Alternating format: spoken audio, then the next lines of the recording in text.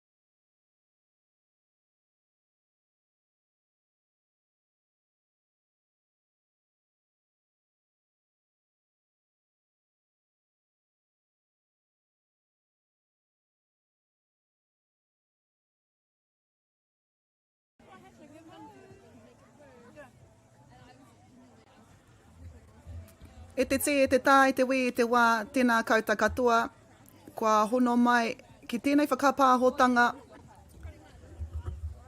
Koia nei, ko te pātiki tua whā, i te whakataetai, pāwhitu pōro,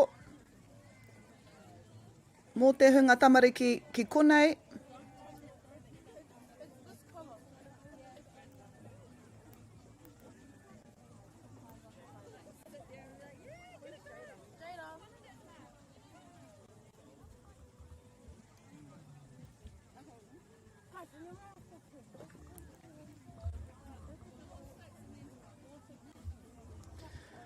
a kua kenei, timatai,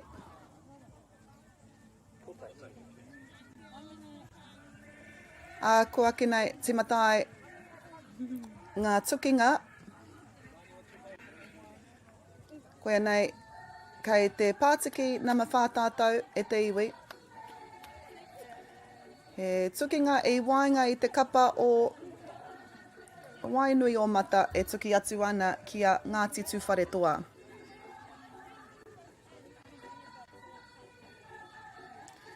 Ngā hau e whā o wainui o mata tuki atu ana kia Ngāti Tūwhare toa.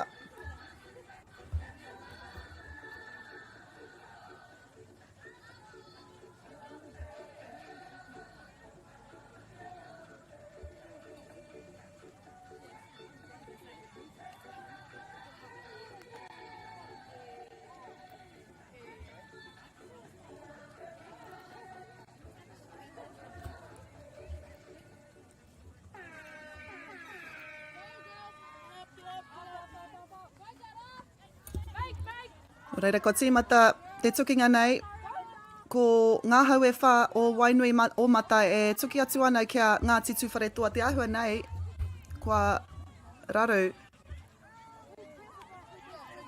Ana e rongo ana i te āmaimai, e rongo ana inara kua raru ngā kapa e rua nei roto i ngā hēkona tīmatanga.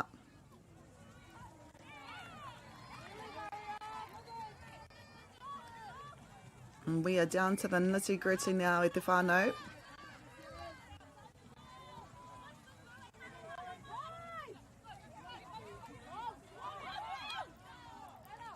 Ngā hau e whā o wainui o mata. He uaua ki te pānui i ngā nama i runga i ngā hingariti nei. Te tā e au te kōrero kōwaia wai. Kua tai ake ki te tū rima nei nai nei.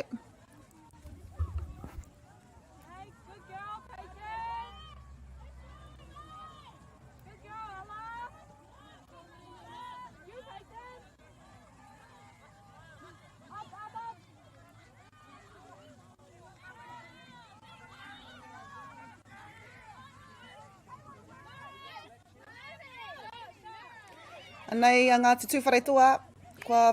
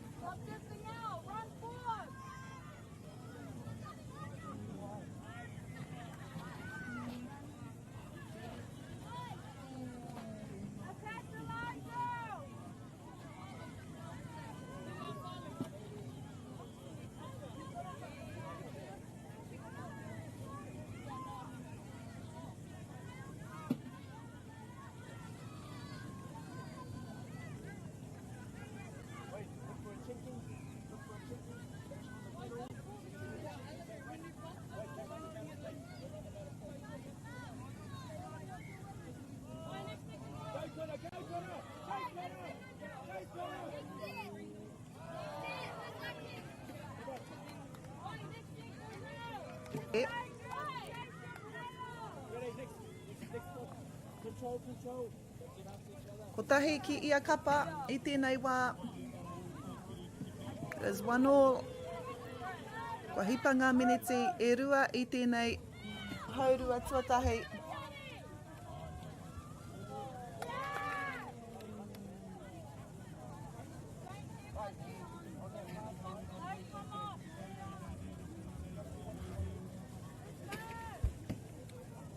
Ko tai tātou ki ngā tukinga matua I nai nei, hei te ahiahi nei, whakapāhoti ai, e mātou o Māori Plus, ngā whiringa whaiti o tira ngā whiringa toa. And what a way to start our second day and to witness tēnei tukinga.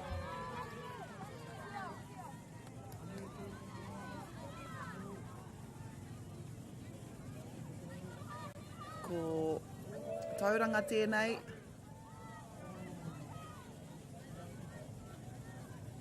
And because this is their first game today, e rongo ana I te āmai mai, kei te pai tērā. He tohu tērā, he kēmu matua tēnei, o tira ngā kēmu katoa. Just trying to find someone, she was dummy there, she's just trying to find any play of her team. Engari, I reira, te ngā kai Tākaro Waitakere defending her, basically, trying to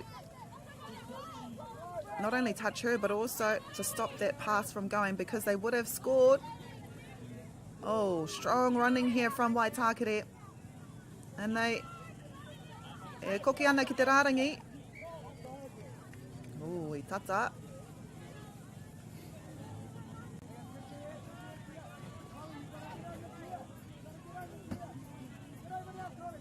Tauranga moana.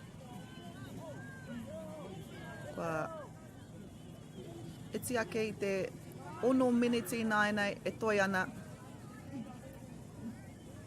That was Hine Moana Collier me te poro. And we've got a turnover here, so okay, Waitakere te poro I nai nei. Already over their half. I think this is their third touch already. Malia Maswe there. And then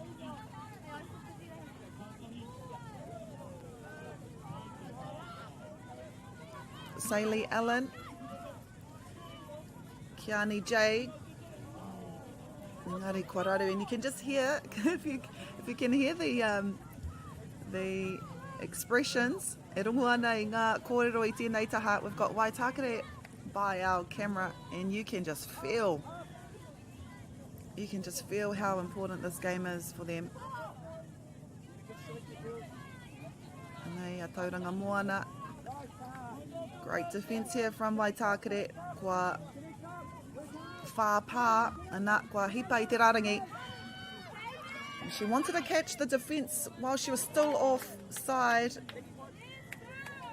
You've got to be fast in the ruck and also you've got to be fast as well, and she was definitely there. Nei a Waitakere I tātou. E ahu atu ana ki te miniti tua ono. Waitakere, third touch here. Taima Hall. Been following as a dummy, great support from Taima. Anei, ko ngā kōtiro nei. Taima Hall, can she get it down? No, the defence was there. Ko tahi pā kei te toi. Te tuhi mā just trying to weave her way through the defence. Engari, I reira ke a tauranga moana. Toru miniti, toru te kau he kona e toi ana I nai nei e te iwi. Koia nei ko te tukinga tuatahi. O ngā tukinga katoa ki konei ki te pātiki namatahi. We've got a jam-packed day for you today. And nei a tauranga moana, they want to go up 1. E noho ōrite ana ngā tauranga I tēnei wā. She was touched though, I reira te kaiwa wau. Ana, kaya Waitakere te pōro I nai nei. 3 miniti e toi ana, ko tahi ki ia kapa.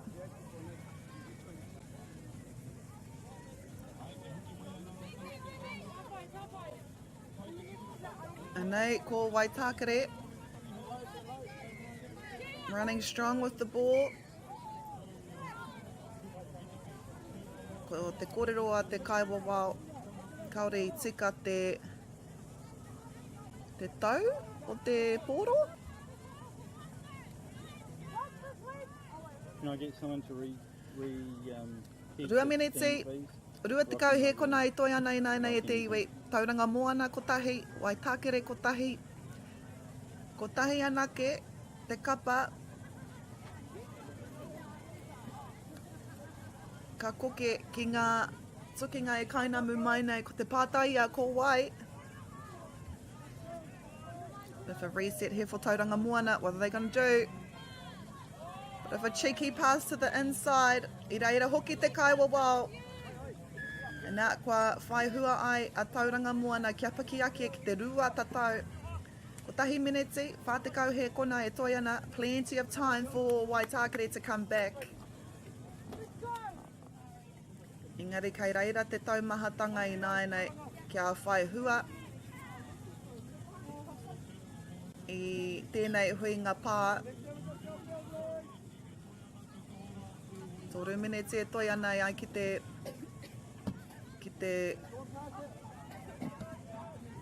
kai kōrero nei. Amani Rose passes it to Kiana J. Engari I reira te kaiwawa me te ki. I pāngia ia e tauranga. Amani Rose to Kuraroa. Kuraroa Blair here. Look how fast that defence is from Tauranga Moana. It's always going to be hard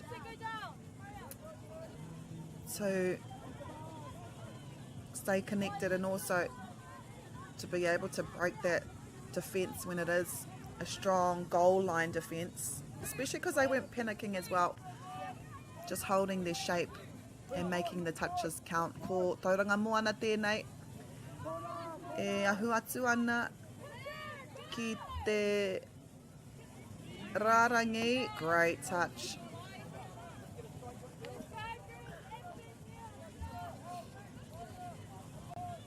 Waitakere in their own 15,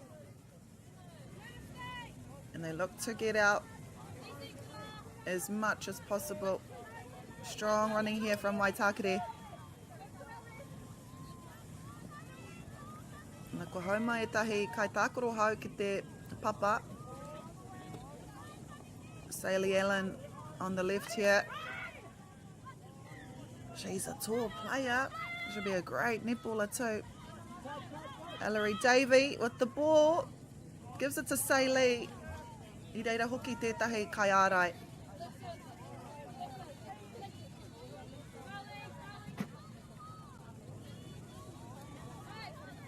Tauranga Moana, all they have to do is make sure of the touches.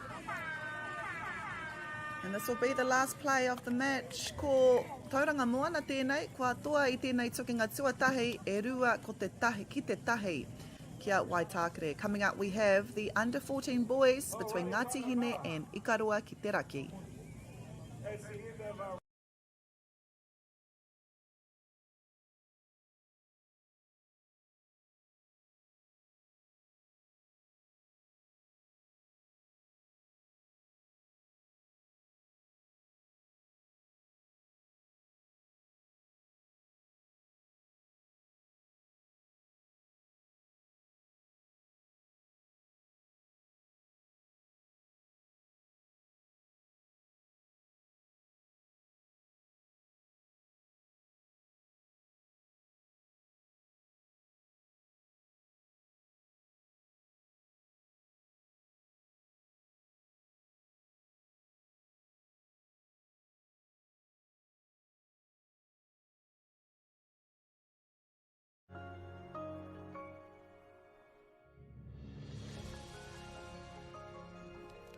Food is your medicine.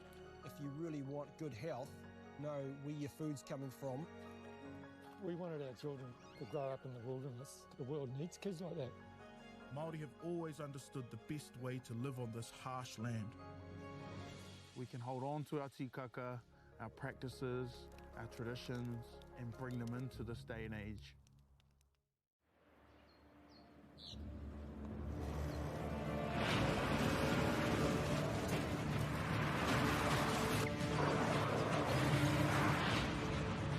This isn't an ad about four-wheel drives. It's about knowing the place, as well as the locals. You found the place. That's a good start. Built by my great-grandfather 20 years ago. And go! Just fill up at a participating Caltex, stack your pump discounts, and you could collect more savings on your next visit. Oh, there's another one. Getting quite good at this. Filling and saving. Feels good. Funding is a real challenge. We know that a lot of schools face that ongoing, and the reality is if you go to a lower decile school in New Zealand, you are less likely to be able to afford to participate in sport.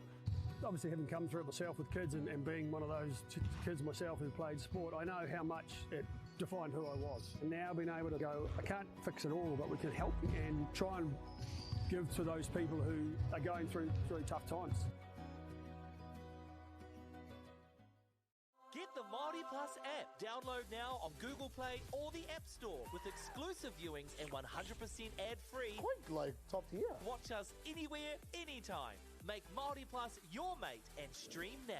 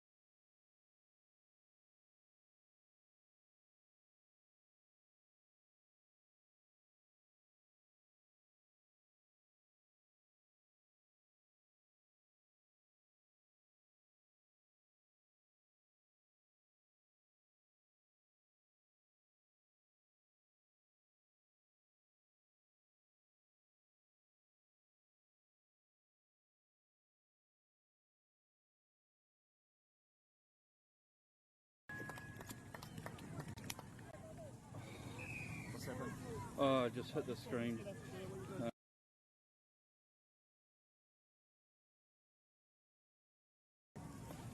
Right. Okay, I'm live now. Nau mai hoki mai e te whānau. Koia nei, ko te tukinga tuarua ki konei. Pātiki nā marua i wainga i a Ngāti Hine me Ikarua ki te raki. Can you find a score for me? Score? Ko Ngāti Hine.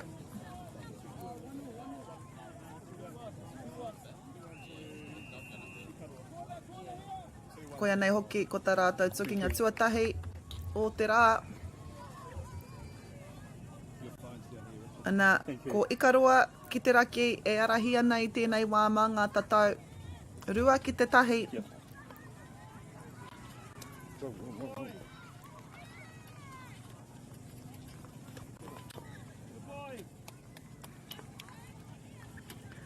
These are the under 14 boys.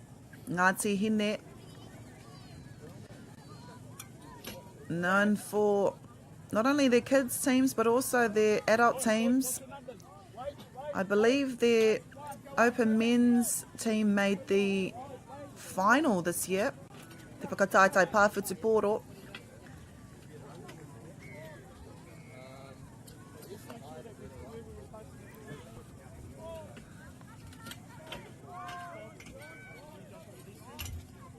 And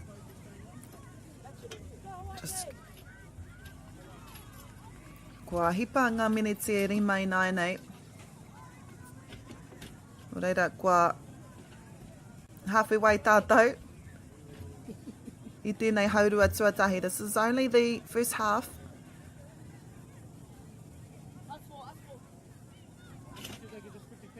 Where's the ball?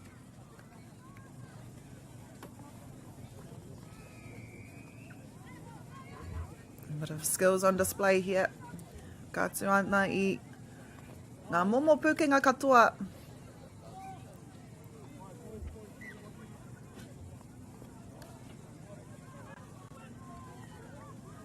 Nea Ikarua ki te raki.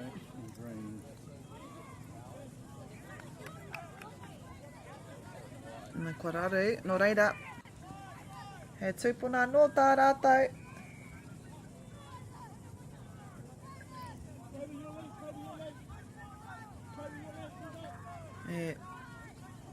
Had a big day of play yesterday. Mana kua hoki mai rātou katoa ki te Tākaro anō i te rangi whakamutinga o te tōna mana nei. Yep. Ngāti Hine. Thank you, that feels heaps better now. Yeah, no, I was just wobbling like anything every time I just moved. Manei rātou. Koe nei ko te pā tua whā. I reira te kaiwa wau I kite ia. Great defence here from Ikarua ki te raki.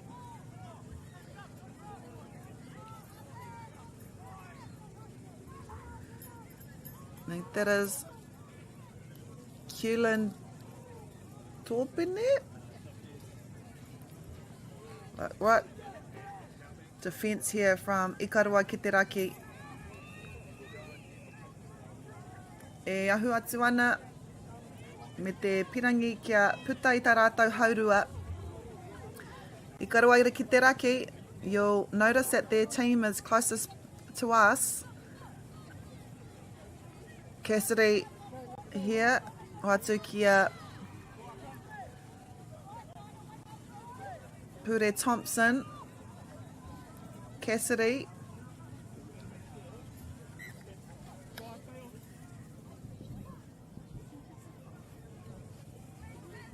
.23 charging. I got down to 18 or something. Mena he tamariki, he mokopuna au, e takoro ana ki konei, o tira I ngā pātiki ko tahi ki te ono, hei whakamohi o tanga, kei te whakapāhotia, arorangitia, e Whakaata Māori, Māori Plus, ngā tukinga katoa, I ngā pātiki nei, mō te roanga ke tēnā toro atu ki te whārangi YouTube o Māori Plus.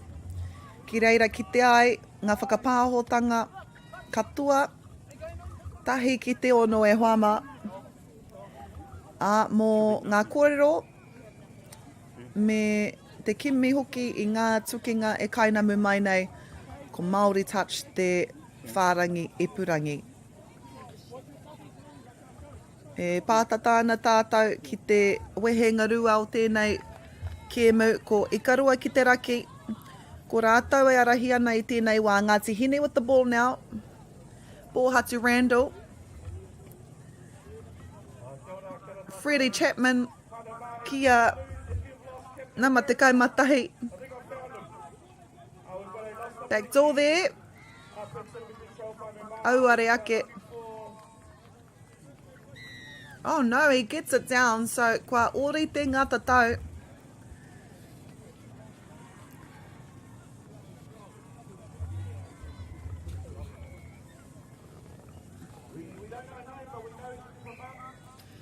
That was Ngāti Hine that scored.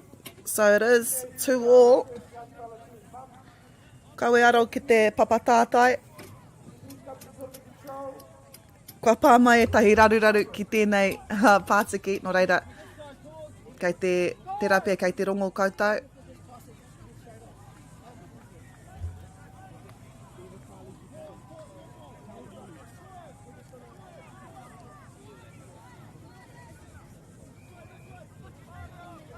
Ana e koki ana ki te rārangi nai nei. Engari, kua pāngia ia.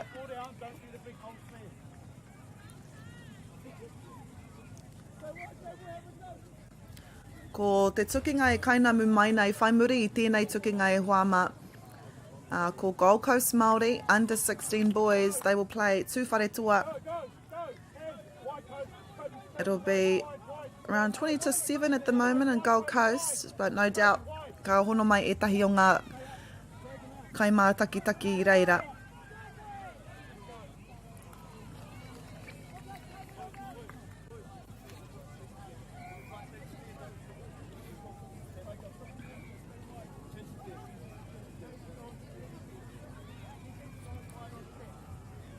This is Ngāti Hine. It is 2-2. Ngāti Hine with the ball. Great running here from these boys. Bear in mind, they're only under 14 in a tama. Wow. I reira te āputa, I reira hoki te whakaaro. This will be our final play. I mua I te wehenga.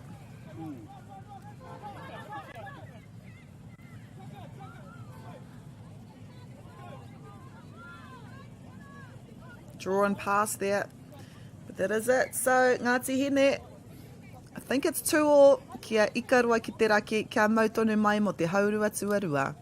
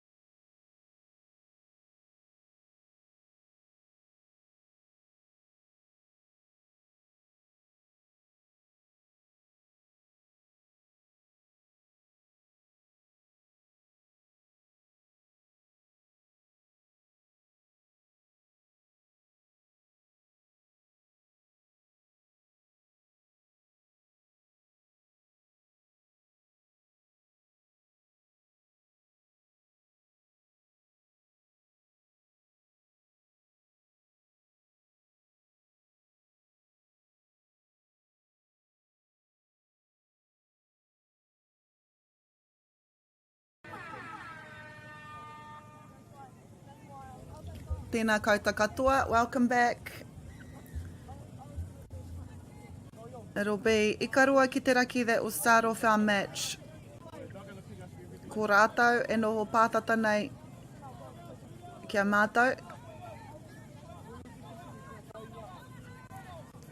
Āhakwa ngā kōrero e mea ana ko tahi ki te toru, taku whakapai e rua ki te rua.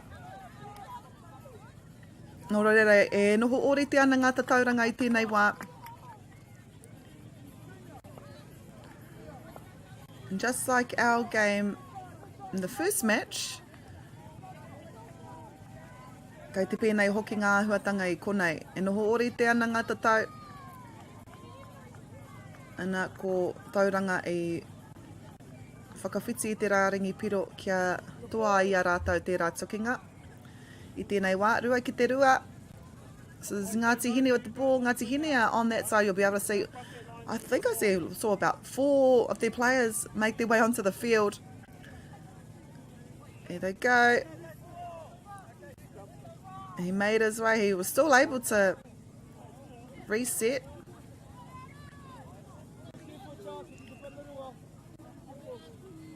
Poor Hatu Randall there. That was Freddie Chapman. And I remember some of these players yesterday from day one. Ngāti Hine to the left wing. Are they able to cross? They are, so they go up by 1 i Naianei.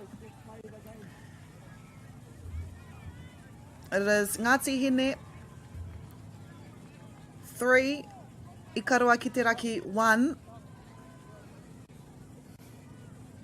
Ikarua ki te raki 2, aroha mai.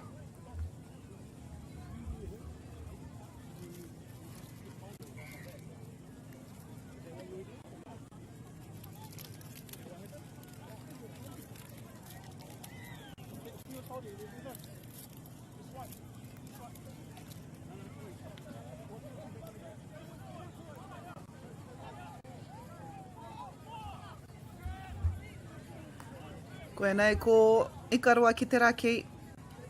Anei e tahi wa rātou kai tākoro e mātakitaki ana.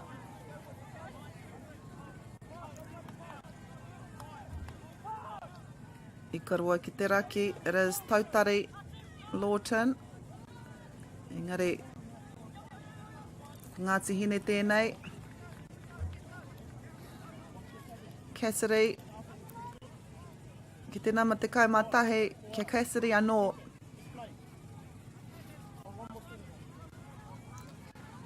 Quaden Tōpine. Takes it to the left wing. Oh, nice. Nice tap of the ball. Is he able to get it down? What a great save, though. That's skill right there. Not only the tap of the ball, but also to be able to catch a pass like that. Anei a Ngāti Hine. Ngāti Hine. Ko ikarua ki te raki aroha mai. Johnny Williams.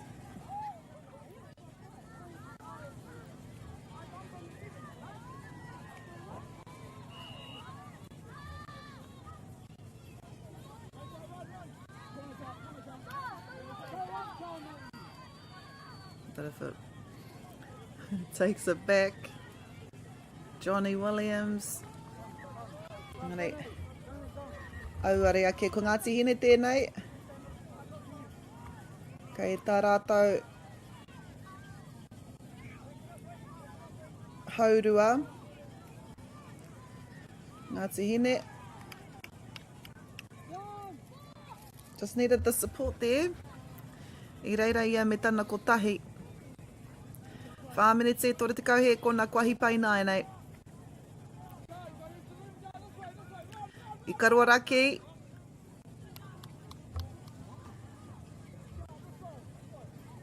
Kia mōhio mai koutou. Ngāti Hine are leading 3. I karua ki te raki 2. Ahakua ngā kōrero e mea ana Ngāti Hine ko tahi. I karua ki te raki 4. Kua Kua he te whakatakotoranga o te papatātai.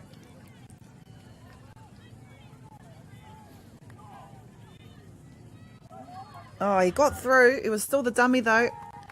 I reira ngā kai hāpai, engari, that was the final touch. Great defence here from Ngāti Hine. Up by 1. Ngāti Hine. Cassidy Mangi Kale. He uri no ngā puhi ki whaingaroa, Ngāti Kahu ki whaingaroa. Nā kei ikaroa ki te raki te pōro i nai. Ikaroa ki te raki.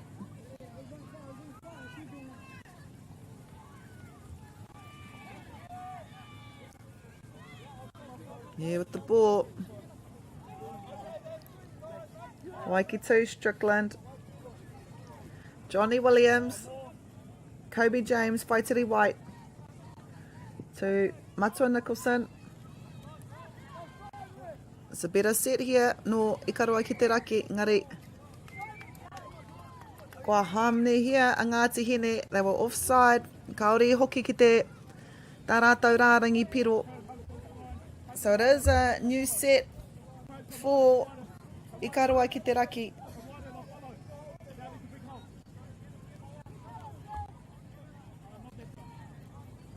Nei rātou.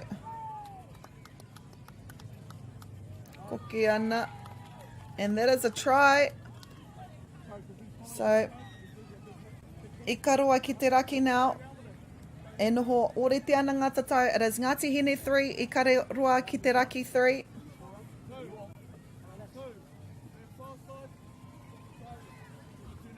Kaue aro atu ki ngā ki te papatātai e mea na Ngāti Hine rua, ikaroa ki te raki 4. It is 3-all. It's a tie. We have 3 minutes 40 to go. It's a long time.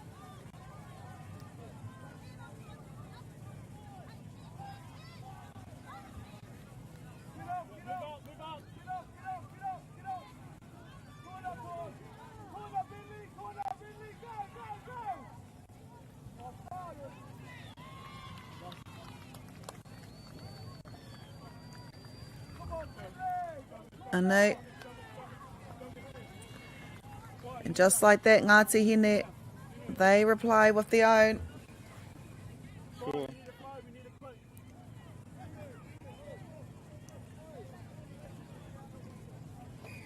Ngāti Hine are up by 1 now.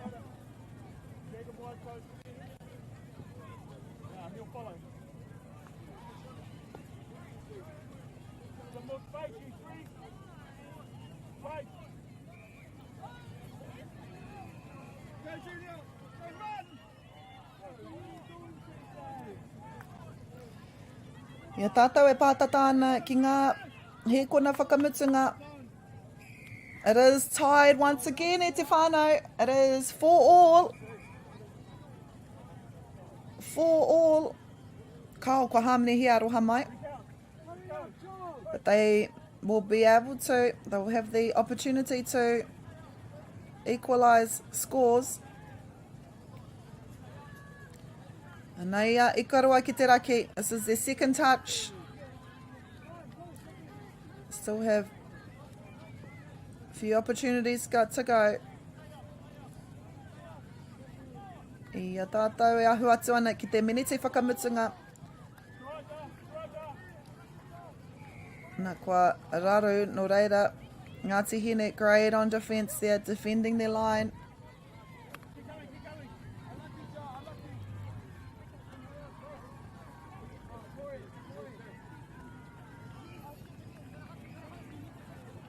Kua putai nei i te rātou haurua.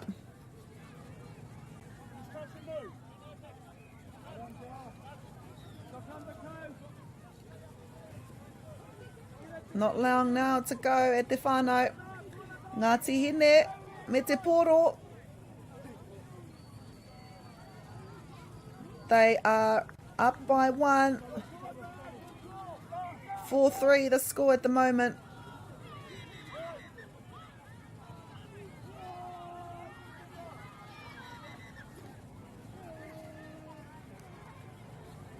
E whai ake nei e hoama ki te mena katahi anō koutou ka hono mai. Our next game will be Gold Coast Māori versus Ngāti Tūwharetua, and that is a under 16 boys match. I'll be on a break for that one, but I will be back for the second under 16 boy match. I wainga I te kapa o te whangaarai pai me Ngāti Mania Poto, hei te haurua I te tekau karaka. Then we have the Te Arawa versus Gold Coast Māori, hei te tekau mātahi karaka he tukinga tekau mā whātā tau me raro iho mō ngā tāne. And then we'll have a under 16 mixed match between Mātātua and Raukawa ki Waikato. He whakangā hei te tekau mā rua karaka, and then we get into our semi-finals. This will be the last play. Ngāti Hene, they have won this match 4-3 against Ikaroa ki te raki. He whakangā e haere ake nei, but we will still film the next match between Gold Coast Māori and Ngāti Tūwharetua. Te kaumā o no tau mō ngā tāne, kia au tonu mai.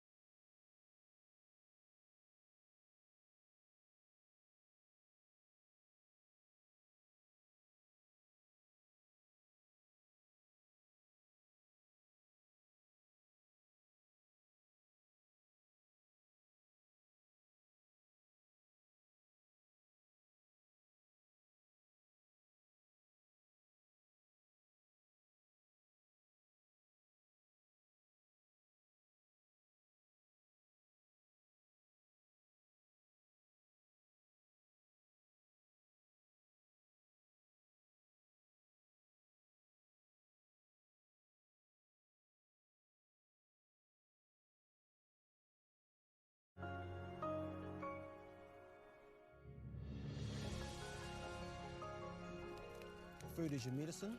If you really want good health, know where your food's coming from. We wanted our children to grow up in the wilderness. The world needs kids like that. Māori have always understood the best way to live on this harsh land. We can hold on to our tikaka, our practices, our traditions, and bring them into this day and age.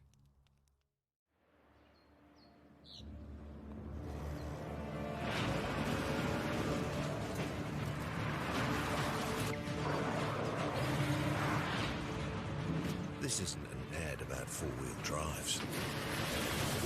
It's about knowing the place, as well as the locals. You found the place. That's a good start. Built by my great-grandfather 20 years ago. And go! Just fill up at a participating Caltex, stack your pump discounts, and you could collect more savings on your next visit. Oh, there's another one. Getting quite good at this. Filling and saving. Feels good. Funding is a real challenge. We know that a lot of schools face that ongoing, and the reality is if you go to a lower decile school in New Zealand, you are less likely to be able to afford to participate in sport. Obviously, having come through it myself with kids and being one of those kids myself who played sport, I know how much it defined who I was. And now being able to go, I can't fix it all, but we can help and try and give to those people who are going through really tough times. Get the Māori Plus app. Download now on Google Play or the App Store with exclusive viewings and 100% ad-free. Quite like top tier. Watch us anywhere, anytime. Make Māori Plus your mate and stream now.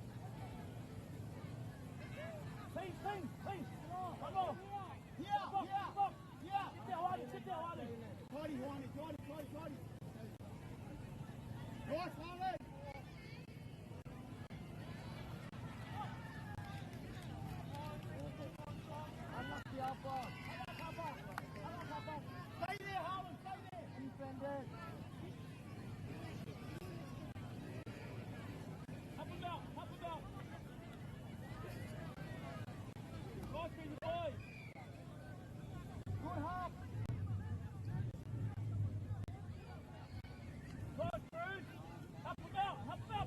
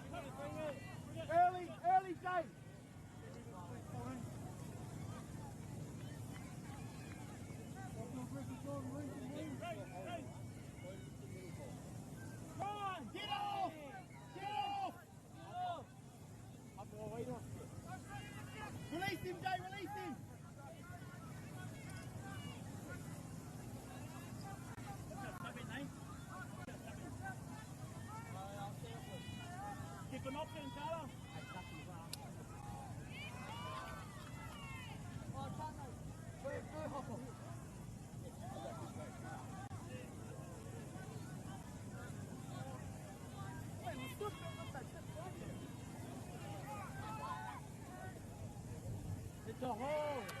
Stand deep! Keep on! Whakaata! Get up! Five. Angle. Hey, nowhere! Get up! Nico, shot! Get up!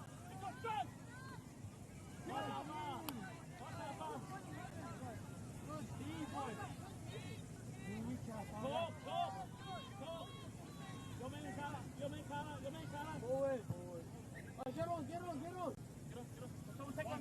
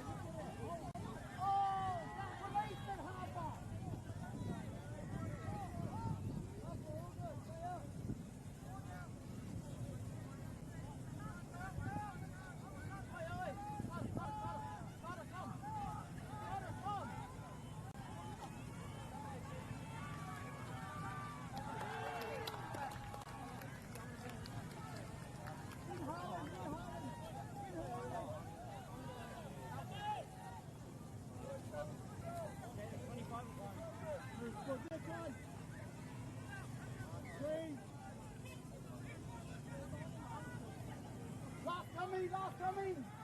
Last coming!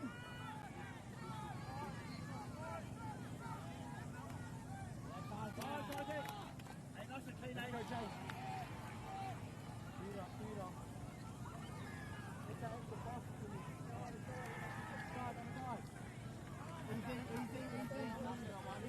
Easy.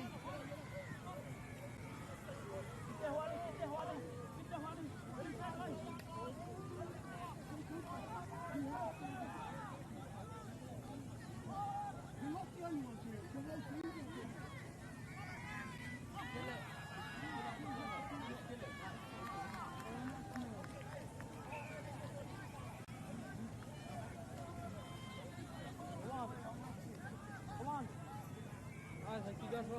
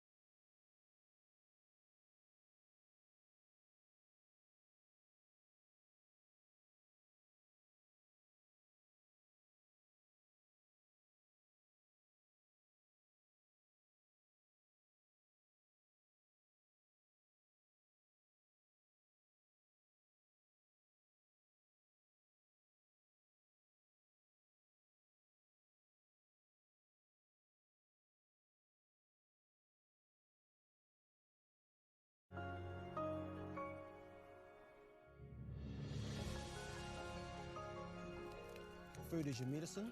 If you really want good health, know where your food's coming from. We wanted our children to grow up in the wilderness. The world needs kids like that. Māori have always understood the best way to live on this harsh land.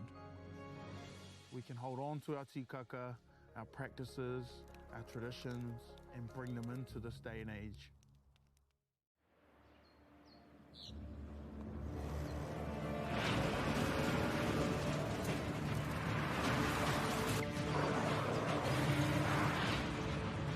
This isn't an ad about four-wheel drives.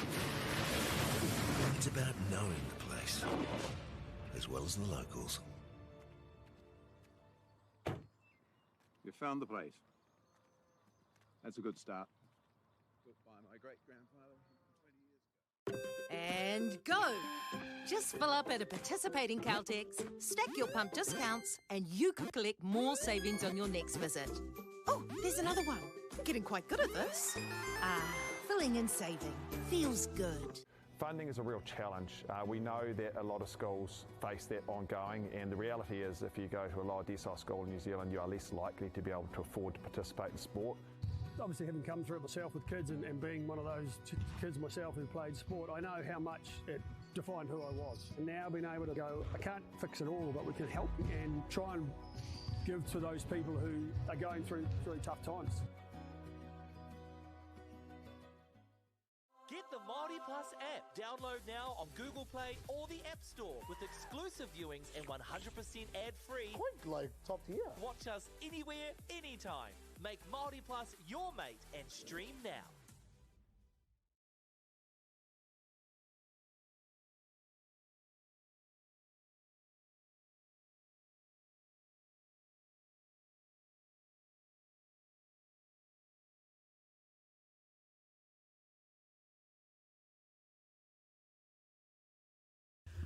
Hoki mai anō ai te iwi. Koia nei ko te tukinga tua whā i tēnei Pātiki. Nā matahi ki te rangi tuarua o te whakataitai Pāwhutu Pōro Māori. Mō te Huinga Tamariki ki konei ki Hopuhopu. Ko te whanga a reipai e tuki atu ana kia Ngāti Maniapoto. This is a under 16 boys match. E rikarika ana.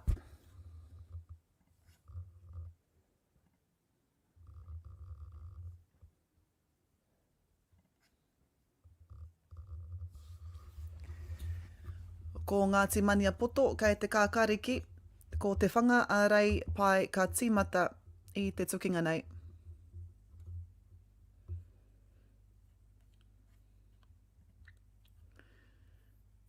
We just had Gold Coast Māori take on Ngāti Tūwharetua i tērā atu o ngā kiemu.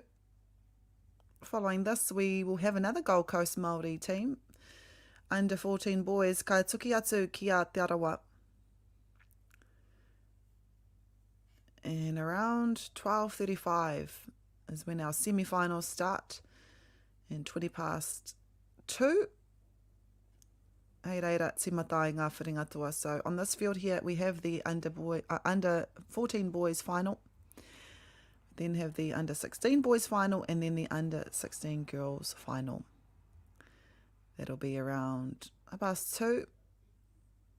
Half-past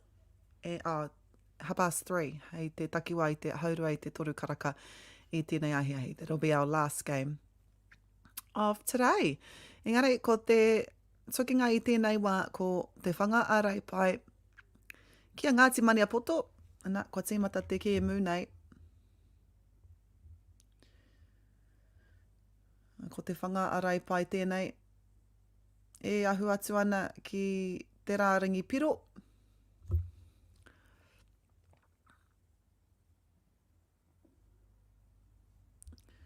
It's Jose Kemp there with the ball. Manatu Matthews passes it to Damorangi Brown, and then into Tane going, engari. It was the final touch. Ko Ngāti Maniapoto tēnei. Kua Hamne here, te whanga reipai. Kāori hoki te katoa o ngā kaitākoro nei mā te kau mita, no reira kua Hamne here te kapa. It's a new set here for Ngāti Maniapoto i a rātau e koke ana ki te pai hau matau. This is Ngāti Maniapoto here. Strong running here. Taku mōhio koia nei hoki ko te pāwhaka mutunga ko tēnei pā. What can they bring from it? Looking for the support No, engari kua pāngia ia.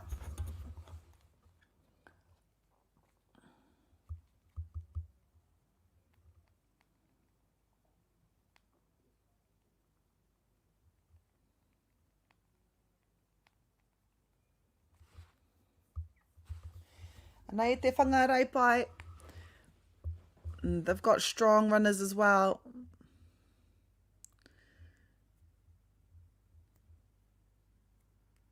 It's a scattle to see who can get it down. Ana, kua whai hua a te whangarai pai.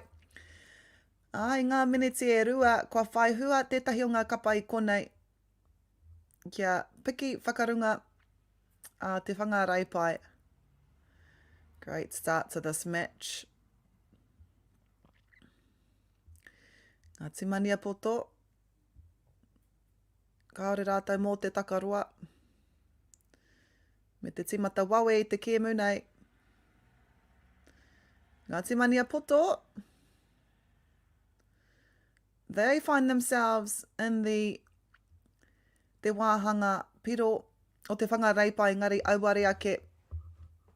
It's a great defence here from te whangarai pai. Kei rātou hoki I te pōro. E koke ana ki te rārangi. Oh, great defence. You saw there from Ngāti Mania Poto. Kāre au te mōhio I tana ingoa hioi anō. He pressed up. Pressing up. And forced the error. Speaking of errors, kua hapa anō ai a Ngāti Mania Poto. Engare, ko te pāinga ke, kei tēnei wāhanga o te pātiki rātou. He makes it back to his 10. Nā, kua hāmne hoki rātou. Ngāti Mania Poto with another attempt to break that line. Just caught out there. It was him and himself. I te pātiki nei, was looking around for cover, but they've all made their way back on the field. Swing it out to the right. Just a little bit too slow. Then te whanga areipai, Manatu Matthews was able to get there. Kua hipa ngā miniti e whāinai nei. We've been in this half for the last 2 minutes, so it's a pleasing sight here for Te Whangaraipai, making that out of their own half, out of the danger zone. And they rātou, out here on the right. That's Jose Kemp there. Decides to swing it to the left. Nei, e koke ana.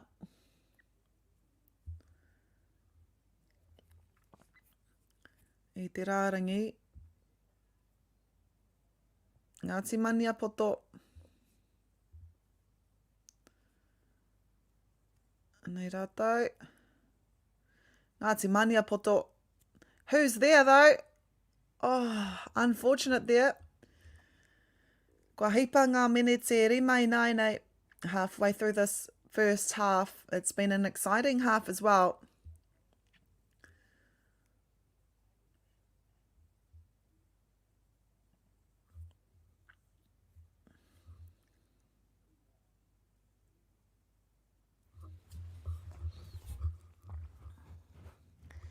They'll get a new set.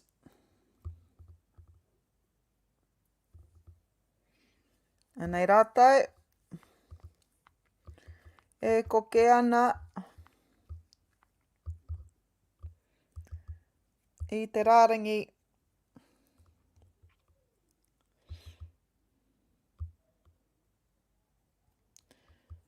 Ngāti Mania Poto e aru ana I tā rātou pironga tuatahi.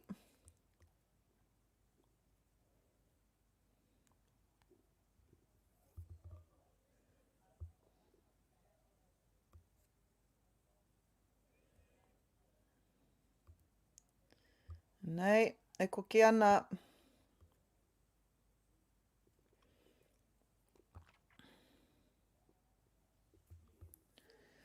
Te whangarai pai, toru me te hawhi minute e toi ana i nāenei.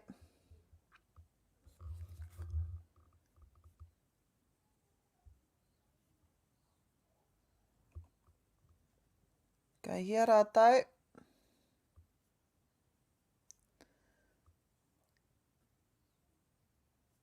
Anei, e koke ana.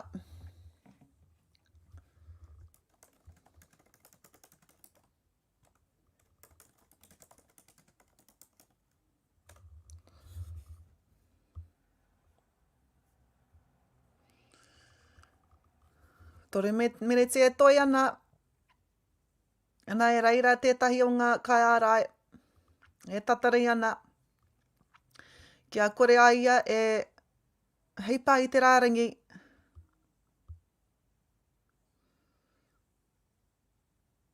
I tata ingari kaori eke. Ana, nā wai rā ko te whangarei pai tēnei. We've been in this half for the majority of this first half. Engari, te whangarei pai really good at defending their own line. And despite being in that half the majority of the game, karea noa Ngāti Mania poto kia ike i te papatātai. No reira, aha kua tērā, kei te arahi tonu a te whangarei pai. Ana, they're only in that half for a few seconds. Kua whaihua ai a te whangarei pai. What a game here between the two teams. Rua minute e toi ana i nāenei. Ngāti Mania poto e aru ana. E koke ana.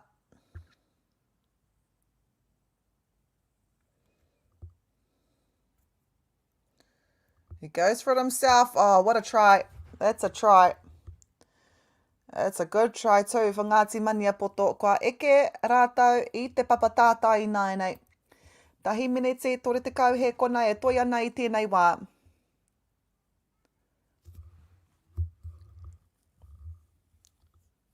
Kei runga mā te kotahi tatau noi ho.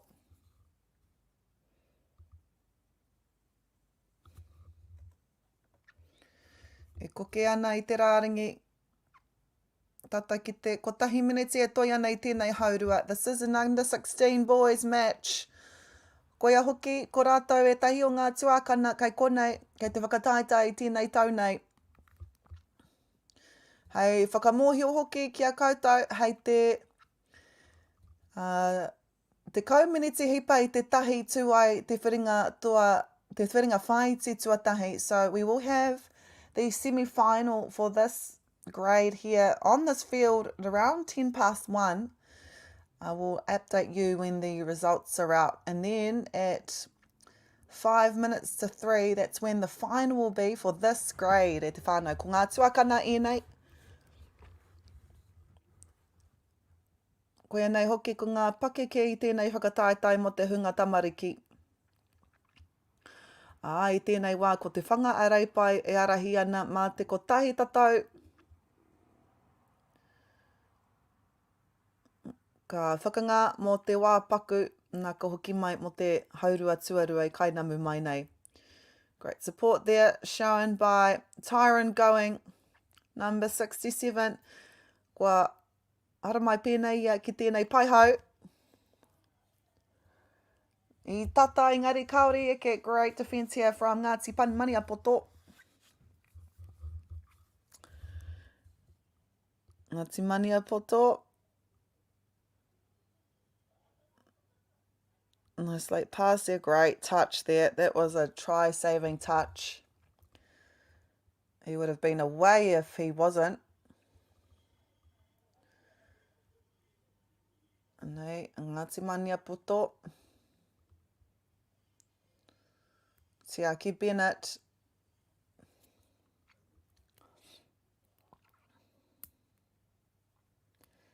Te whangarei pai tēnā pia koia nei ko te Huinga Taakaro whakamutunga I mua I te tangi o te whio. Reset. Engari, that is half time. O ki ora mai, te whangarei pai lead 2-1 e te whānau.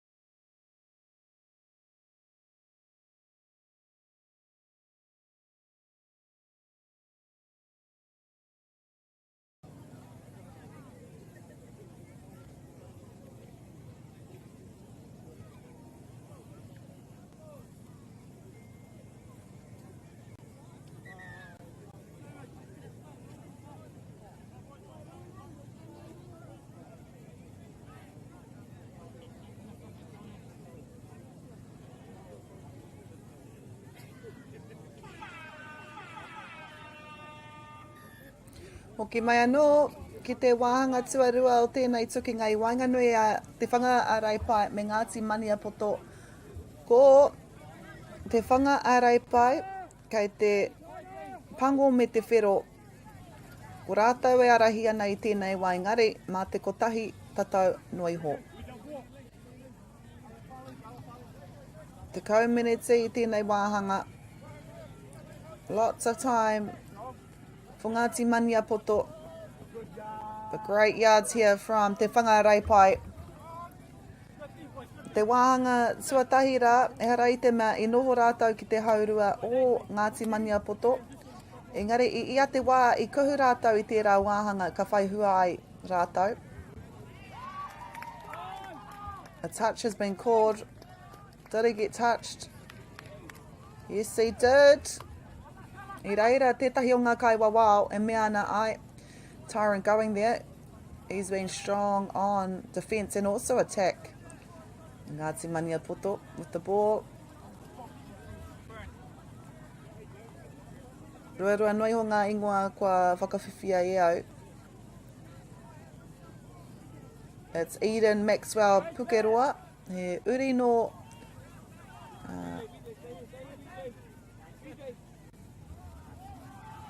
Mania Poto. What a way to start the second half. And koe nei, ko ngā āhuatanga kua kitea I te rangi nei. This is the kind of touch we've seen all morning. E noho tauriti ana ngā tatau, me ara wāke ka puta te ihu o tētahi o ngā kapa. E whakamohio hoki kia koutou, just to remind you, hei te kau mene te hipa I te tahi karaka I tēnei ahi. Ki tēnei pātiki, we will have our semi-final one for this category on this field. So keep tuned if you are watching. Any of your tamariki or mokopuna, nieces, nephews. Did he get it down? Was he touched? No, he wasn't. Kua piki a te whangaraipai ki te toru tatau I nāina ki tā Ngāti Mania Poto rua. So the first semi-final for this grade here, under 16 boys, ka tū, hei te kaumeneti hipai I te tahi karaka I tēnei ahi.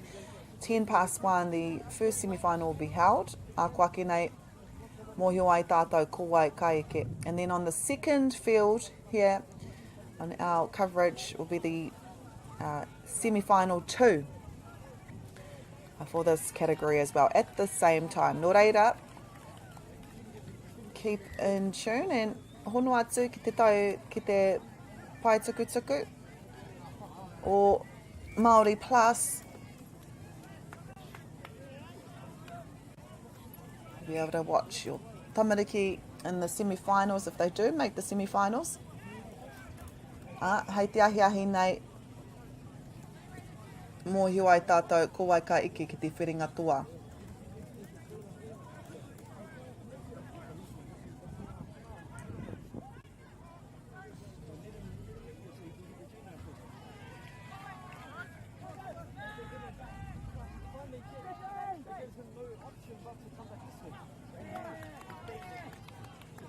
He huinga pā anō tā te whangaraipai. So take their time. Touch there. Engari kua hamne hia anō rātou. Another penalty, which means another set of touches for te whangaraipai. E noho taurite ana ngā tatauranga e huama. See the unlucky there. Great defence for Ngāti Mania Poto.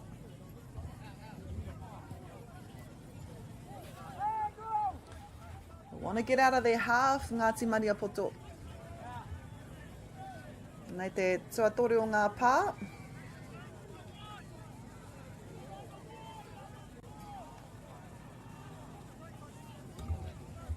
Nei rātou. E koki ana I te rārangi.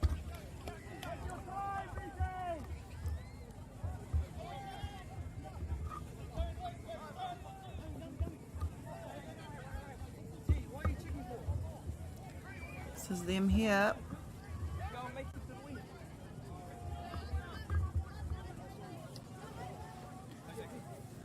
Te whangarei pai.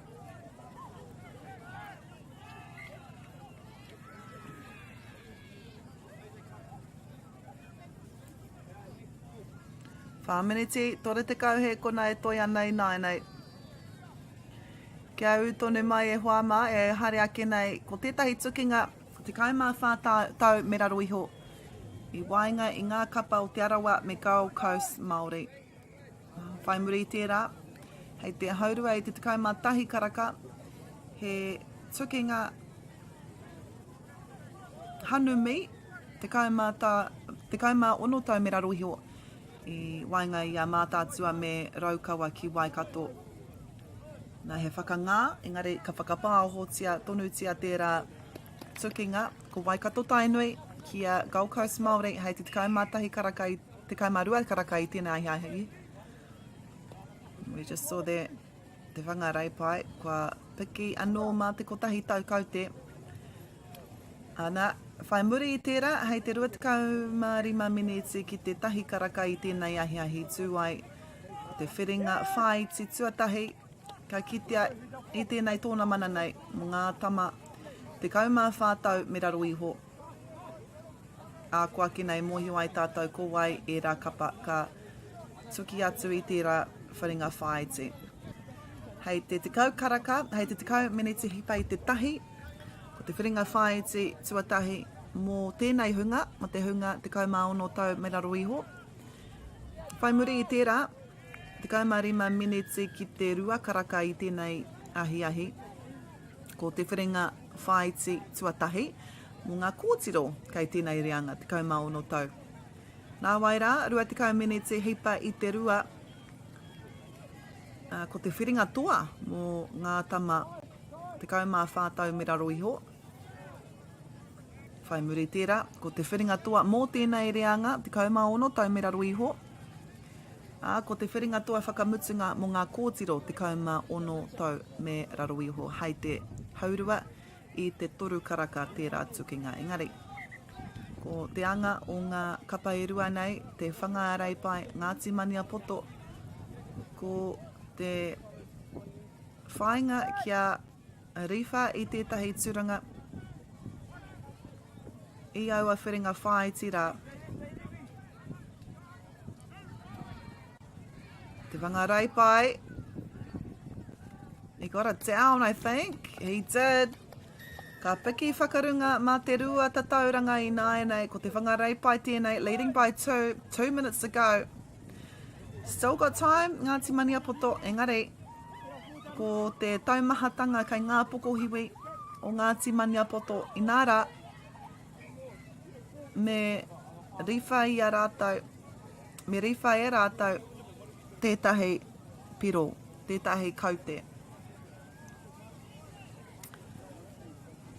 Ngāti Mania Poto. Referee was right there. Great touch. Nei a Ngāti Mania Poto. I'll try again. Where's the support? Kare kau. Great defence here from te whangarei pai. Ngari kua hamne hia rātau. Te ahua nei kaore rātau I hoki. Mā te kau mita. So we've got a new set for Ngāti Mania Poto.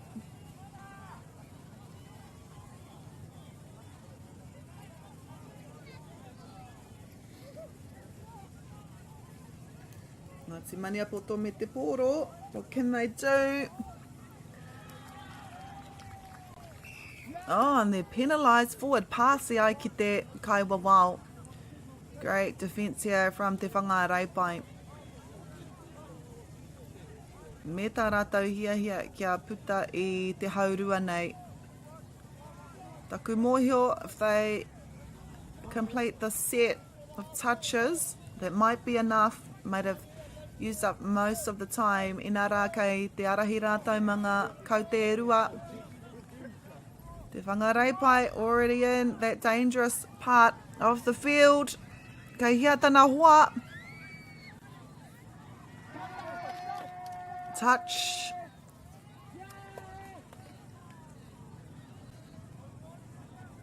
Just talking amongst themselves.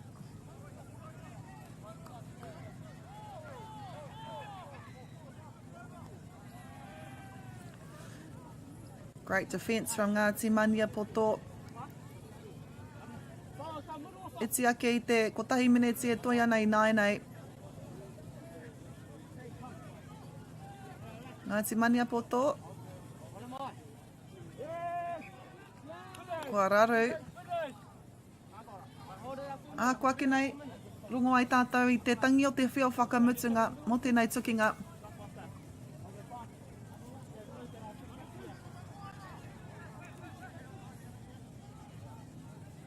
And that is us. This will be the last touch.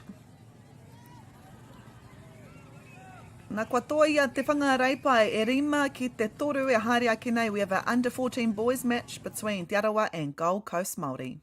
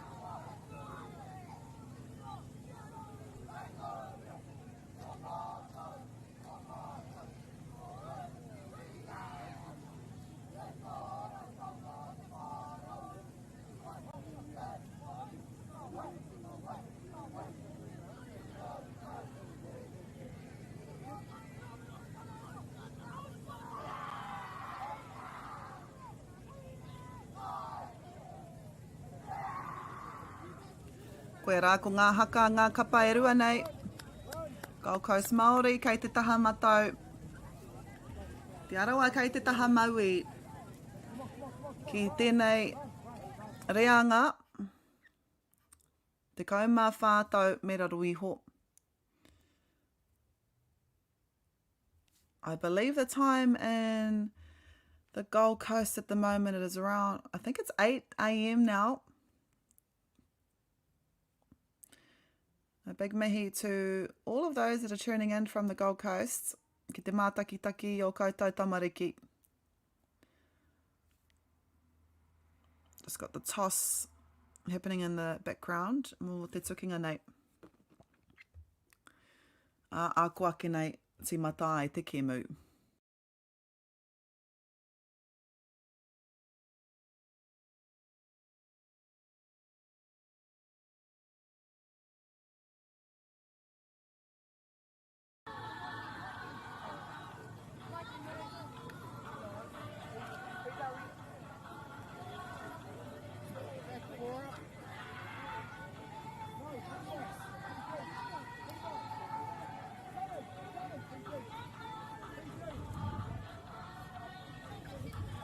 Koia nei, ko te tukinga tua rima o tēnei rā, tēnei ata.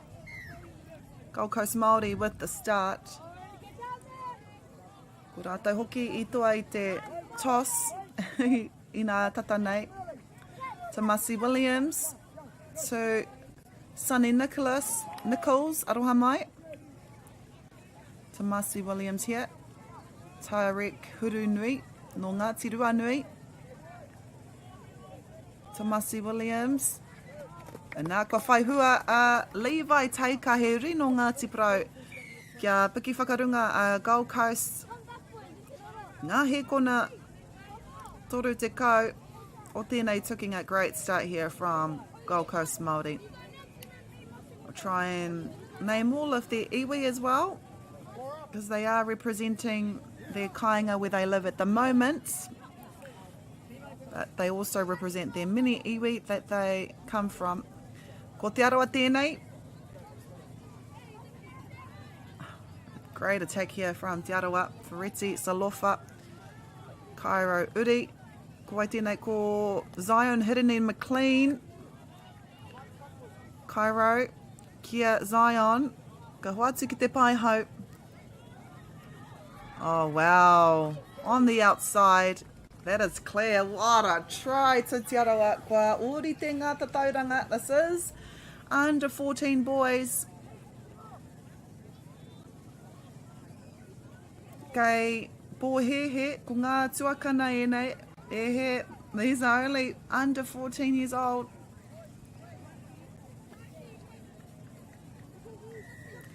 Gold Coast Māori. Tahi minute rima te kauhe kona kua hipa I tēnei wā. My right-hand side. The Bailey's flag. Ko rātou e aru ana. Banner, sorry. I te rārangi piro.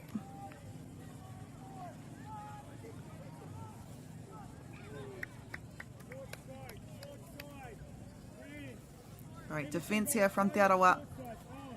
Ko Gold Coast Māori tēnei. Levi Teika to Laken Paniora. Uri no Ngāti Hine. This is Laken. Might see a... No. I thought it was going to be a reset. No, a new set of touches. Engari auare ake. Te Arawa. E koke ana. Kia puta I tā rātou haurua. Whoa, what an attack from Te Arawa. Trying to catch the opposition offside. Look at that dust, that's how fast he is. Anā, kua piki whakarunga Te Arawa. Rua tatau ki tā Gold Coast. Ko tahi.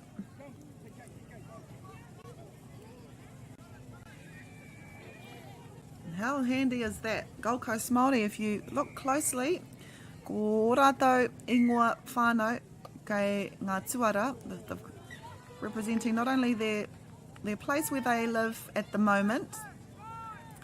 We also have their iwi and they wear their surnames on the back of their singlets. Kia pai ai te whakamohio atu ki te hunga Kei reira, ko ai rātou. I think it's beautiful that Gold Coast Māori make their way here to this competition. Not only to play and to show us their skills as well, but also to come back home to their whenua taurikura. Kia pai ai te hono, a whakapapa nei. Star gives it to Levi Taker. This is Noa te whaiti Ioane no Ngāti Kahungunu ki here taunga. Awatea Salt here, rongo Whakaata and Tūhoi. Levi Taker with the ball, he uri no Ngāti Pro. Sunny Nichols, na Ngāti Pro. And he's touched, Noa te whaiti Ioane. Great defence here from Te Aroa Waka. Te Aroa Iwi.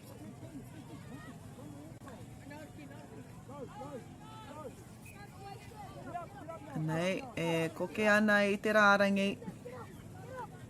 Jesse me te kingi. Kia Tyrese Cornwall. I think that was Tai Filippo there. To Bowen Gibbs Tahuri. Verity Solofa. Ko Hamne here. Gold Coast Māori will see a new set.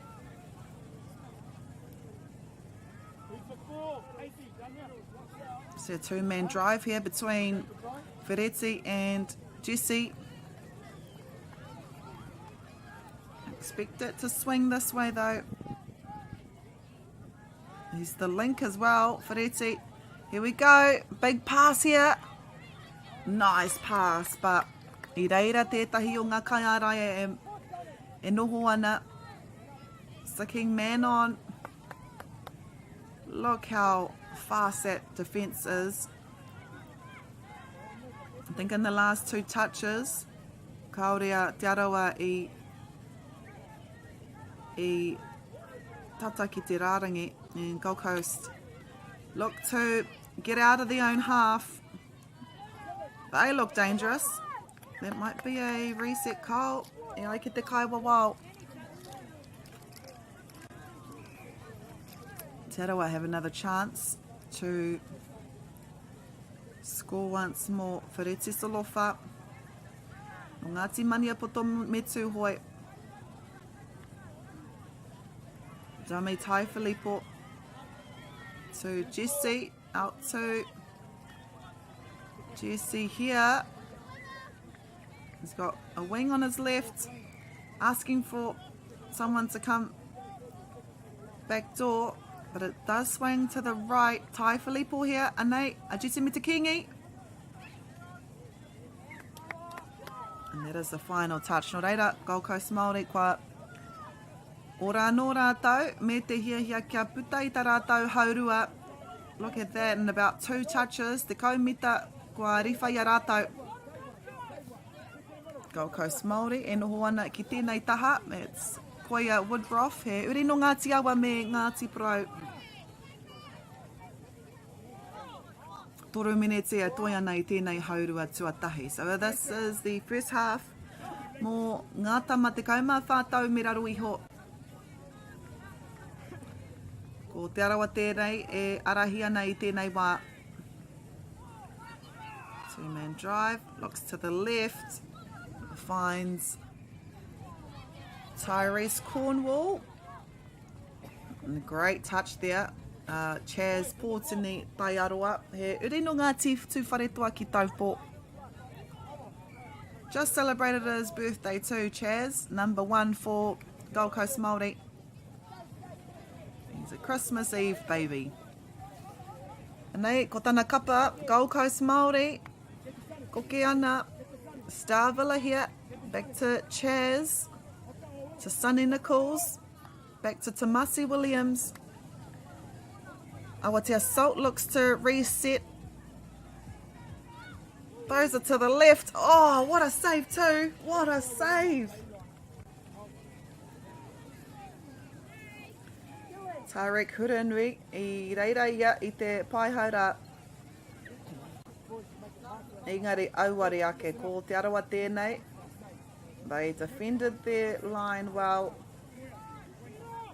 Nei, koke ana kia puta I tā rātau haurua. I te hau whānei. It's been relatively even at the moment. Ahakoa ngā kōrero. No touch there. So what happened there was one of the Te Arawa players, he reset without being touched. That's why you'll see most of the players, they'll go in for the contact, they'll touch the opposition themselves just in order to get that touch. Te mea he nana kia ētahi.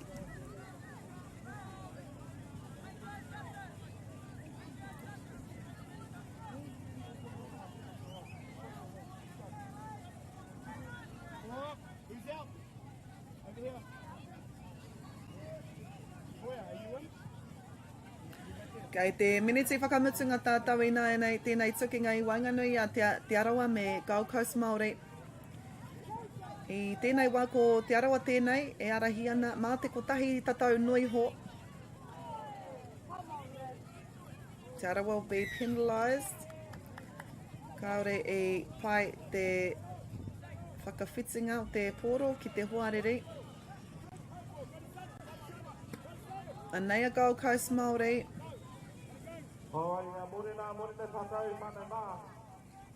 Here we go. Ko tahi, kei te toe whai muri. That is your final touch. So this might be the last set of touches we'll see in this half. Te Arawa. Ha mene anō. E ha mene anō tā Te Arawa me te ki a te kai wawao. Kaore I tika te pā a tētahi no Gold Coast Māori. No reira he huinga pā anō. Ka hoki atu mā ngā mita te kau. Te Arawa leading by 1. Can they add one more just before the halftime break?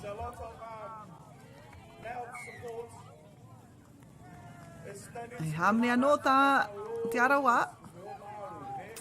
E huinga pā anō hoki tā rātou. So they'll be patient and attack Te Arawa. They're in the best spot to strike. That it will be the last touch, however. No reira, ko Te Arawa e arahi ana mā ngā tatau. Rua ki te tahi. Kia utonu mai.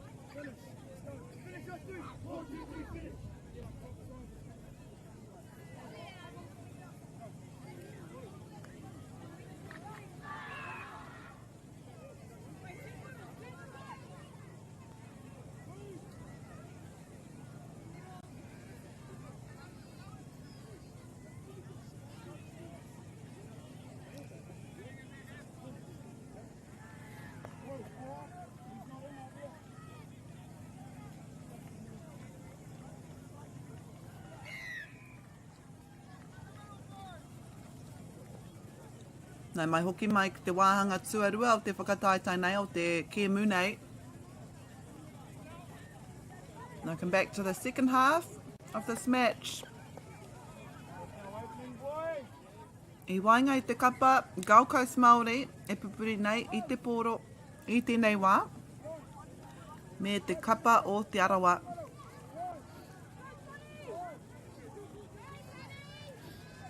What a run here. He's away. Did he get it down?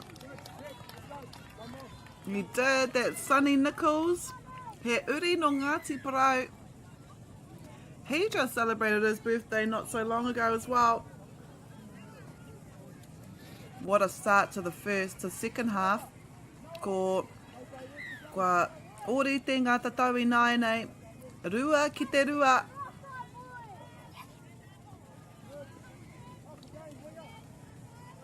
Te arawa. Mason Hansen to Tai Filippo. Kia Bowen Gibbs Tahuri, Jesse me te kingi.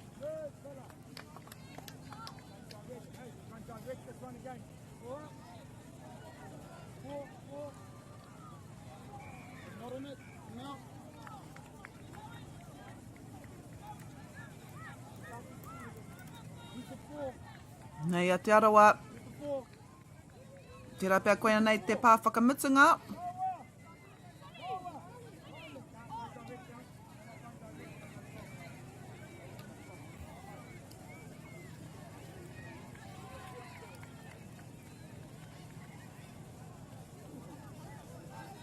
If you're just joining us, welcome to day 2. Tēnei whakataitai, pāwhitu pōro Māori mō te Huinga Tamariki. Coming to you live from Hopuhopu on Māori Plus. Proud to be bringing you all the action from across the motu. He wairua hou, he wairua rereke. O tira he wairua pai ki konei. Ko tau ai te Māori o ngā kapa nei. Combinations are clicking and intensity lifts I enei kaitākaro e aru ana kia toa mō ngā whānau, mō ngā kapa, mō ngā hapori. None of this will be possible without the support behind the scenes. Nō reire mihi ana ki ngā ringa me ngā waiwai o ngā tamariki nei. Also, big mihi to the supporters of all of these kids, all these tamariki. Me mihi hoki ki ngā kaitautoko, a big mihi to our sponsors, the Huinga Taakaro Aotearoa Apollo projects. You'll be able to see them all on the bottom right hand corner. The Huinga Taakaro Aotearoa Waikato Tainui, because we are in Hopuhopu. Waikato Tainui Whenua. Bailey's One Foundation, Nativa and Caltex. Your support helps create opportunities, safe spaces and pathways for our young tamariki, our young people to thrive through the sport. Also, big mihi to Māori Plus, ko rātou. Te hunga e whakapāho ana I ngā pātiki e ono I te rangi nei, utira I nanahi anō hoki. And with finals commencing just after lunchtime, you'll be able to see them wherever you are across the world. We do have international spectators wanting to watch their tamariki, nieces, nephews, godchildren. And for those spectators in Gold Coast, they will be happy with that.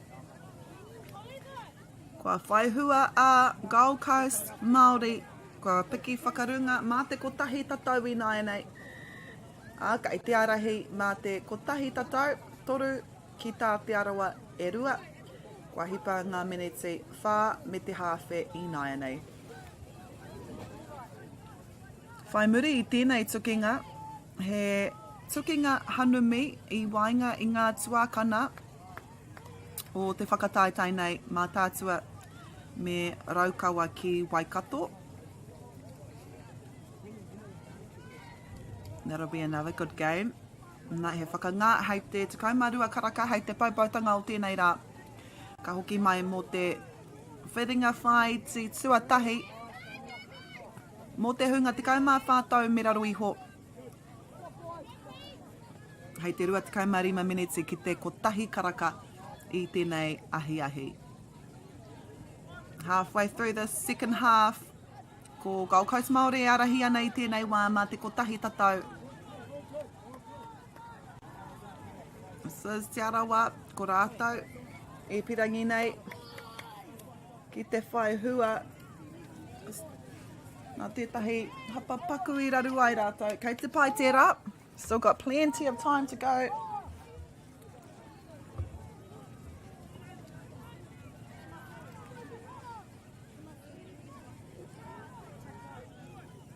Gold Coast Māori wanting to extend that lead to 2.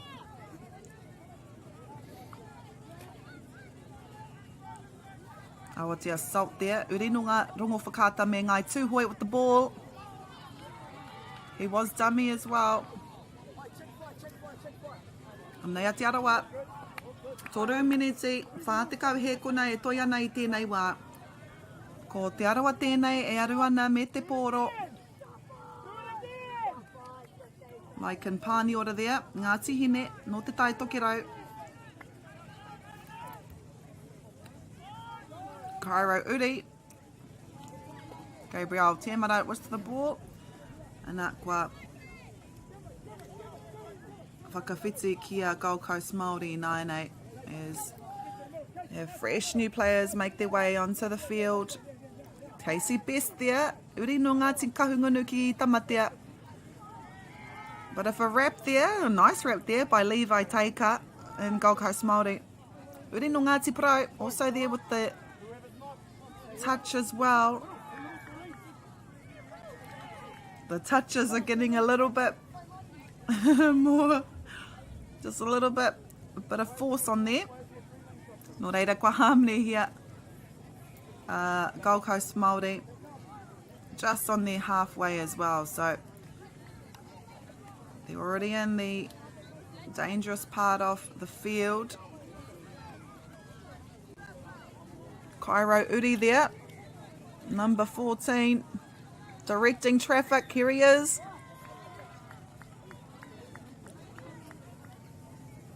So we'll get a new set.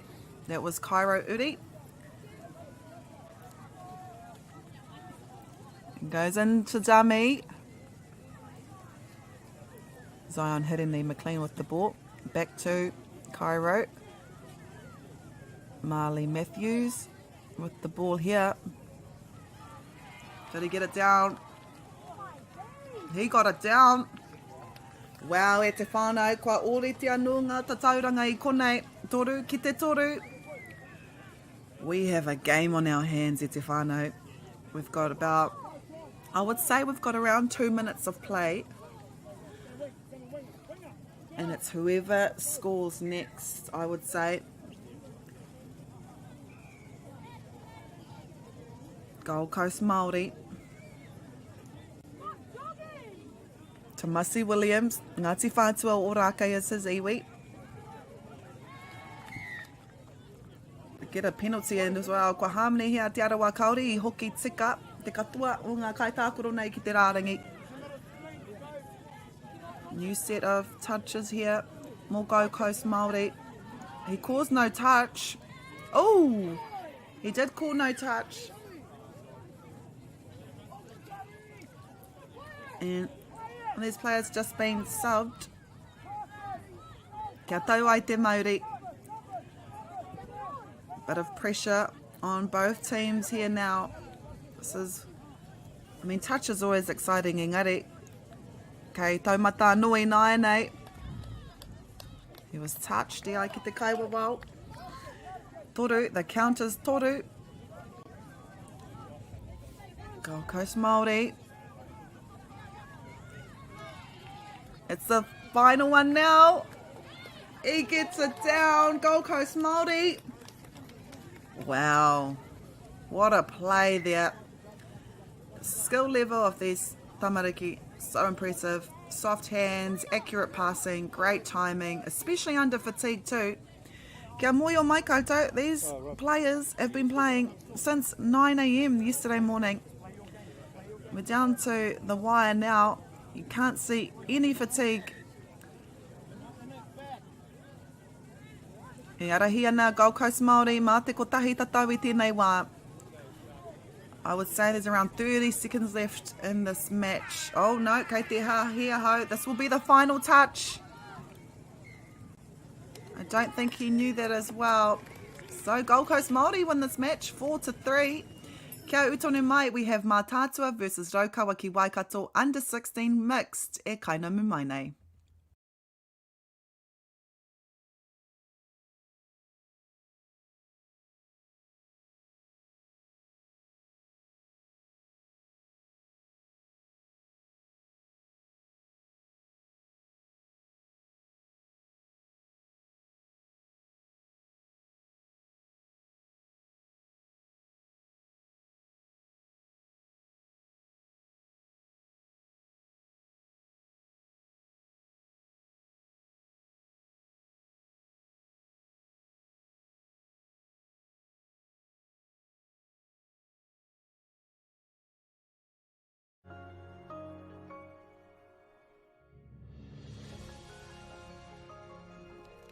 Food is your medicine. If you really want good health, know where your food's coming from. We wanted our children to grow up in the wilderness. The world needs kids like that. Māori have always understood the best way to live on this harsh land. We can hold on to our tikaka, our practices, our traditions, and bring them into this day and age.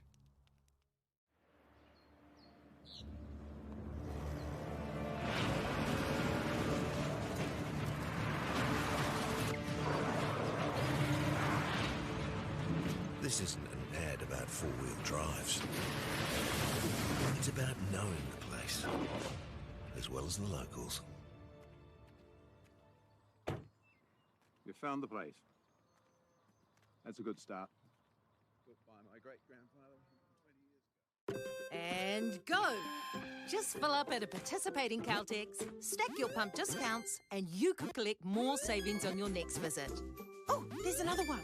Getting quite good at this. Filling and saving. Feels good. Funding is a real challenge. We know that a lot of schools face that ongoing, and the reality is if you go to a lower decile school in New Zealand, you are less likely to be able to afford to participate in sport. Obviously, having come through it myself with kids and being one of those kids myself who played sport, I know how much it defined who I was. And now being able to go, I can't fix it all, but we can help and try and give to those people who are going through really tough times. Get the Māori Plus app. Download now on Google Play or the App Store with exclusive viewings and 100% ad-free. Quite like top tier. Watch us anywhere, anytime. Make Māori Plus your mate and stream now.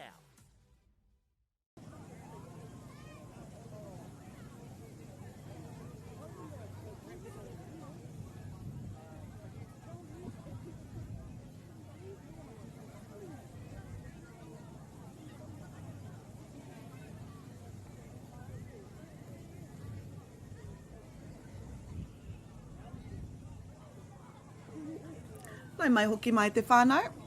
Welcome back. Ko te tukinga e kainamu mai nei, ko tērā, ko ngā kapahanumi, nei ngā haka.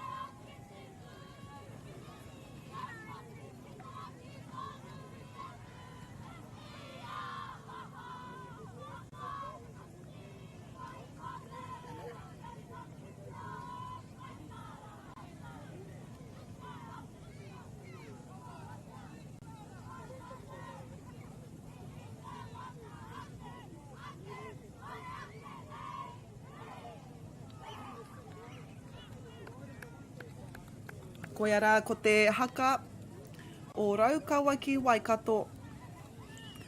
Ko rātou e tuki nei ki te kapa o Mātātua This is a under 16 mixed match here te whānau. If you remember from yesterday, Mā Tātua, watch out for number 1. He's just in front of our screen here. Is the tall player, number 1, Harlem King Hazel. Making his way off the field now, but I te kōrero ahau, I was saying that mena ka whakaingoatia he kapa hanumi i ngā kaitākaro toa o tēnei whakataitai.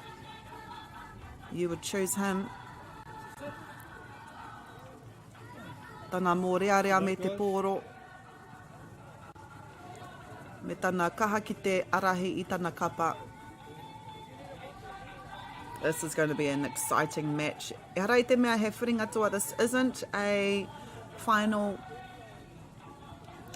We have our first semi-final. Hei te ruatikau marima minete ki te tahi karaka I tēnei ahi ahi. Ko Mā Tātua ka timata I te tukinga nei.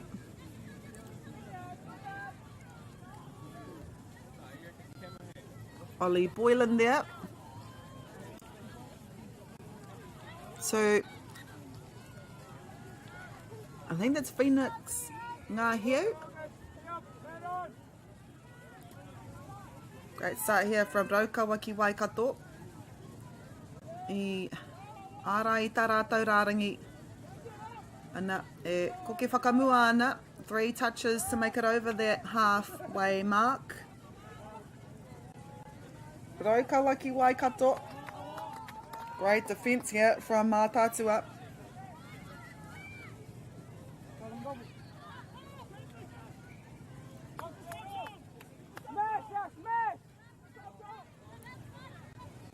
Nei rātou.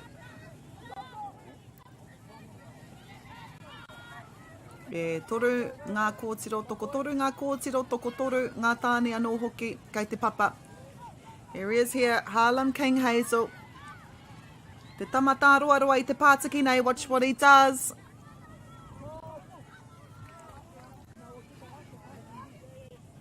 Koia hoki ko te pā whakamutunga te kapa o Mā Tātua, anei Raukawa Waikato.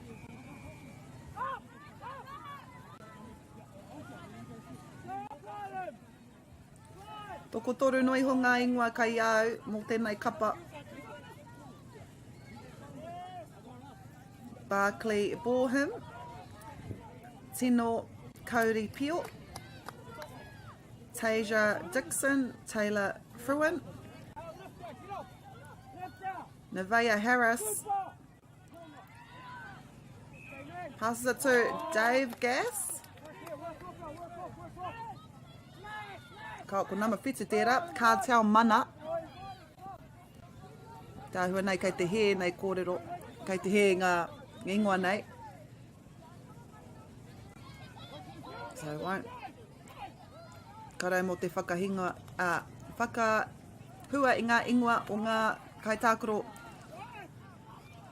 o Raukawa Waikato I te mea kei te he taku whārangi.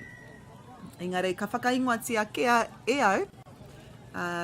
Nevaeh Harris, Kātau Mana, ko Bella Max, Noema Purnell, Bentley Shepherd, Kiara Tunupopo, Charlie Turia, Ricky Turia, Lakeisha Walker. Koia rā ko ngā kaitākaro tēnei kapa Raukawa Waikato.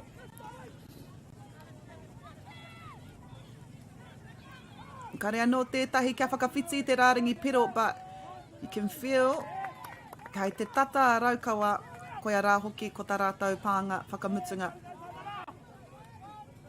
And they are Mā Tātua making their way off the field in order for some of their new, fresh players to come on. King Hazel here. Ollie Boylan. And they are King Hazel anō. Great defence no Raukawa Waikato.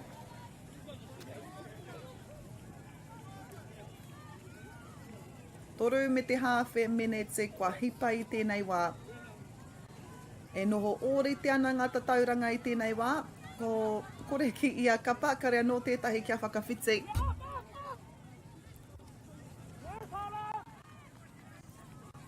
Strong defence from both teams. You'll be able to also hear how communication is loud on defence from both teams.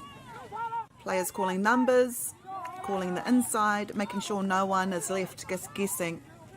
That's probably why karea no tātou kia kite I tētahi kia whaihua. They also hunt for those touches too. Raukawa ki Waikato e mā tātua. Ia te waka rongo ai tātou I te kōrero e meana, defence wins matches. And nā, kua whati, te taha ārai, a raukawa ki Waikato. It's taken 4 minutes 40 to find a gap between either defence kia whaihua ai a mā tātua. Kia piki ki te tahi, ki te kore I tēnei wā.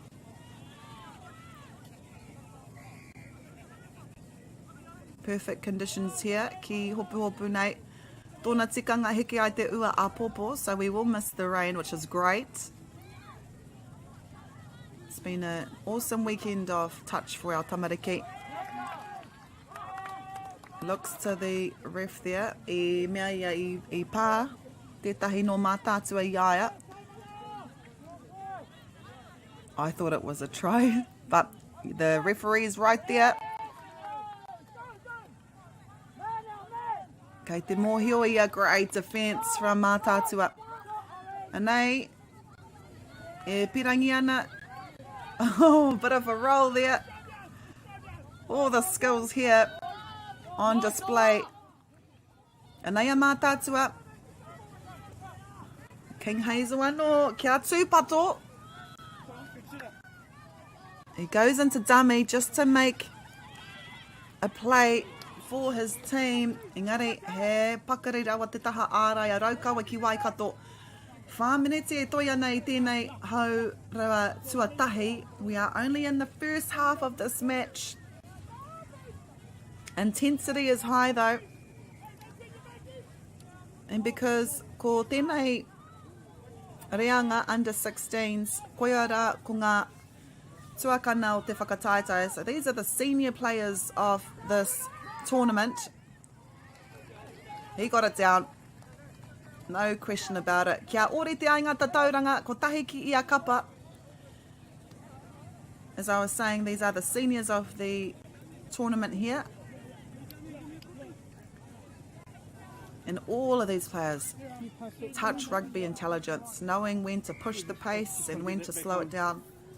The footwork, the direction, the balance between all these players. Kei taumata ke. Toru mineti e toi ana I tēnei haurua tuatahi. I think he scored. I think she scored. It's been a sweet spot for mā tātua. Te rāpai hau matau in that right wing there. Koe ara hoki tana kau te tuarua o tēnei kēmu.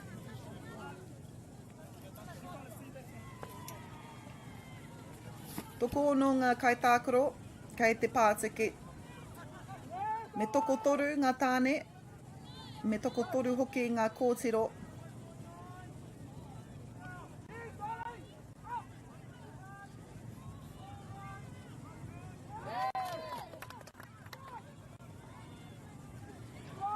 Ko mā tātua tēnei, te kapa e noho pātatana ki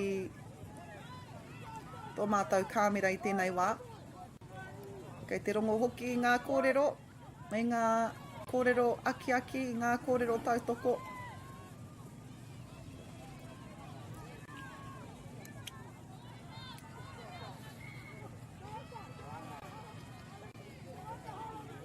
Hey? Got a reset here from Raukawa. If you want. Rua miniti, e toi ana I tēnei haurua tuatahi. Ia hanga hua ka puta mai mō Raukawa ki Waikato. Whoa, look at that pass. Oh, no one there. What a try. Kia ore te anō ai ngā piro. Ngā tatau, ruaki I a kapa. What a result.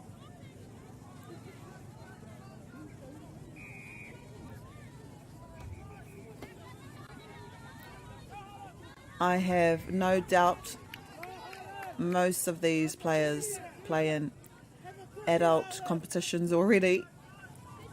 The skill that's been on display make it look so easy.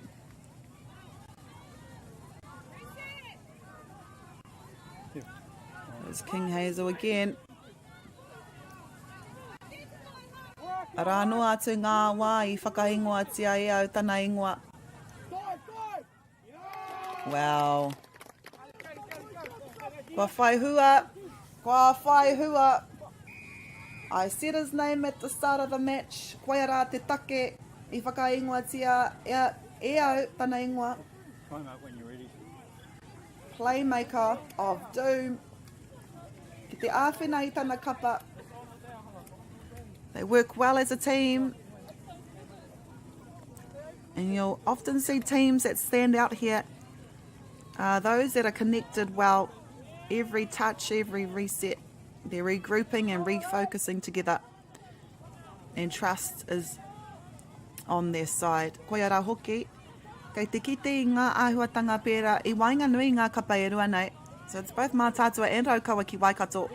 Both work really well in a team. You would presume that they've been together for years, both teams here. The way they play in sync. Mātātua nei, he aru ana ki tēnei taha o te Pātiki. Making their way to the side in order for some of their players to make it on. We should hear the halftime hooter soon. A touch was called. The referee motioning for the player to go right back and up. That is halftime. Ko Mātātua e arahi ana mā te kotahi tatau I tēnei wā.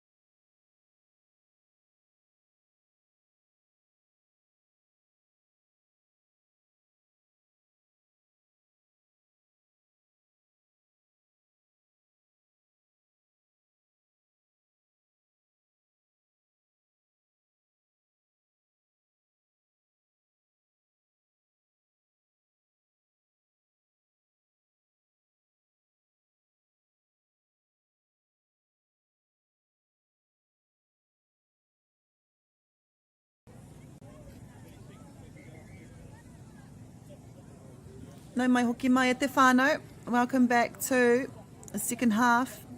Tēnei tukinga hanumi mō te hunga tuakanau tēnei whakataetai pāwhitu pōro mō te hunga tamariki. Mō te taunei.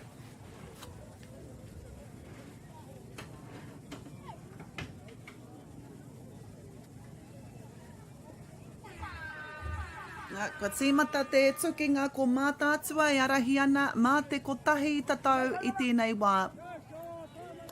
E toru ki tā Raukawa rua. Bear in mind, māma noi ho mga kapa e rua nei ki te whakawhiti I te rārangi piro. Mai te tīmatanga ko Mātātua tērā kua arahi, but as soon as Mātātua scores, Raukawa ki Waikato, they reply with one of their own. We'll see a reset of touches. Raukawa ki Waikato, tīmatanga pai tēnei marātau.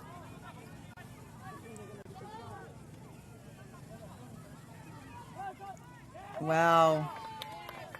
Wow. Oh.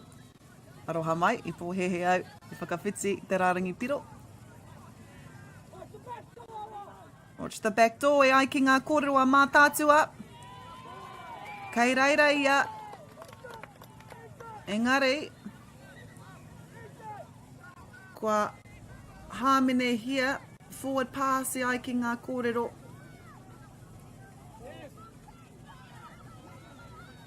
Bit of a breeze here. Tērā pia nā te hau e pupuhi pērā.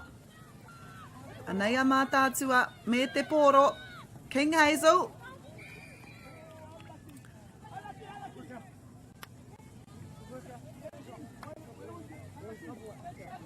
Ko raukaua ki Waikato tēnei.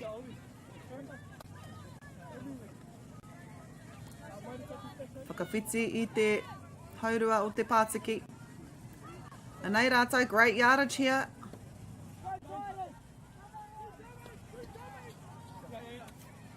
E aru ana i te rārangi.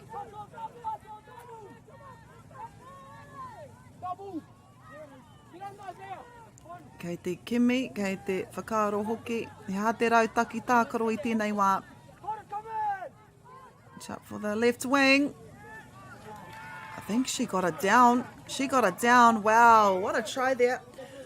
Nō reira, ko raukaua ki Waikato, kua whakawhiwhia ki te tau te tuatahi o tēnei haurua. 2 miniti, te kaumarima he kona. Ana, even Stevens e hoama.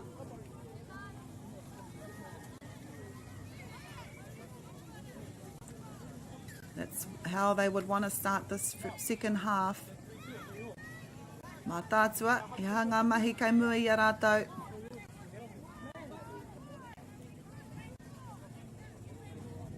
Nei.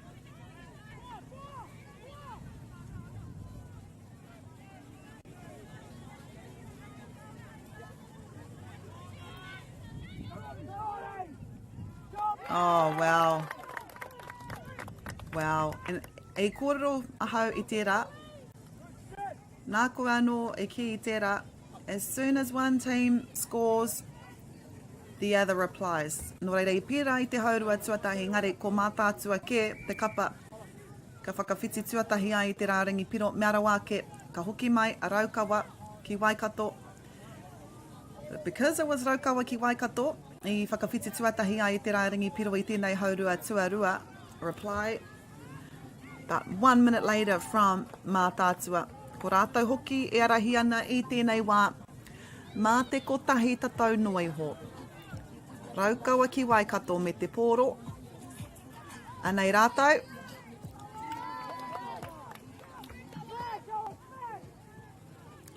Mātātua, making their way to the left here. Kia hau mai ngā waiwai. Kua whakangā, ngā waiwai hou. Look at the speed of these players. King Hazel. Kare anō kia kite i tētahi hapa a King Hazel. Raukaua ki Waikato i nāianei. Kua pātata tātou ki te haurua i te wehenga o tēnei haurua tuarua. Anei rātou.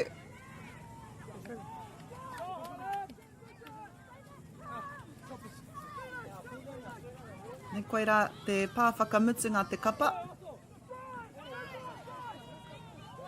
Mā tātua, i hanga, i ha tētahi. He mea no ka puta mai a rātou.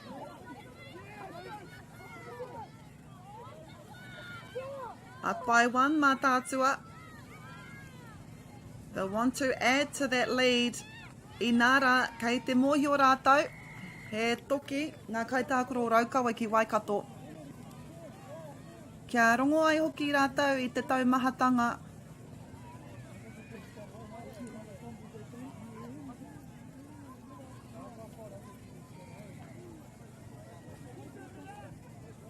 Anei a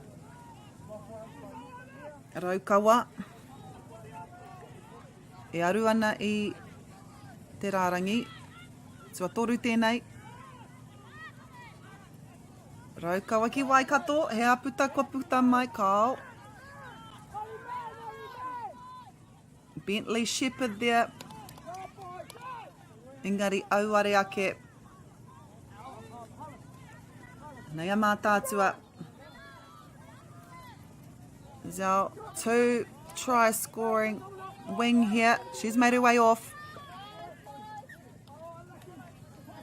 Ngari kāre I tau te taunga o te pōro ki te papa. Great defence by Mātātua.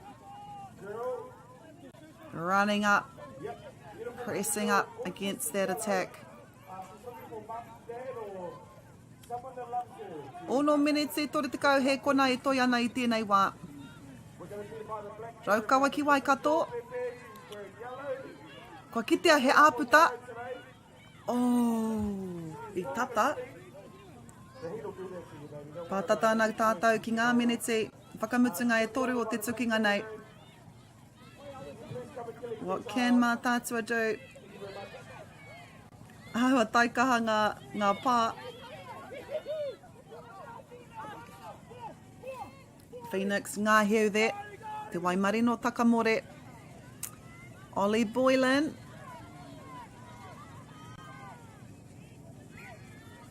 Nice running towards the ball. Oncoming. Toru minute e toi ana I nāi e hoama. Ko Raukawa ki Waikato e noho ana. Me ngā kaute e toru. Ko Mātātua tērā me ngā kaute e whā. Ko Raukawa ki Waikato e pirangi ana. Kia riwha anō ai. I tētahi kaute. Wow, right out to the wing. Wow. What a pass. What a pass, and under pressure, what a catch too. Kua ore te anō ai ngā tatau e hoa mā. Rua minute e toi ana.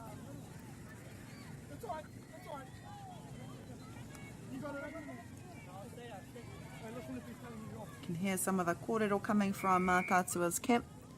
E meana, it's alright, it's alright. Me te tika hoki o tērā kōrero. Kia tau ai ngā Māori o ngā kai tākoro nei. Kia kore ai hoki e rongo I tētahi I ngā āmaimai. Harlem King Hazel. We heard his name. Dangerous with the ball. He'll come into the middle. Kia noho ai hei dummy. What a pass. What a pass. What a pass, and but no, e ai ki te kaiwa wild call, forward pass e ai ki ngā kōrero. Koe rā hoki tētahi o ngā raru e noho pēnei ana. We positioned in the middle of the field, so ko e tahi o ko te katoa o ngā few. Kaori ki te tika. Waimare e toko toru ngā kairiwhi kei te papa. Here we go. Could this be the break? Raukawa ki Waikato. They take the lead. Mātātua, I think they've got about a minute to go. Raukawa ki Waikato have taken the lead. What a game this is. Kāre au I te paku mōhio ki tētahi tamaiti te pātiki nei, but I'm fully invested in this game. So I don't know how whānau at home are feeling. Kei te rongo hoki a hau I ngā āmaimai I te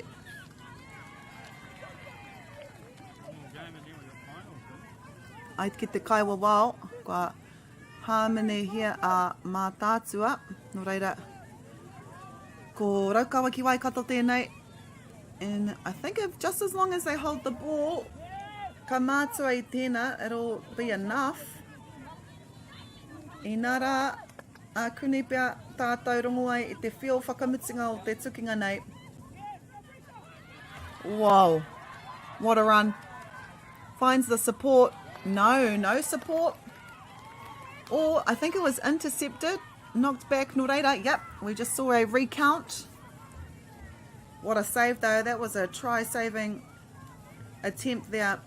Ko Raukawa Waikato, they will be your winners of this under-16s match. Rima ki te whā, what a game. We've got a break. Engari ka hoki mai for our first semi-final at 12:35. Hei rei rei huama.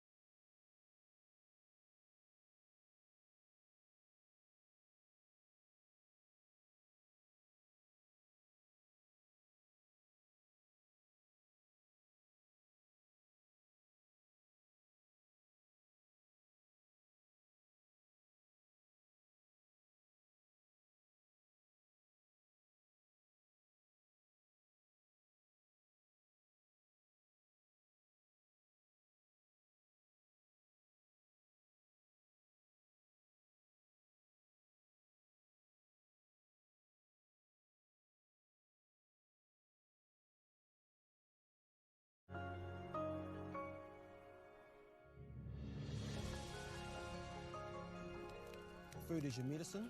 If you really want good health, know where your food's coming from. We wanted our children to grow up in the wilderness. The world needs kids like that. Māori have always understood the best way to live on this harsh land. We can hold on to our tikaka, our practices, our traditions, and bring them into this day and age.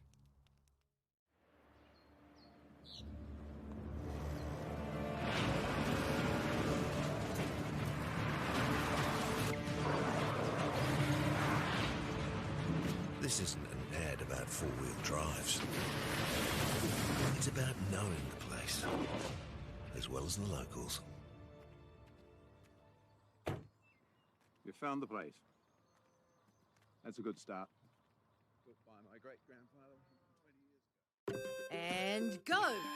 Just fill up at a participating Caltex, stack your pump discounts, and you could collect more savings on your next visit. Oh, there's another one. Getting quite good at this. Filling and saving. Feels good. Funding is a real challenge. We know that a lot of schools face that ongoing, and the reality is if you go to a lower decile school in New Zealand, you are less likely to be able to afford to participate in sport. Obviously, having come through it myself with kids and being one of those kids myself who played sport, I know how much it defined who I was. And now being able to go, I can't fix it all, but we can help and try and give to those people who are going through tough times. Get the Māori Plus app. Download now on Google Play or the App Store with exclusive viewings and 100% ad-free. Quite like top tier. Watch us anywhere, anytime. Make Māori Plus your mate and stream now.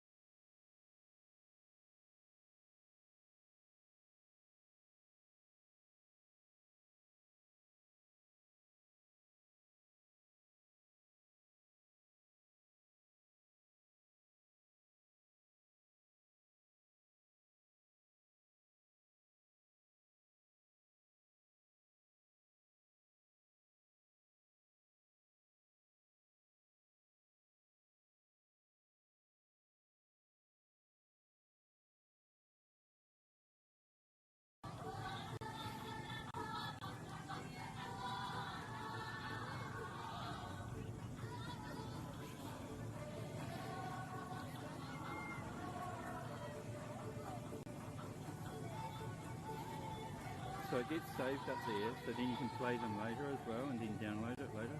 Yes. Yeah. That's right.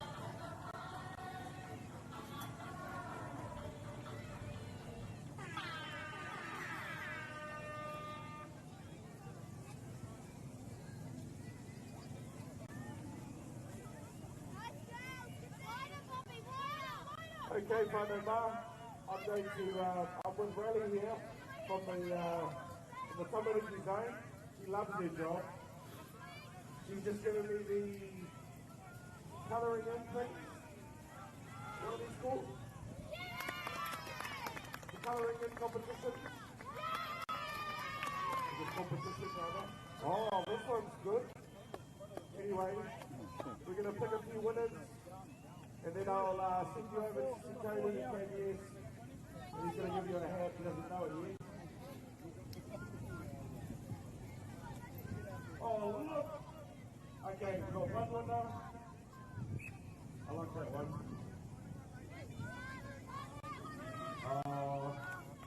That one needed a bit more effort.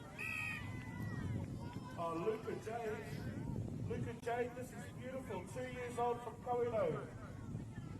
Look at Jake, you win. This is beautiful. The Matariki Star. Oh, I'll put all these good prizes. 5 girls going to help you pick another one. You've got 3 prizes, 5.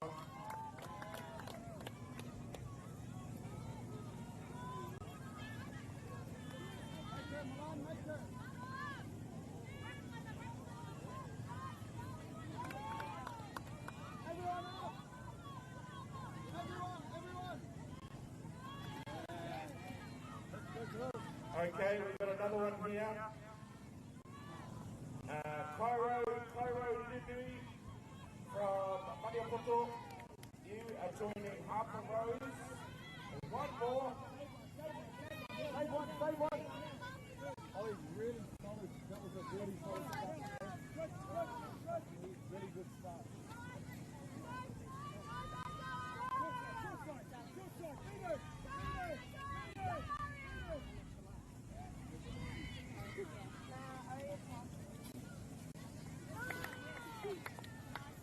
Whoa, good.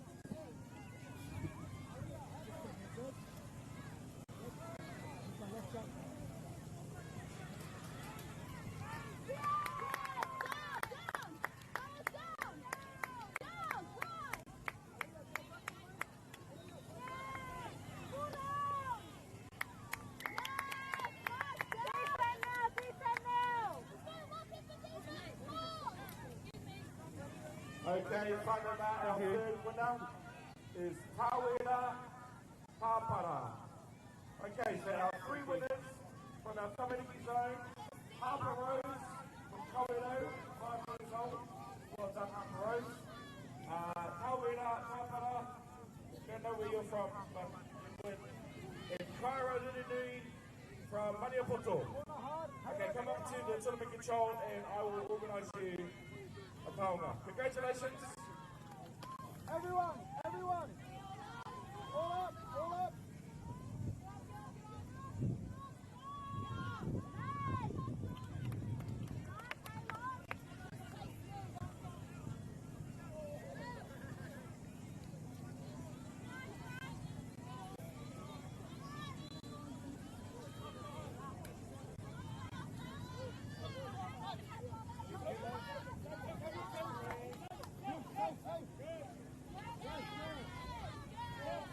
Yes,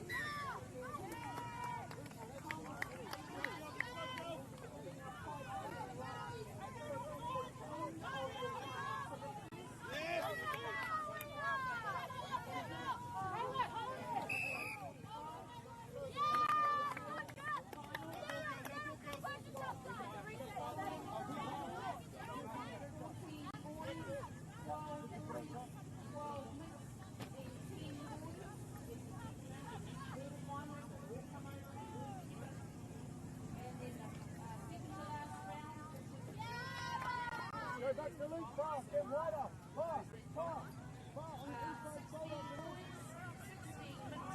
12.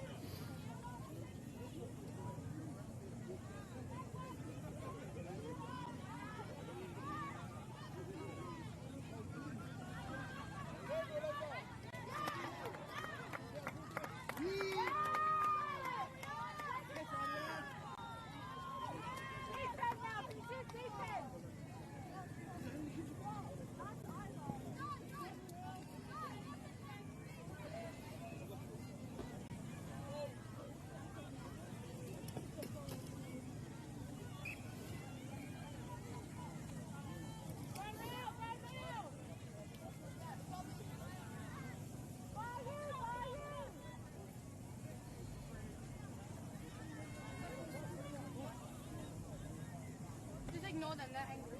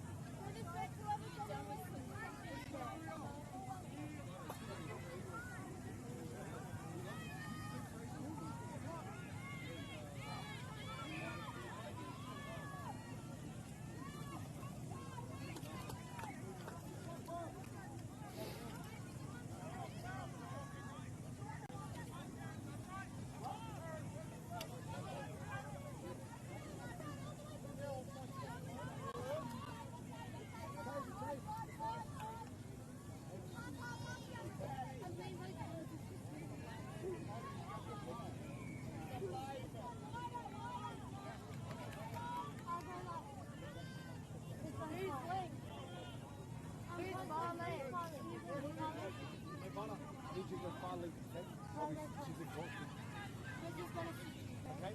When you switch up for that LDS, when you switch up, when you switch you in, you go on the far side. Well, we're back again. Tātariki's adoption services. We have another beautiful baby looking for their mum. She was down there. There's some grassy here there. They're down by field. 1, 2, 3, 4. We're going to go 6. If you're national, maybe. We've gone here. Do we know the name? Oh, field 9. Okay. Hey, if you're a parent, look around. Look around you. Do a 360. Is your baby with you? No. We've got her. So, just that but's under control. You just come and claim your child. Thank you. Kia ora. No shoes, but you know, no judgment. Beautiful. Connect you to the whenua, eh? We just like to connect you to her mum. So, Aaliyah, I'll go if you find can please it. come and get your child, your 60 minutes on Whakaata Māori. Thank you very much.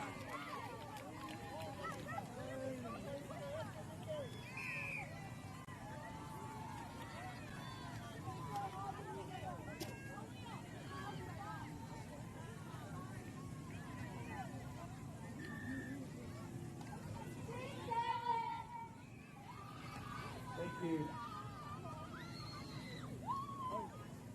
And 6-7, the number of kids who've lost.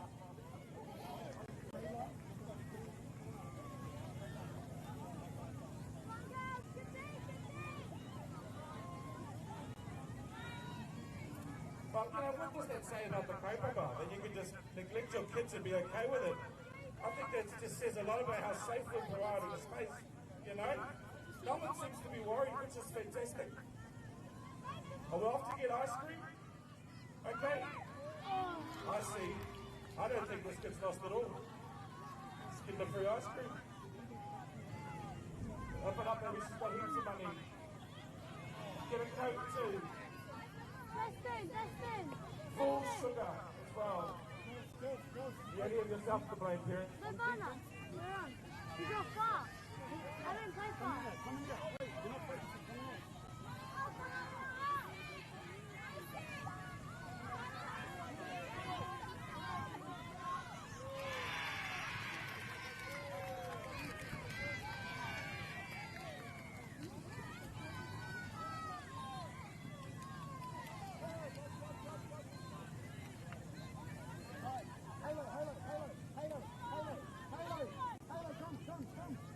Six all.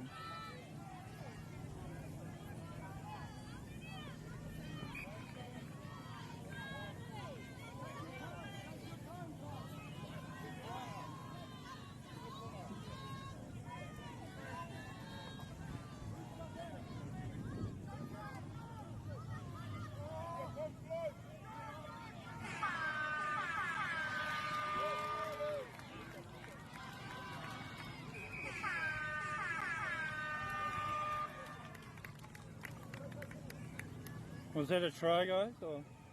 No, cool, thank you. The draw.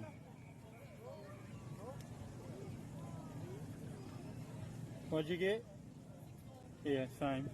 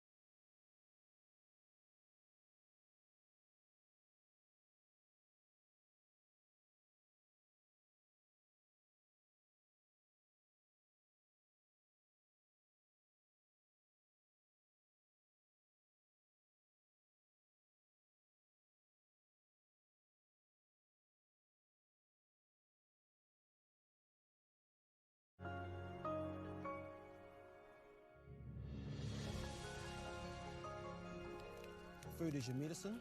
If you really want good health, know where your food's coming from. We wanted our children to grow up in the wilderness. The world needs kids like that. Māori have always understood the best way to live on this harsh land. We can hold on to our tikaka, our practices, our traditions, and bring them into this day and age.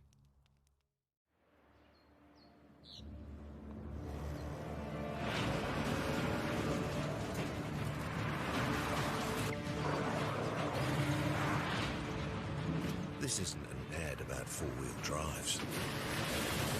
It's about knowing the place, as well as the locals. You found the place. That's a good start. Built by my great-grandfather 20 years ago. And go! Just fill up at a participating Caltex, stack your pump discounts, and you could collect more savings on your next visit. Oh, there's another one. Getting quite good at this. Filling and saving. Feels good.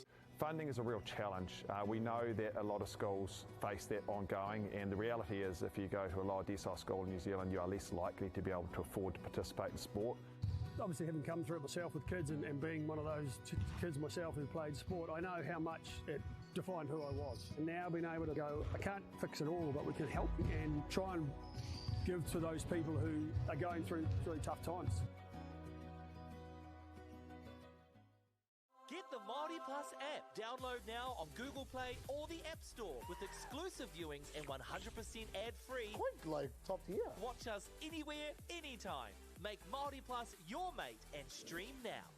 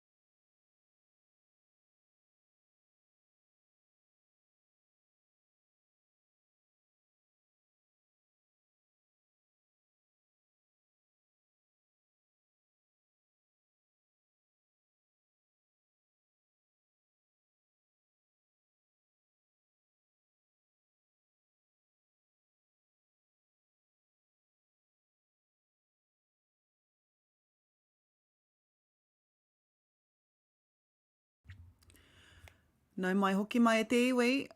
We are down to the finals now. Koia nei, ko te whiringa whai te tuatahi mō ngā tama, te kaumā whātau me raro iho. Ko te raki pai whenua e tuki atu ana kia ngā haue whā wainui o mata. And we should be underway shortly. Whai muri I tēnei tukinga ko te whiringa whai te tuatahi mō ngā tama te kaumā ono tau mai raro iho. Then we will have the semifinal for the under 16 girls and then the finals. Te kaumā whātau me raro iho, te kaumā ono tau me raro iho, te kaumā ono tau tāne me ngā kōtiro. Koia nei ko ngā tukinga e kainamu mai nei. A big mihi to you all for tuning in to us here on Māori Plus. We should be underway shortly.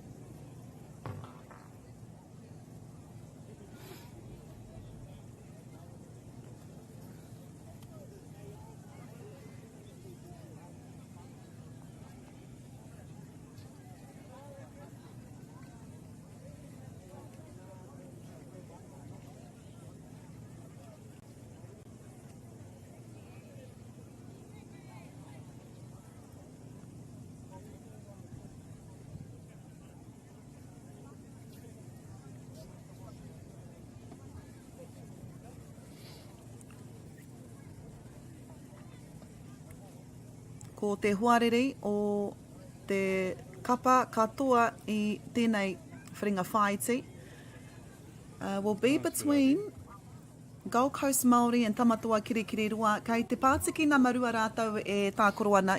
Nō reira, ki te pirangi koe, koutou rānei, kōrua koutou rānei, ki te mātakitaki i tērā tukinga. Tēnā toro atu ki te whārangi YouTube or Māori Plus Find Field 2. And you'll be able to see the winning team of that match will play the winning team of this match. Hei te rua te kau miniti hipa i te rua karaka i tēnei ahi tū ai te wharinga tua. This is a semi-final under 14 boys. The winner will progress to the final that will be held on this field at 2:20 this afternoon. So it won't be much of a break for the winning team. But this is our first semi-final of 2026. Mihi ana ki ngā ringa me ngā waiwai. Nā rātou tēnei whakataitai i whakanui o tira i tautoko. Big mihi to all of our major sponsors.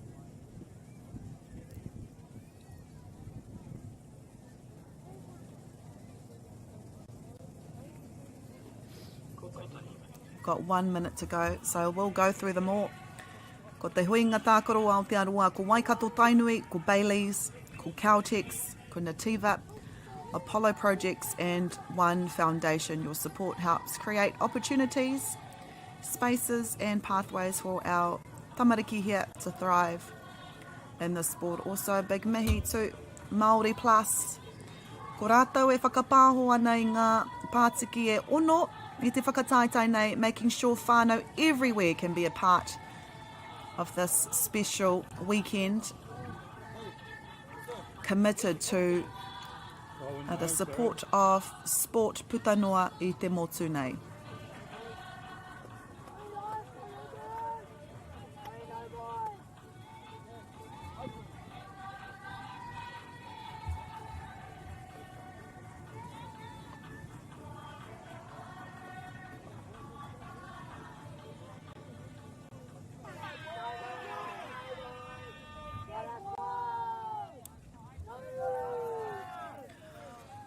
Nō reira, ko wainui o mata.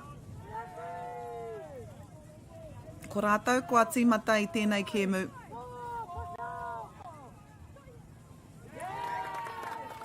Mana kei te rongo tātou i ngā whakanui, i ngā kōrero tautoko, i ngā kōrero whakakipa i tēnei taha o te pātiki nei. Ko ngā haue whā o wainui o mata. E noho pātatana ki a tātou, tēnei kāmera o Whakaata Māori. He hapa paku, me pēhea e kore ai, koia nei hoki, ko te whiringa whaiti. Te raki pai whenua, wainui o mata.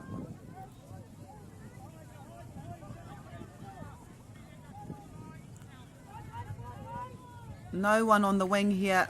Mā noi ho, mā wainui o mata ki te ike, ki te papa tātai, i te pai haunei, i te noho moke ia. So it is 1-0 at the moment. I roto i taua miniti tonu rā. And what a fast start here for te raki pai whenua. E koke ana ki te rāringi, āhua uawa ki te pānui ngā nama o ngā poraka nei, o ngā hingareti nei, engari ka ngana ahau. Josiah with the ball. Looks like Milan Leper will be his dummy. Touch is called. That was the 5th final as well.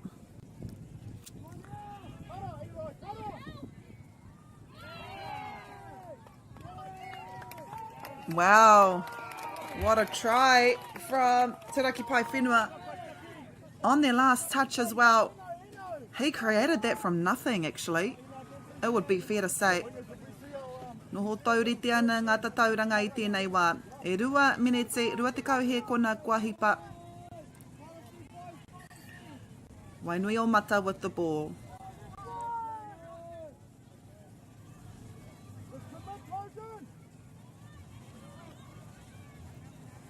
Wainui o Mata, e aru ana I te rārangi piro.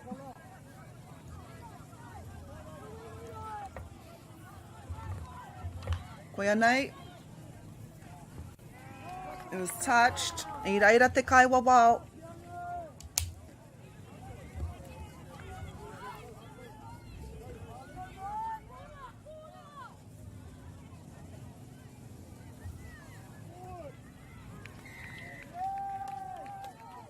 He pāhi.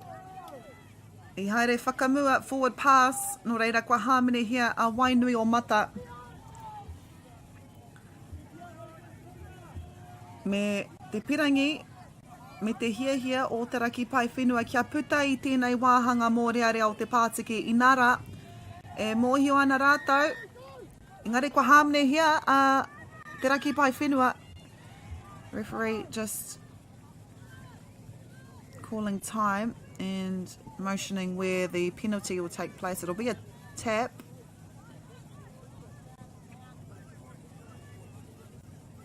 Wainui o Mata. Devante Ririnui will be the receiver of the ball here. Atuki tētahi o Anahoa Taakaro. Great defence here. No te raki pai whenua.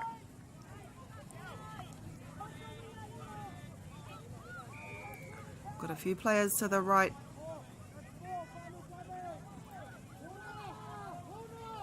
Corner. We're hearing corner.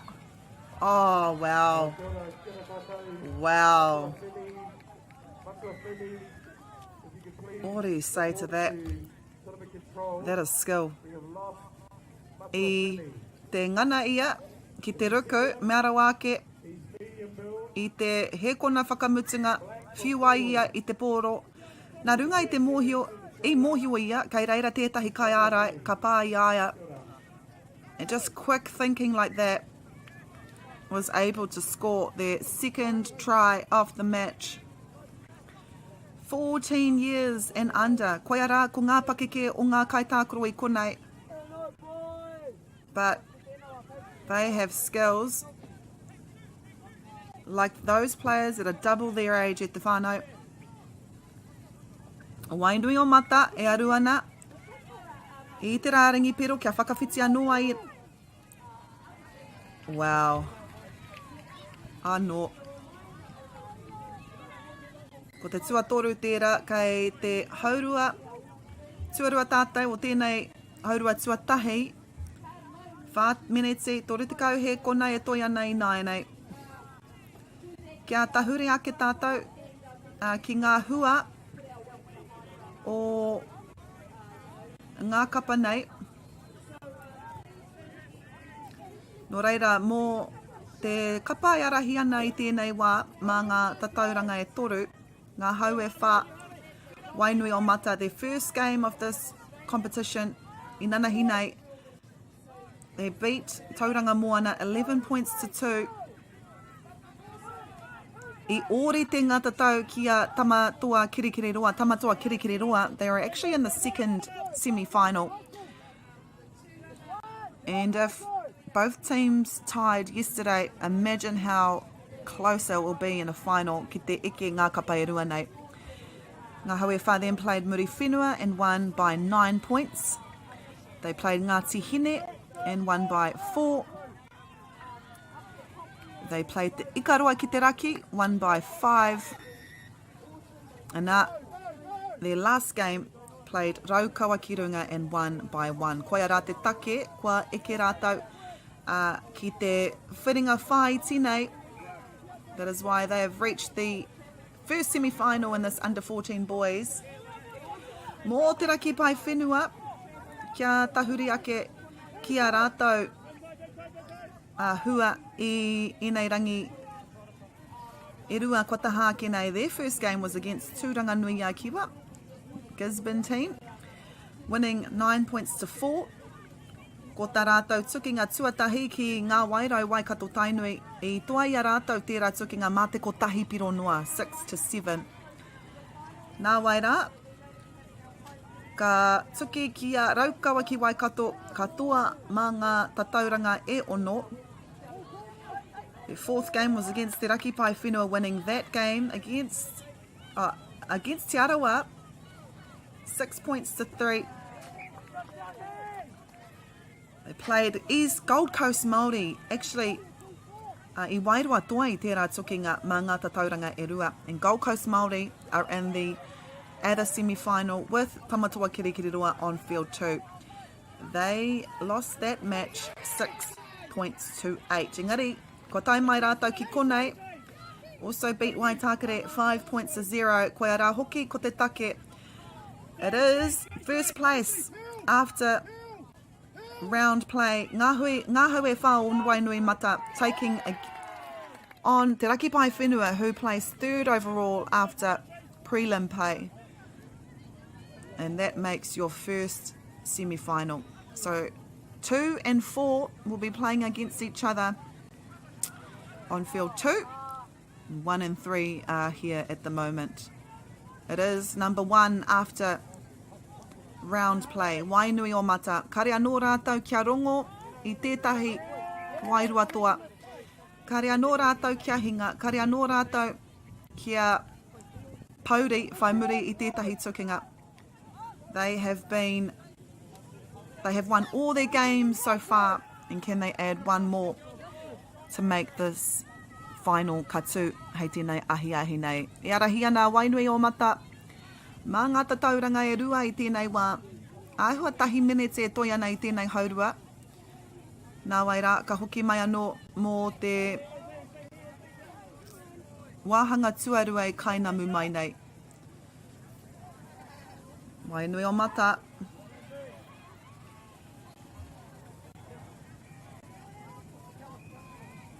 Kei te kite I ngā hua o te noho tahi o tēnei kapa.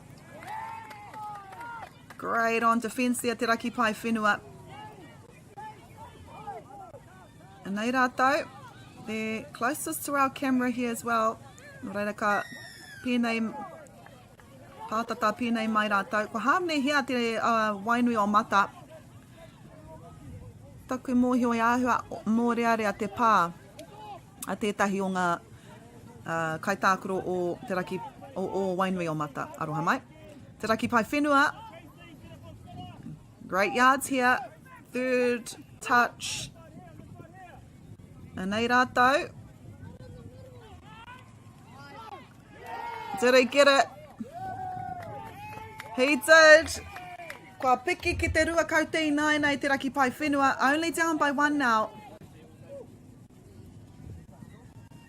What a game.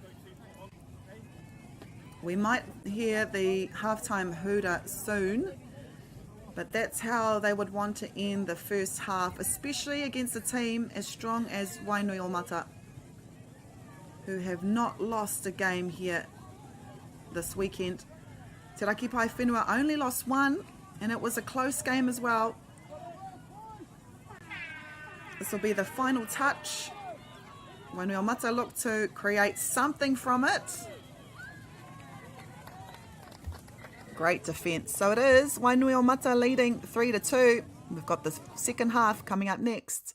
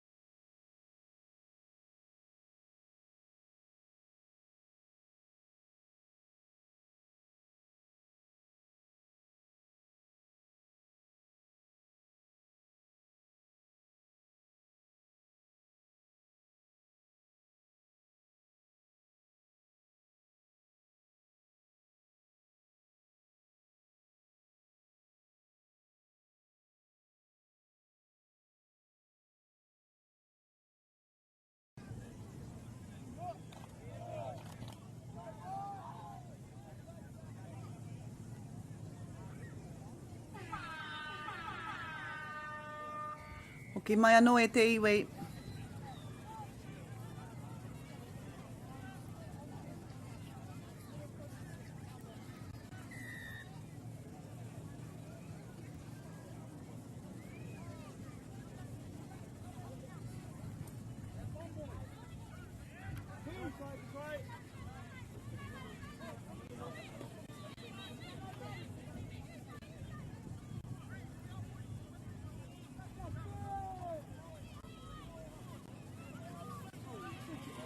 Ko te raki pai whenua tēnei, kia mōhio mai, ko rātou te kapa I whakawhiti I te rārangi piro. Did he get it down? He did. Wow, what a start from te raki pai whenua. E noho taurite ana ngā tatauranga I nāinei. 3-3 e te whānau. Mena ka tahi anō koutou ka hono mai, hei whakamohio atu kia koutou. This is a semi-final ko te toa. Ka tuki atu ki te kapa, kei te Pātiki Namarua. At the moment, 2 and 4, currently playing for the second spot in the final. Gold Coast Māori are winning that second semi-final at the moment, 5 points to 2. But it's here, first place versus third place. Did he get it down? Yes, he did. No, he didn't. Kaori tau te taunga o te pōro ki te papa. The referee was right there too. You can't question. So it is te raki pai whenua starting off this half strong. Kei te rongo I tā rātou hiakai ki te eke ki te whiringa toa. The results from the last 8 games mean nothing. It's a clean slate ko te toa o tēnei tukinga ka anga atu ki te whiringa toa, which will happen in just under 2 hours time. So it is Gold Coast Māori versus Tamatoa Kirikiriroa 5-2 to Gold Coast Māori. And at the moment they're looking like they will gain a spot in the final. Against which team though? That is the pātai. Koe rātko te pātai.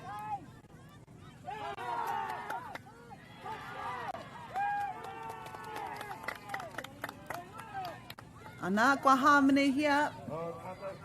Touch and pass ai ki te kai wawao.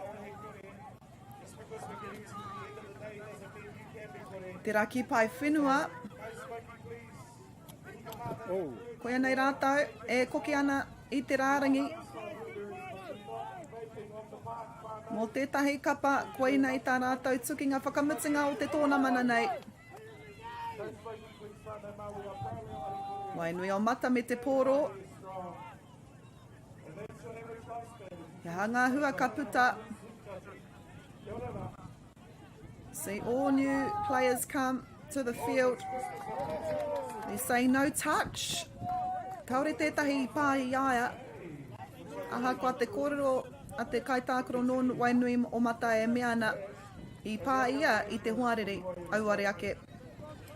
Te raki pai whenua with the ball. They look to bring on some of their fresh players now. Ora run. Engari I pā tētahi I aia.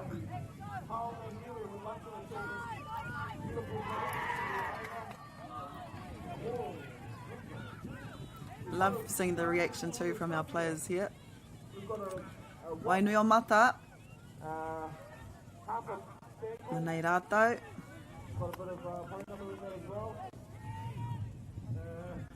Tokorua noi ho kei te Pātiki I tēnei wā. I te mea, ko hau mai, e tahi kai tākaro hau.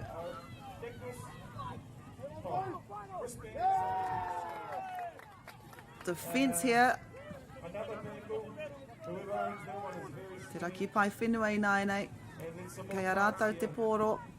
Look at this defence! Whoa! Whoa! I think that was Tracy Stewart. Too fast for our eyes to see. I think that was him though. Tracy Stewart, no, Wainui o mata, gets the intercept. I think that's the first intercept that we've seen on this field I nei rangi tata ko taha ke nei. Haukoti, ko te kupu Māori mo te intercept, ko te haukoti, I haukoti a te pōro, e Tracy Stewart. At a time that they needed it the most, kia koke rātou, kia arahi rātou I tēnei wā, e whātatau ki te toru. Te ahua nei kua okao, e pohe au I raru tana waiwai. Nei, te raki pai whenua. Caden McDonald. He was touched though, on his leg, and a touch is a touch. Wainui o mata. Koenei rātou.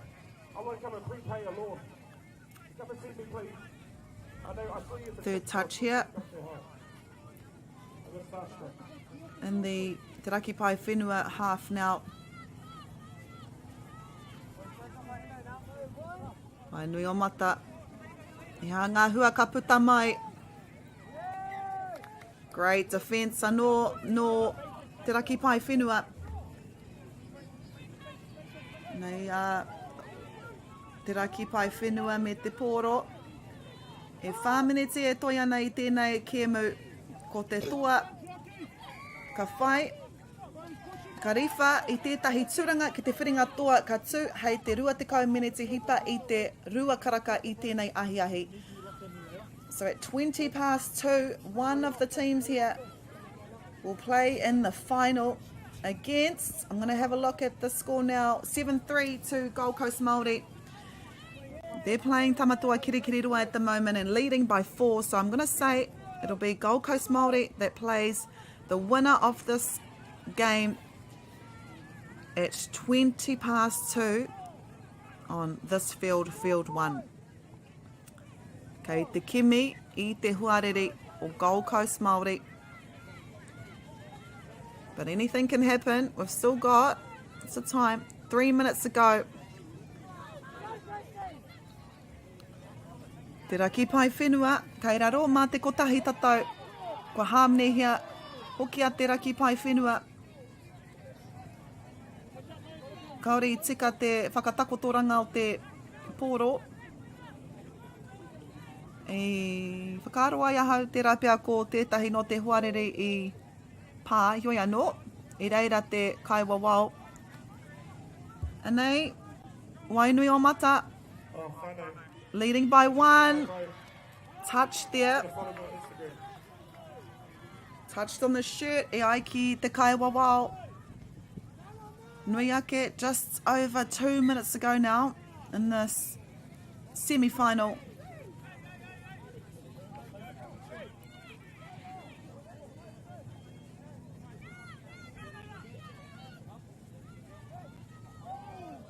And look how the defence has just pressed up against Te Raki Pai Whenua. Wainui o mata. Koia nei ko tā rātou huinga. Hou. Kua pāia. Xavier Martin. To Eli Fincham. That's Isaiah Simpson. Hatukia Xavier. Kaysen Luke. Oh, wow. Kia koke a wainui o mata ki mua. E ri matatau ki tā Te Raki Pai Whenua toru. Kao, kua hāmenehia. Kua hāmenehia a Te Raki Pai Whenua aroha mai. Kaore I tika te whakāturanga I mahue I a mātou. Ngā pikitia. Te Raki Pai Whenua, just over a minute to go. Kei te mōhio rātou, me eke, and if we do have a tie, hei te mutunga o tēnei kēmu, we will see a drop-off. 5th and final. Te whakamutunga, ia tātou e ahu atu ana. I roto tonu I te miniti whakamutunga. We're within the last minute now of the semi-final. Ko tēnei kapa, ko wainui o mata e arahi ana i tēnei wā. Me tā rātou hia kia pupuri tonu ki te pōro. I nara, e arahi ana rātou ma te kotahi piro i hara i te mea me whakawhiti anō i te rārangi. Great pressure here by Te Raki Pai Whenua. Look at that defence. Koe rā hoki ko te mahi ngātahi a te kapa nei. Tournament footy at its best, tied legs, but players still turning up for their teammates. And nei a wainui o mata, ngā haue whao wainui mata.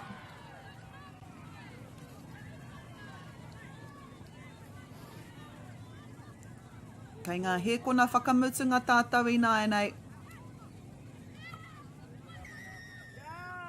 Kua hāmne hia rātou. Penalty, so it will be Te Raki Pai Whenua ball. What happened there? What happened there?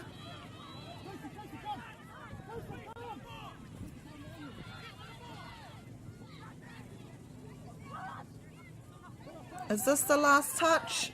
A kune tātou ki te ai. Last play.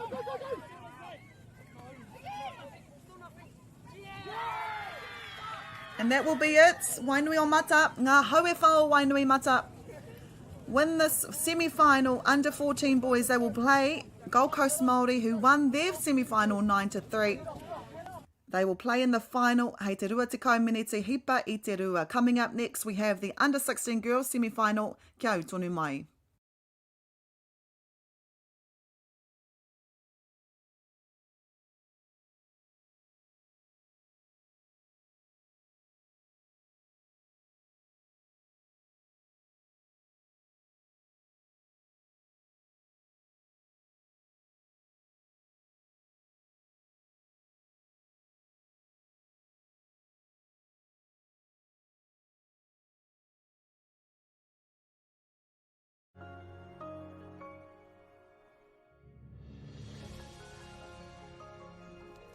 Food is your medicine. If you really want good health, know where your food's coming from. We wanted our children to grow up in the wilderness. The world needs kids like that. Māori have always understood the best way to live on this harsh land. We can hold on to our tikaka, our practices, our traditions, and bring them into this day and age.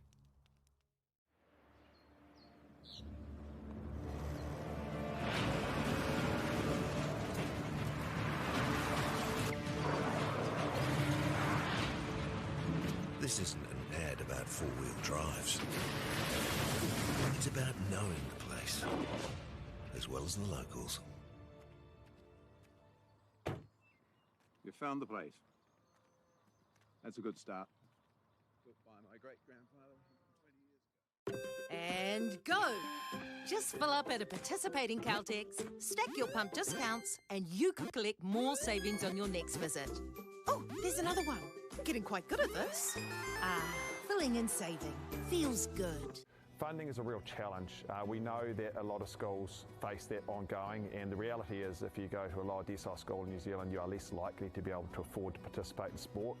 Obviously, having come through it myself with kids and being one of those kids myself who played sport, I know how much it defined who I was. And now being able to go, I can't fix it all, but we can help and try and give to those people who are going through tough times. Get the Māori Plus app. Download now on Google Play or the App Store with exclusive viewings and 100% ad-free. Quite like top tier. Watch us anywhere, anytime. Make Māori Plus your mate and stream now.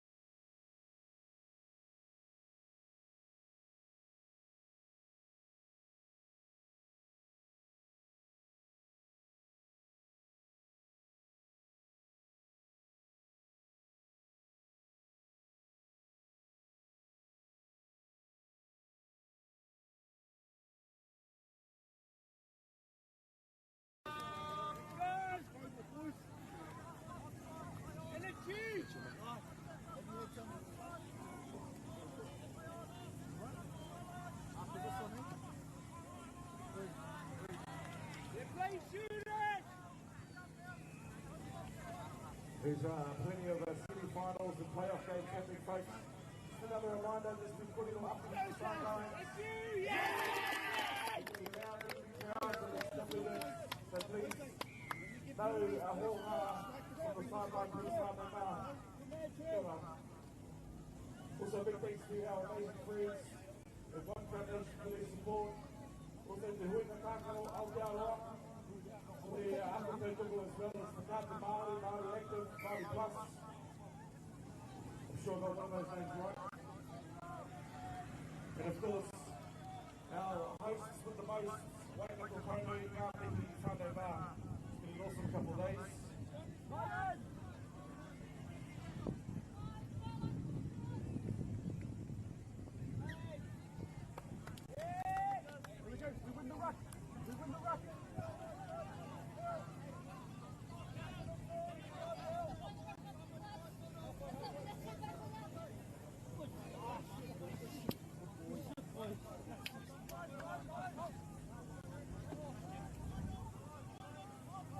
Oh, oh, oh.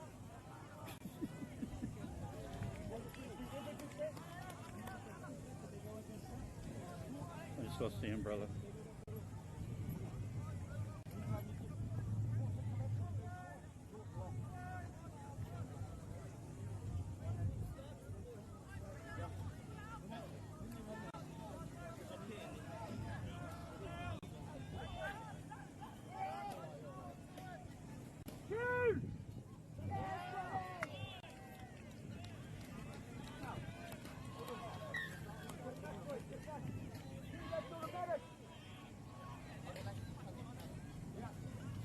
Sorry, Rod.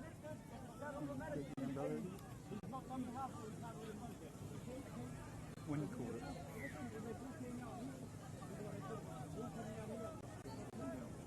Sorry? Yeah.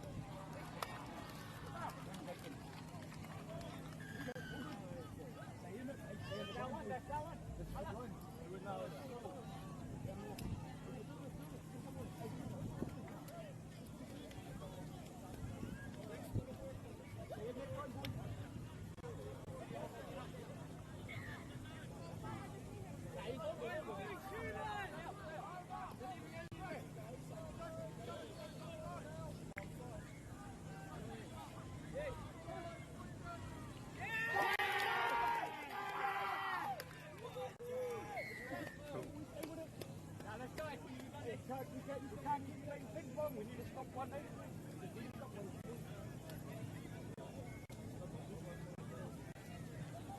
grass is gone green? Grass went green there.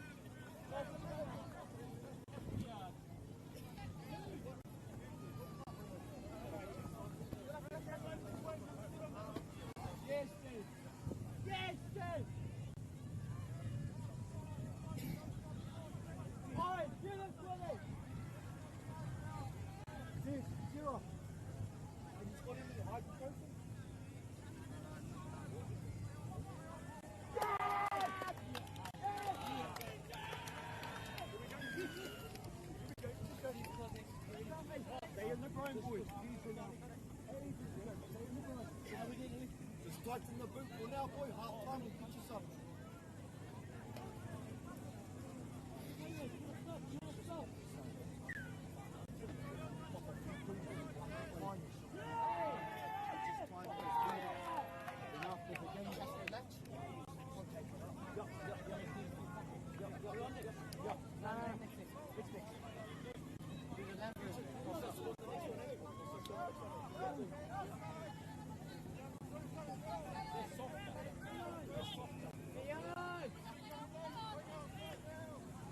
Control! Control!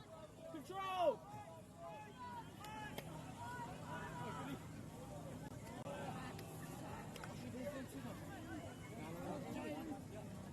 Okay, hey, listen up here, listen up here. Hey, listen up here. So what I've noticed, that we're running them off the pass. Now they want to go here. And try and hook them again. Yes. Hey, we're trying to cheat the way out of it. Hey, we're in the right, we're trying to cheat the other.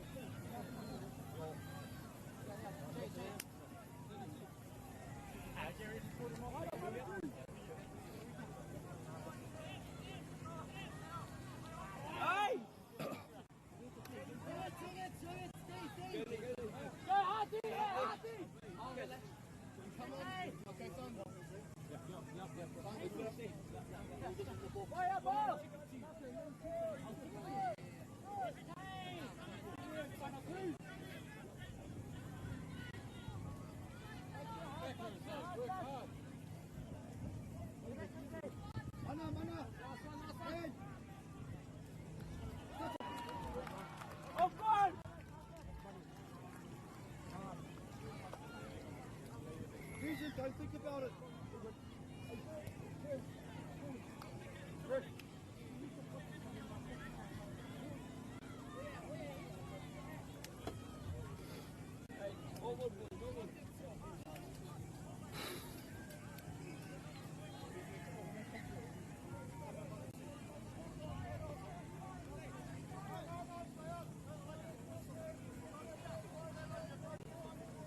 What's the link with Sudi? What's the link with Sudi?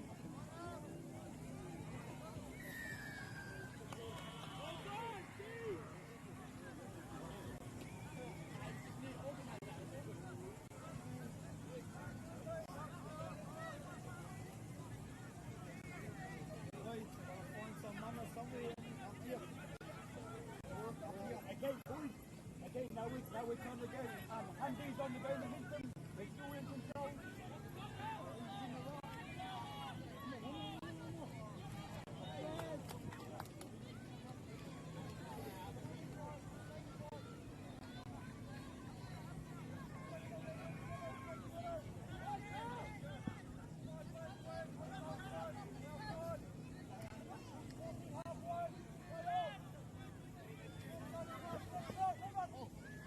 Good boy. Down, get the ground. I got 2 minutes, boys. Let's go. Work hard for 2. Work hard for 2. Boys, listen here. Listen here. That's what I'm just thinking about. Now we're trying to go and use the energy.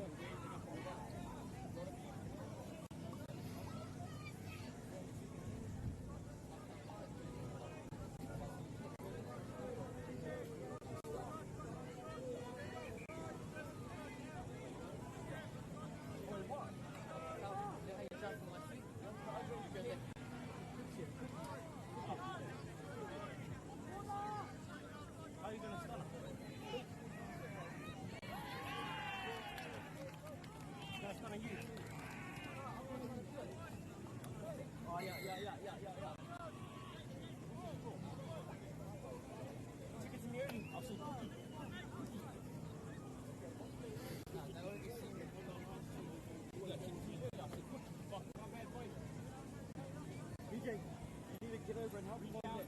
As soon as that ball wins the ball,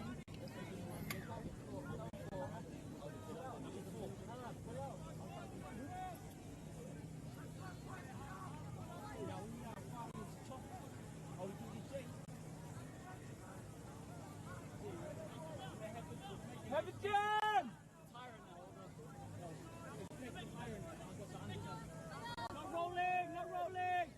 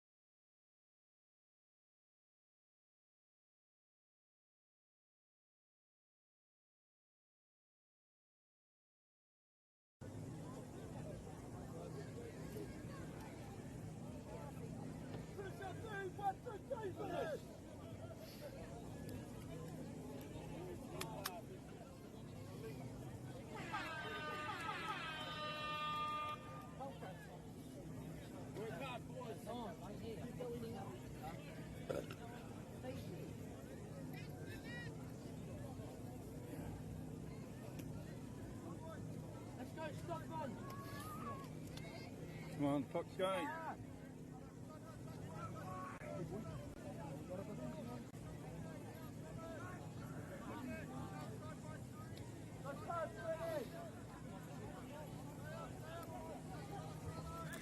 Nei mai hoki mai e te whānau.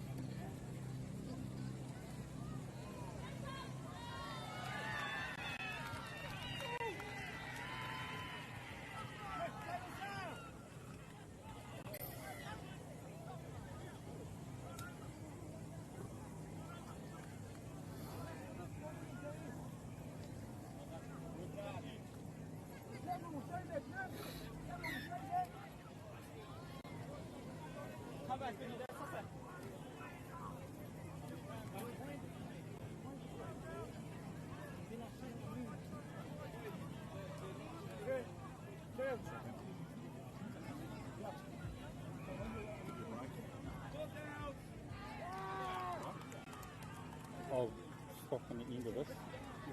Yeah. Okay.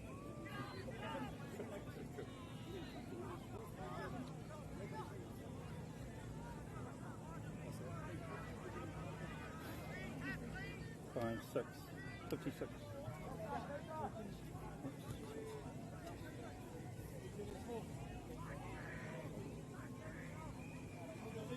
Jesus, so good.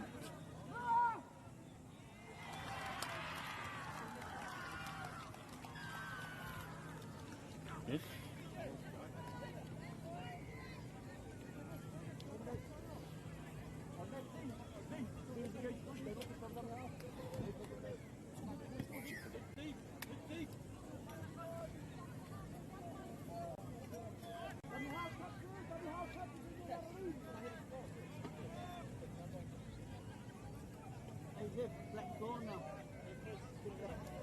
Just getting to the edge of where I want to swap.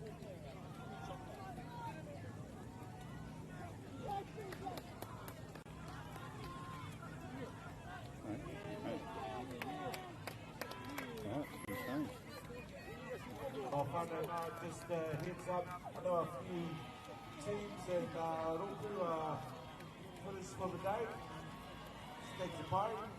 As you start leaving the park, please just be mindful and patient. Mindful of our tamariki and Whakaata Māori, our whānau. No need to speed out of here, please. You use your speed on the field, not in the car park. And also, it's going to take some time to get out of here. So just be patient, put the aircon on, put the radio on, sing a couple songs. Kia ora koutou. That's going to come to us now.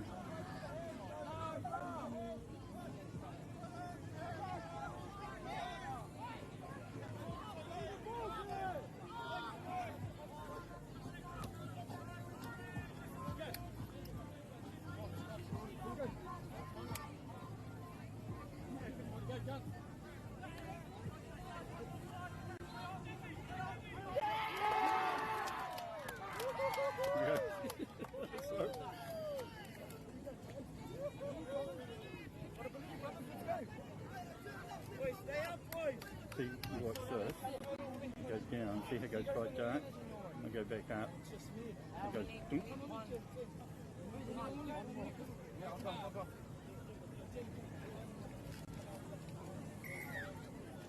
Stay hot, stay hot.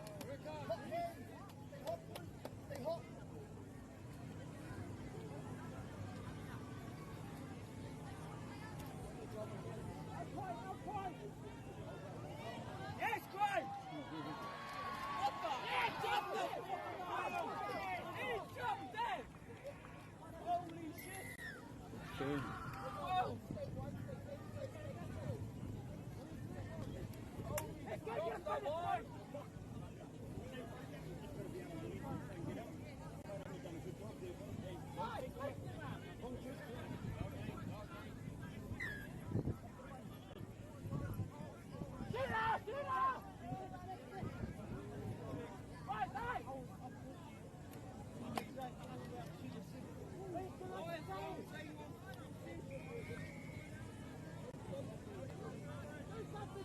Kia ora tātou.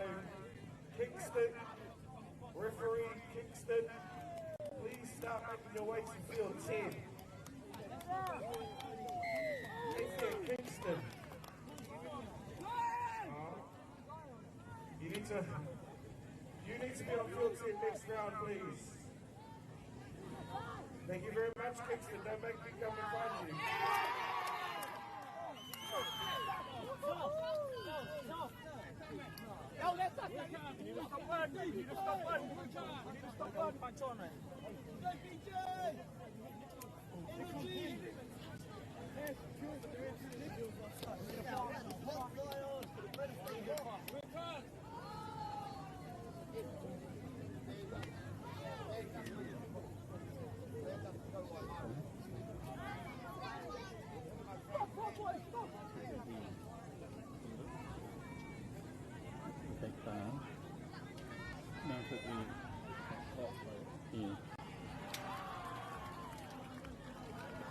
Really?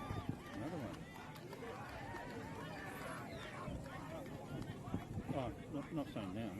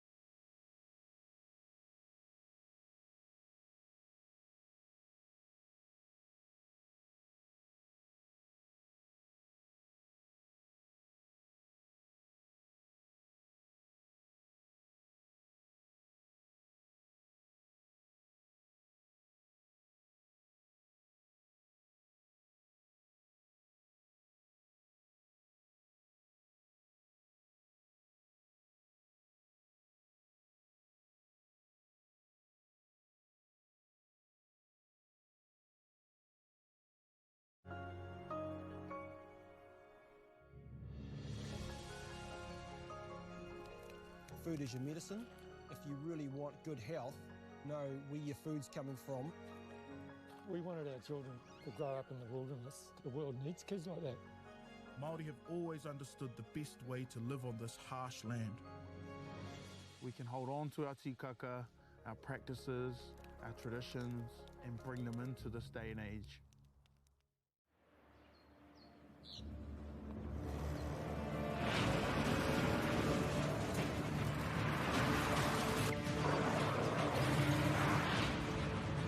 This isn't an ad about four-wheel drives. It's about knowing the place, as well as the locals. You found the place. That's a good start. Built by my great-grandfather 20 years ago. And go! Just fill up at a participating Caltex, stack your pump discounts, and you could collect more savings on your next visit. Oh, there's another one. Getting quite good at this. Filling and saving. Feels good. Funding is a real challenge. We know that a lot of schools face that ongoing, and the reality is if you go to a lower decile school in New Zealand, you are less likely to be able to afford to participate in sport. Obviously, having come through it myself with kids and being one of those kids myself who played sport, I know how much it defined who I was. And now being able to go, I can't fix it all, but we can help and try and give to those people who are going through really tough times. Get the Māori Plus app. Download now on Google Play or the App Store with exclusive viewings and 100% ad-free. Quite like top tier. Watch us anywhere, anytime. Make Māori Plus your mate and stream now.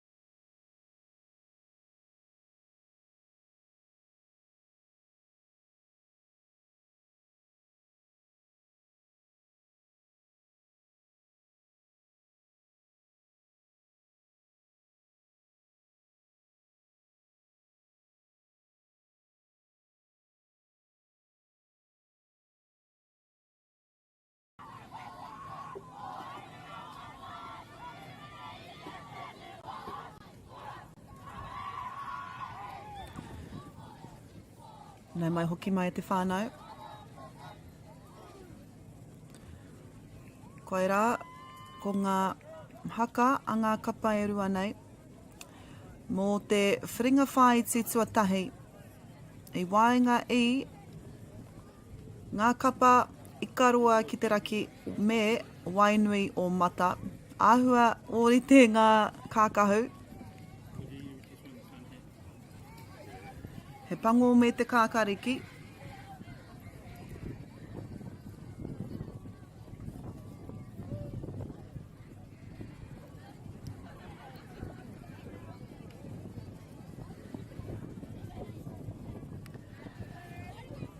Koia nei ko te tuatahi o ngā whiringa whaiti mō tēnei reanga.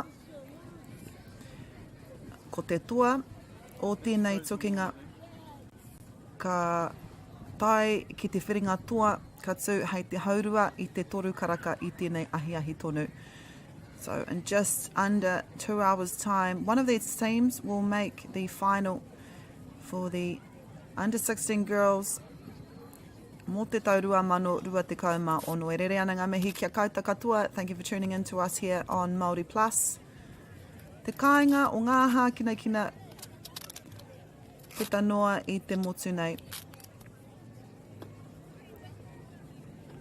And the second semi-final will be between Mātātua and Ngā Tutu Wharetua on field 2. It is number 1, Ikaroa ki te raki, versus number 3, Ngā Haue Whā o Wainui o Mata. Ikaroa ki te raki, kare anō rātou kia rongo i te wairua toa i enei rangi e rua kotaha ki nei.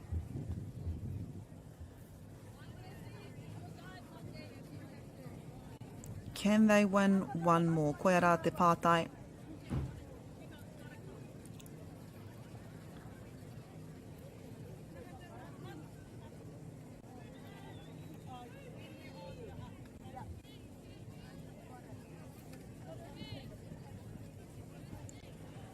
Tōna tikanga, timatai, ngā kiemu, hei te 15 miniti ki te rua karaka i tēnei ahi.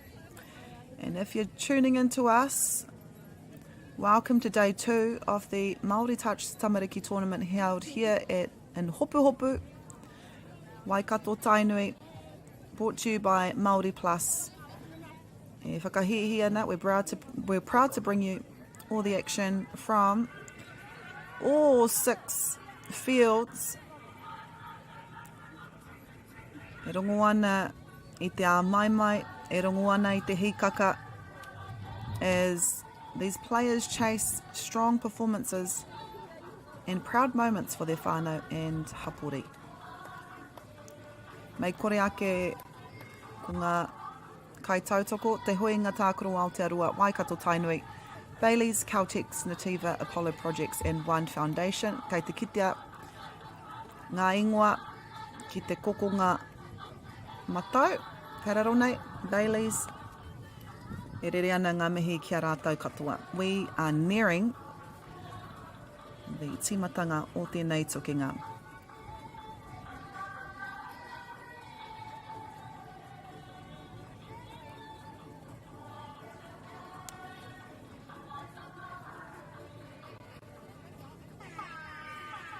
Nā kua tīmata i nāenei. Hei, whakamohio, well, we didn't even get time to start our clock. Nā kua whai hua, tēnei kapa, I would say, was within 5 seconds. Kua hua ai, tēnei kapa, I te tukinga nei, what a way to start, wainui o mata. Akuni whakaingoati ai, e au, ngā hua o ngā kēmu a ngā kapa e rua nei. Engari, ka mātaki I te kēmu. I reira te whiu, engari anō te kaitākaro e tatari ana ki te pōro.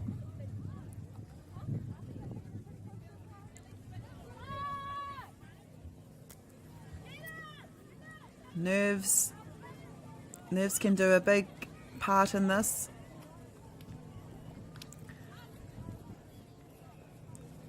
And just like that, kua piki ake a wainui o mata ki te rua tatau i nāenei. He kaha no rātau i te taha ārai, hioi anō, he kaha hoki i te kaha taha uru. E arua nei te pōro. You clearly don't want them. But first one's an Android, so probably about $3. Āhakua ngā kōrero e mea ana, ko rātau te kapatoa, whai muri i ngā rauna kua kitea, e ngā rangi e rua ko taha ake nei, ko wainui o mata tērā.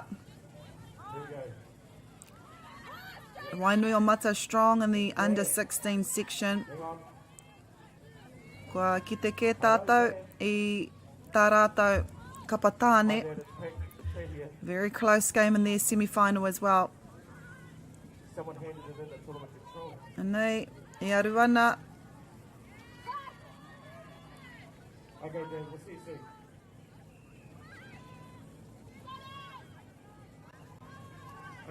He wai hau kua hau mai ki te pātiki nei.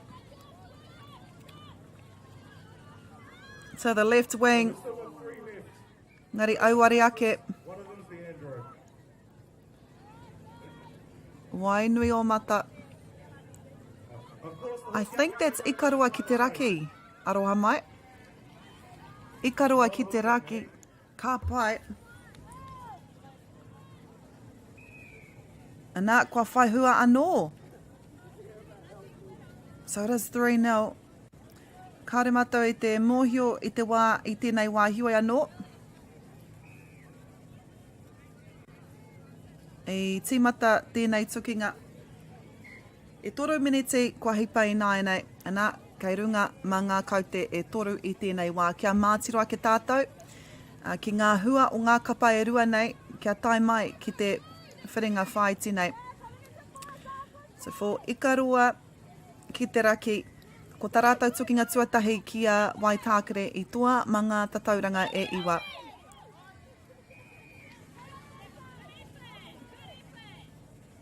Ana he tūpono pia tēnei mā rātou.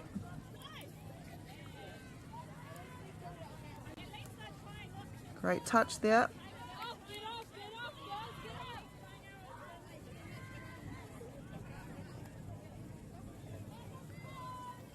E koke ana ki te rārangi. So that was their first game for Ikarua ki te raki. Ikarua then play tauranga moana i tua whitu ki te tahi. I tuki atu ki tēnei ki te kapa o Wainui o mata. So they've played before ko Ikarua ki te raki i toa 8-2.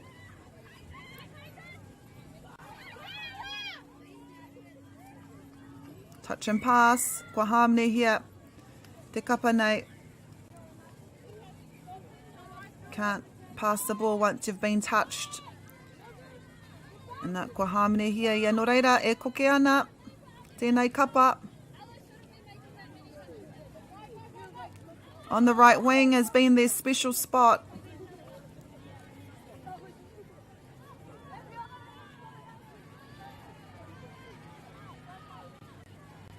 Nei rātou. Kei te pai tērā, i ara hi tonu rātou mga tatauranga e toru i tēnei wā. Nei, kei te hau mai etahi o ngā kaitākaro hau. See a few substitutions here on the side here. Exciting stuff. Mō ngā kapa e rua nei.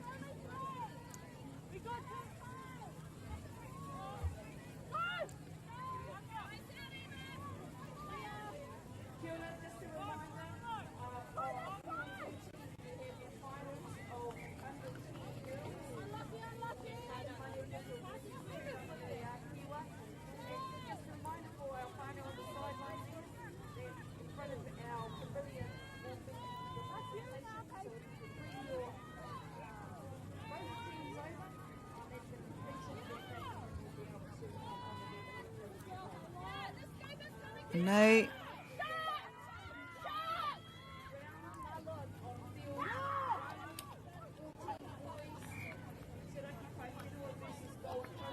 Ikaroa ki te raki. Taku mōhio ko ikaroa ki te raki ke te kapa e mau ana i ngā tīhate, kawa ko wainui o mata.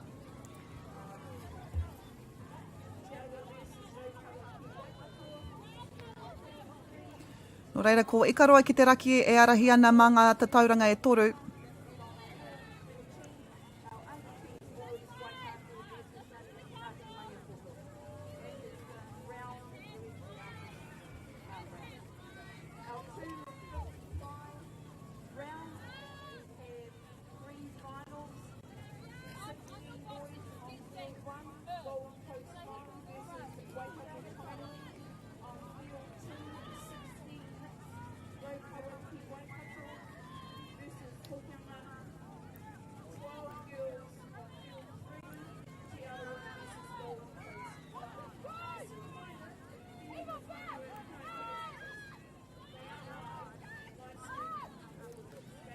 Nā kua whaihua.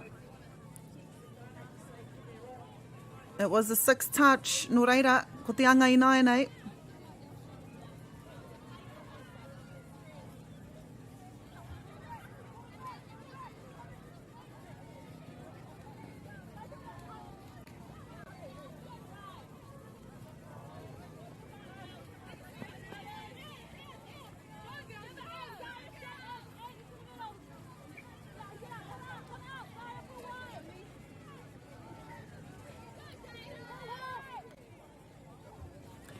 Anei, wainui o mata.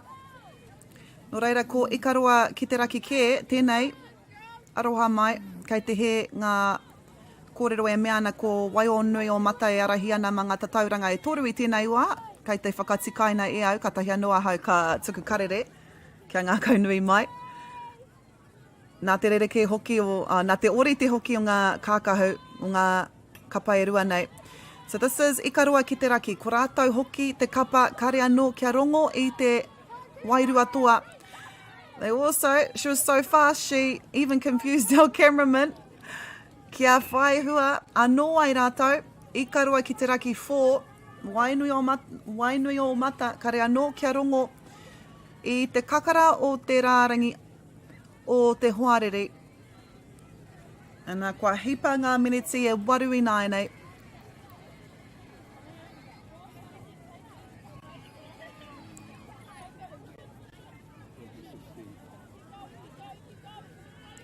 Ko tīmata ke te kēmu, wainui o mata.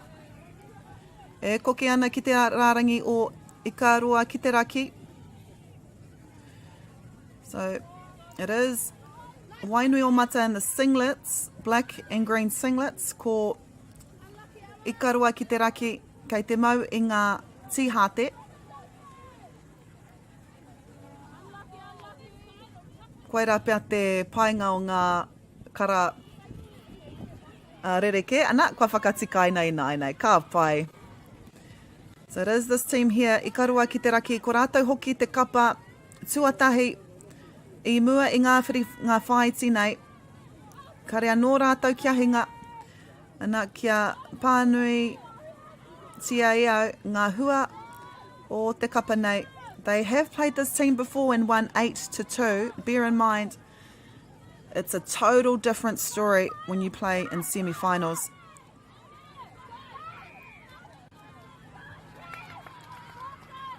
And they then, I tuki atu rātou ki a mātātua, they won that game by 5. Nā wai rā, ka tuki atu ki a Ngāti Hine, i toa mā ngā kaute whā. Ki a Ngāti Maniapoto, i toa mā te ono. Ki a Ngāti Tūwharetoa, i toa mā te whitu. And now they are your first place team. I te mea, they have not yet lost a game at the moment. Ko rātou hoki arahi ana mā ngata tauranga e whā i tēnei wā. And they are playing their third place over the round robin games ko Wainui o mata. Kia mātira ke tātou ki ngā hua o Wainui o mata i nāi nei. No reira, i tākoro rātou kia wai tākere i toa mā te whā. Speaking of whā, that is our halftime whistle. Ko ikarua ki te raki e arahi ana mā ngā tauranga e whā ki tā wainui o mata kore. Kia utonu mai mo te haurua tuarua.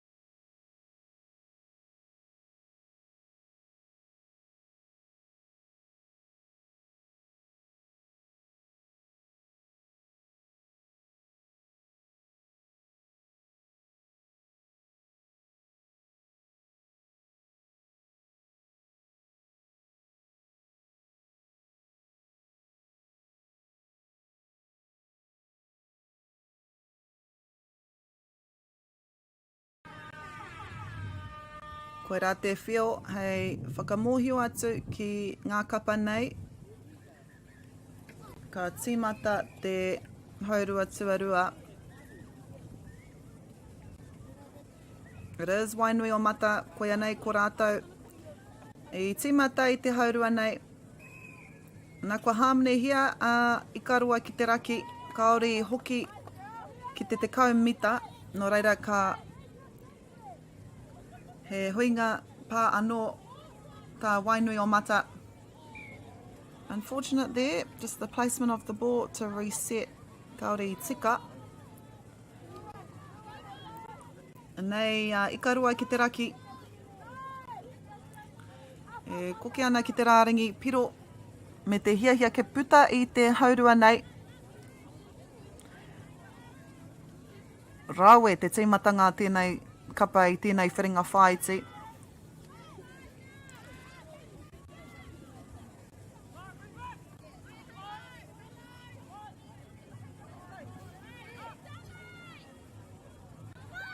Great touch there.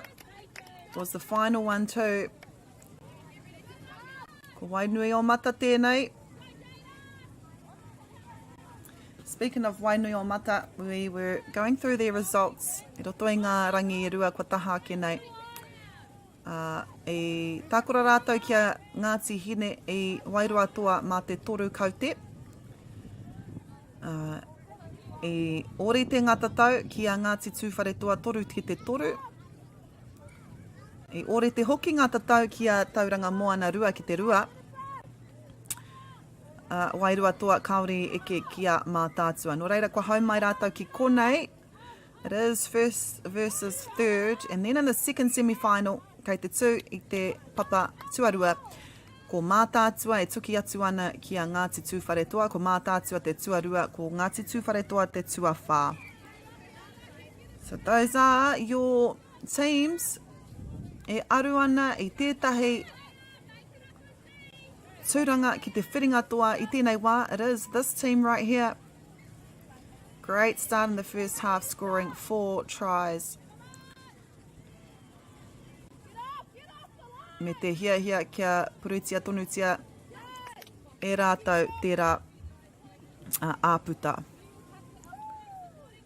Wainui o mata. They're also the closest team to our camera crew, so you'll be able to see them make their way here to the left of the field. Kia pai ai te panoni ngā kaitākaro. There we go, only 4 players, and there's another 2. Kua kuhu mai, kua tai mai ki konei, ki te āwhina i te kapa nei. Wainui o mata, ahua uaua ki te pānui ngā nama nei. I think that was number 5 though. Jada Wānua. I nāi nei, ka anga atu te titiro a ikarua ki te raki.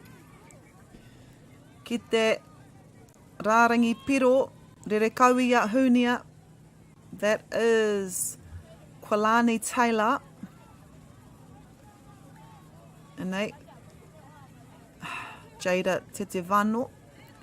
Watu kia Patrice Anderson. Will be Jada, hey dummy. He aputa kei reira. Intercepted. Does she have the gas? Kei aia. Ngā waiwai kakama. I think she might have. What a try. Mai tana pito tairawaki ki te pito. Ki te rārangi piro o te huarere. Kua whai hua ai a wainui o mata. What a try there. Just hanging around. I te ārai ia i te huarere. Engari I te mātaki hoki ia I te whiu o te poro. I'm surprised she's not coming off to sub. She just sprinted a good 100 metres there. What a try. Kia piki whakarunga ai a wainui o mata ki te tahi nai nei. Touch is called. I reira hoki te kaiwa wao. And you would have seen, I karawai ki te raki, they tried to catch all of the wainui o mata girls offside, and they did. Just in that last moment. Oh, wow. What a try. Just like that. O kia ora mai, Cassidy hokianga. Mātana kapa mā ikaroa ki te raki. Kia piki whakarunga ai mā te kotahi tatau anō. Rima ki te tahi ngā tatauranga I nāia nei. It is 5-1 ikaroa ki te raki. Leading.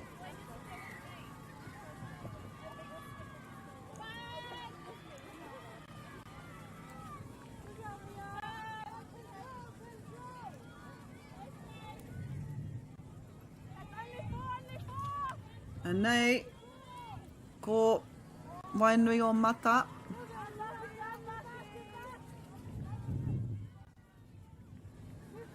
I karua ki te raki. With a lead of 4. E noho hānea nea ana. They're sitting comfortably. Kaore he paku taumahatanga I runga I ngā pokohiwi. Doing the simple things right.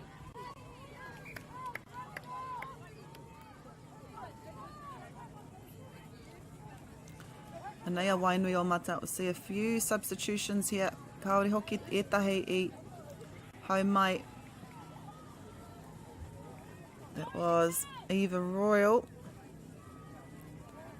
Going to the right wing now, Kau. Kua hoki pēnei mai. She was dummy half to Raue.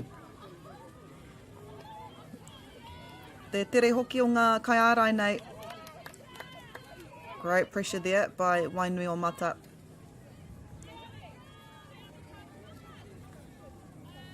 This will be the first touch. Wainui o mata. Oh, kua harmony here. Kua harmony here rātou. Te kaumita. Toru miniti kei te toi nai nei e Huama. 3 minutes to go. Is this team here leading? Wow. Whoa, she is fast. Whoa. Kaylee Reina Araya he uri no Ngāti Kahungunu ki here taunga. She is fast. Scoring that try. Te tua ono mo ikarua ki te raki. Wow.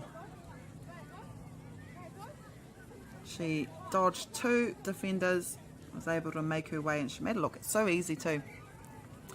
Rua minete toia nei nai nei, ko te āputa e rima tatauranga.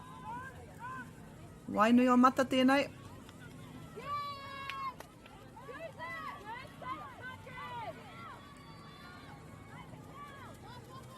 Make it count, koe ra te karanga. Going out wide, you want to go out wide? Had numbers out wide. Nei, wainui o mata. Oh, kua harmony. Fifth and final. What can they do from this? Won't have a touch to set up. They do. Was she touched? Was she touched? Wow. What a try. E mea atu, tētahi o ngā kaiarai o Ikaroa ki te raki. She did touch her. Engari, I reira te kaiwa wao. I reira ia. Kaore ia I kite I tētahi paku pā. Kia piki whakarunga ai a Wainui o mata ki te rua. Ko Ikaroa ki te raki e noho ana. Me ngā hua e ono.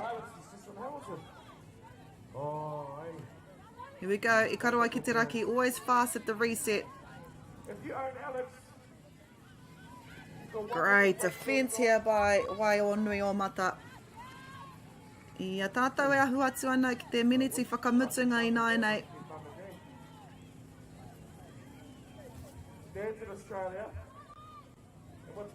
Looks to the left, looks to the right. Defender there, it's the fifth. Fifth and final. Nice defense here by Wainui o mata. Tērā pia koe nei te huinga whakamutunga. Ruarua noihonga he kona e toi ana. Nō reira e māma ki te ki ko Ikaroa ki te raki ka ahu atu ki te whiringa toa ka tū. Hei te mutunga, te rauna whakamutunga o tēnei tōna mana.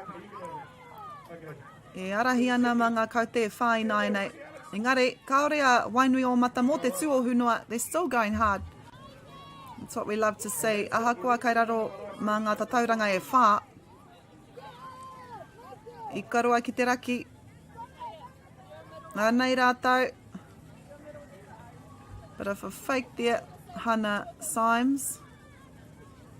Te rekau ia Hunia. Patrice Anderson.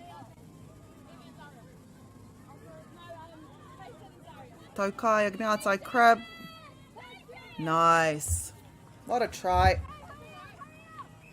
He hua I puta mai I te mahitahi a te kapa. I think it went through about 4 or 5 players' hands to be able to score the 7th try for Ikaroa ki te raki. And this will be the final play.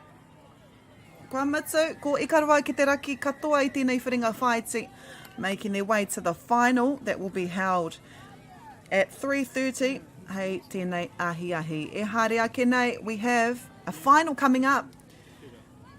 Under 14 boys final kia utonu mai.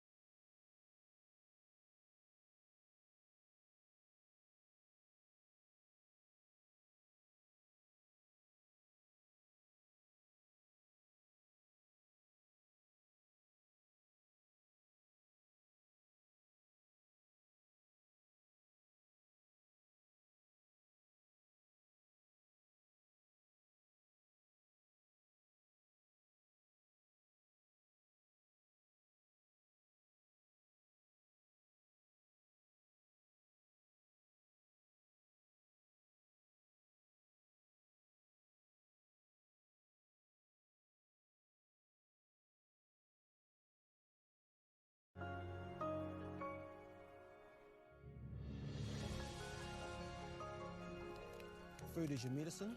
If you really want good health, know where your food's coming from. We wanted our children to grow up in the wilderness. The world needs kids like that. Māori have always understood the best way to live on this harsh land. We can hold on to our tikaka, our practices, our traditions, and bring them into this day and age.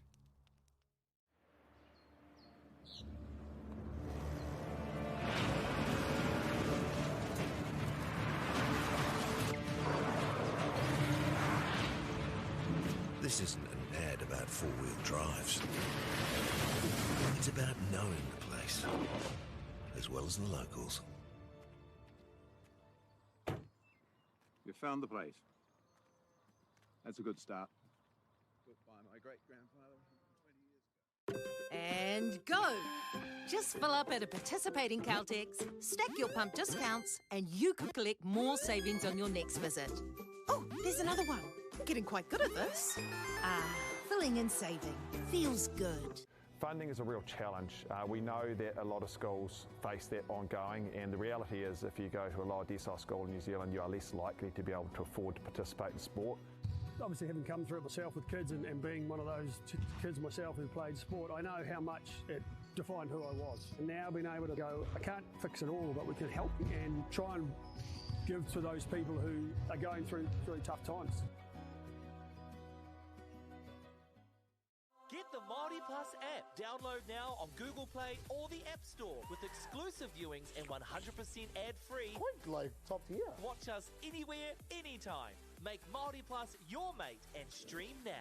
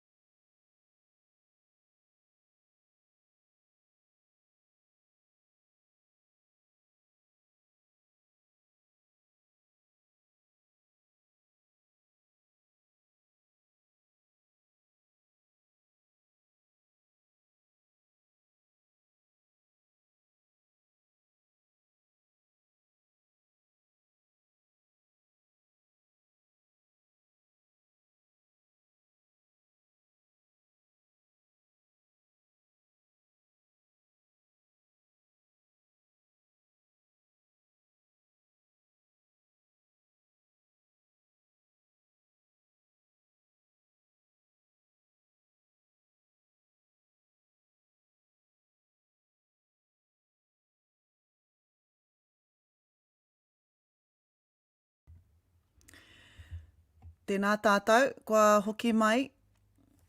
We are down to the finals e Huama.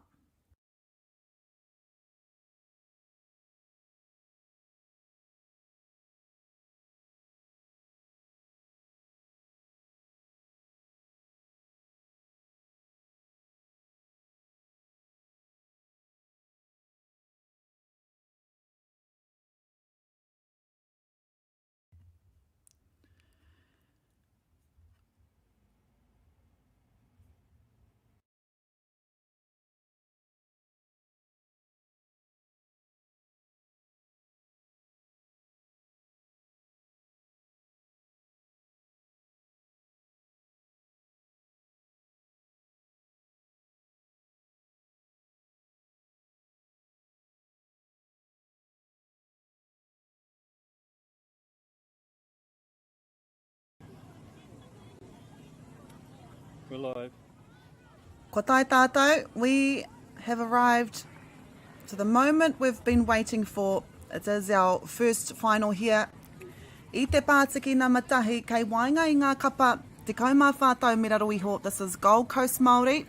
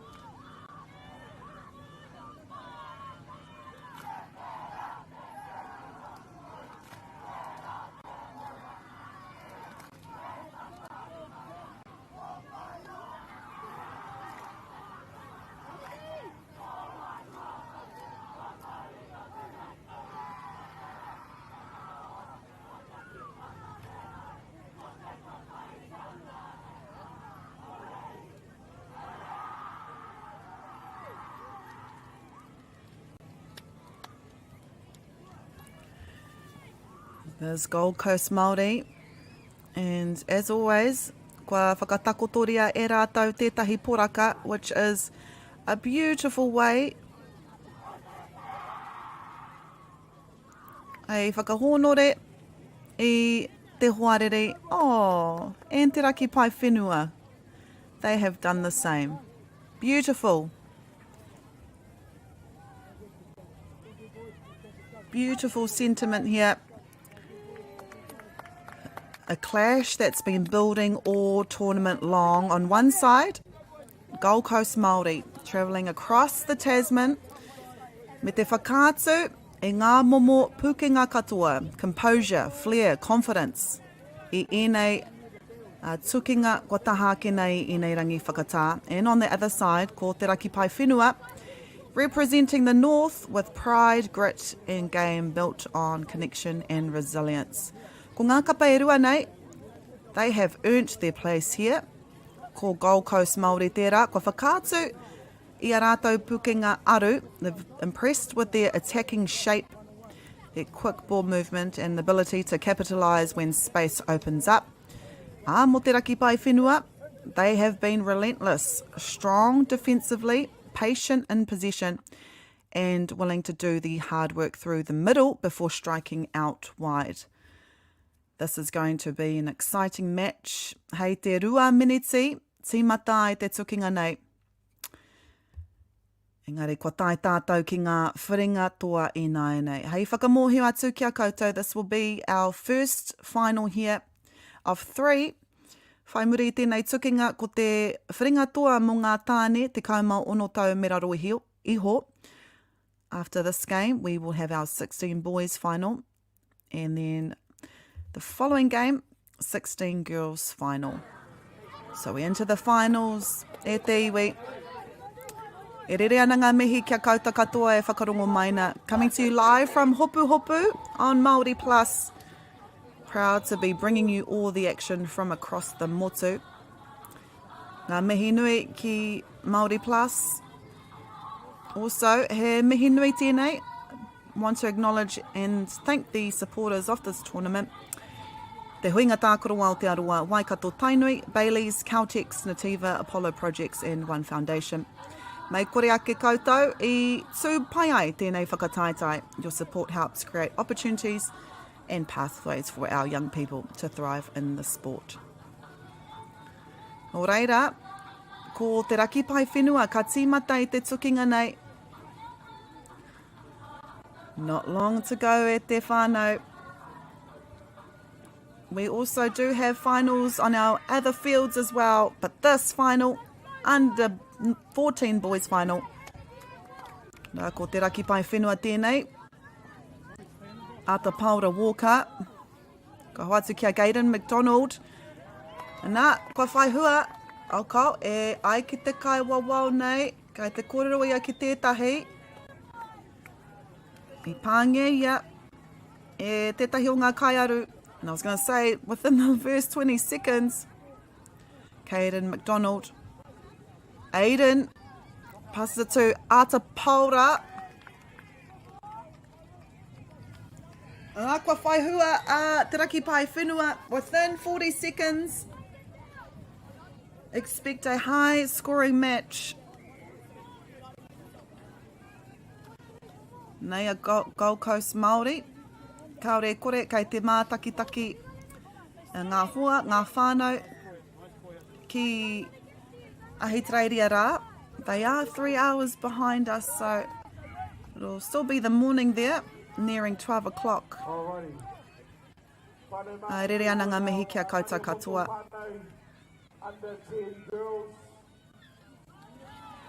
Kua haamne hia a te raki pai whenua. Gold Coast Māori, anei, ko te raki pai whenua I arahi ana I tēnei wā mā te kotahi tatou. Kei te rātu muka o te pātiki o rātou kai tākaro. Kua hāne anō, kaore I hoki te katoa o ngā kai tākaro mā te kaumita no reira. He huinga pā anō, kua whakawhiwhia, and we've seen this time and time again, Gold Coast Māori, they put their hand out and then they take it away, which forces the turnover.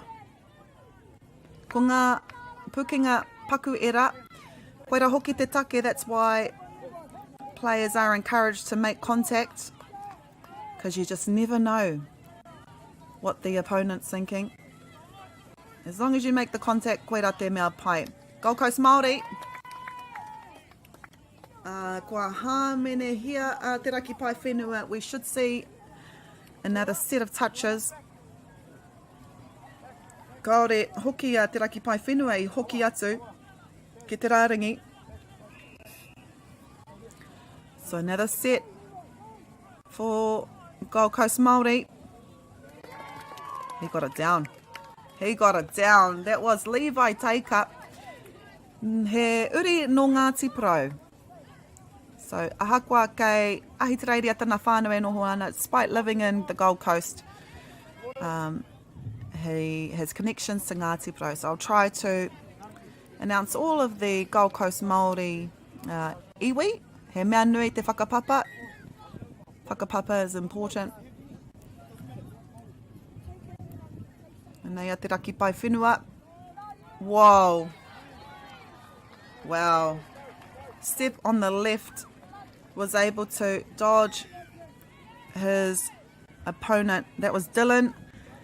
Kere wea taia no Ngāti Wai. Kia piki whakarunga ai a te raki pai whenua ki te rua. And what a response. Hei whakamohio atu kia koutou te kaumeneti I ia wāhanga o tēnei tukinga. Gold Coast Māori with the ball. And nei rātou. He got it down. He got it down as well. Koia Woodruff. Uri no Ngāti Awa me Ngāti Pro. E noho taurite ana ngā tatauranga. Rua ki te rua, kua hipa ngā meneti e whā. We're in the 4th minute and we've seen 4 tries scored. E rua ki ia kapa. Te raki pai whenua nai nei. Hoia nei rātou. Caden McDonald. Taniela Kava. Koia nei te tokorua nei. Also on the left here, we've got Dylan.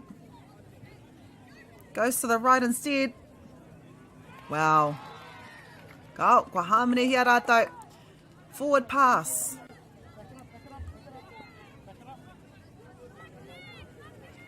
I a tātau e pātata atu ana ki te miniti tuarima o te whiringatua nei. It is a final. Last game for these teams. Ko tētahi, ka hoki atu me te taitara mō te taurua mano rua te kaimā ono.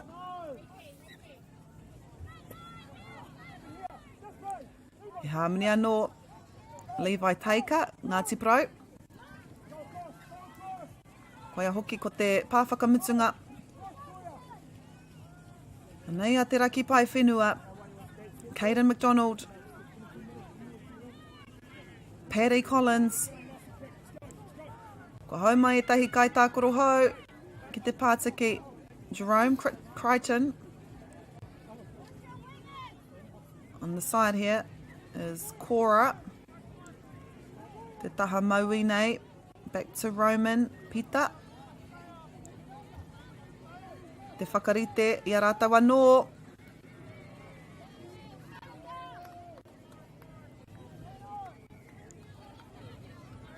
Nei rātou. What can they create? Long pass to the wing. Engari, kua puta mai tētahi hāmene. Gold Coast Māori with the ball. Toru miniti, whātekau he konei toia nei I nāia nei. Te raki pai whenua, making sure of the contact. Kia kore ai rātou e hāmene mo te kore pā.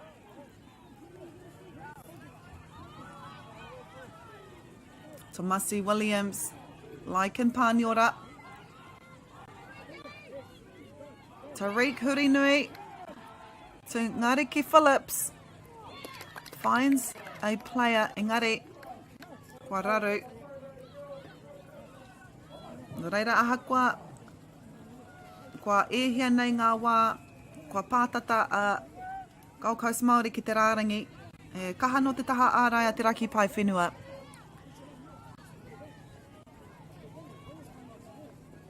Raki pai whenua, crossing over the halfway, getting out of their half.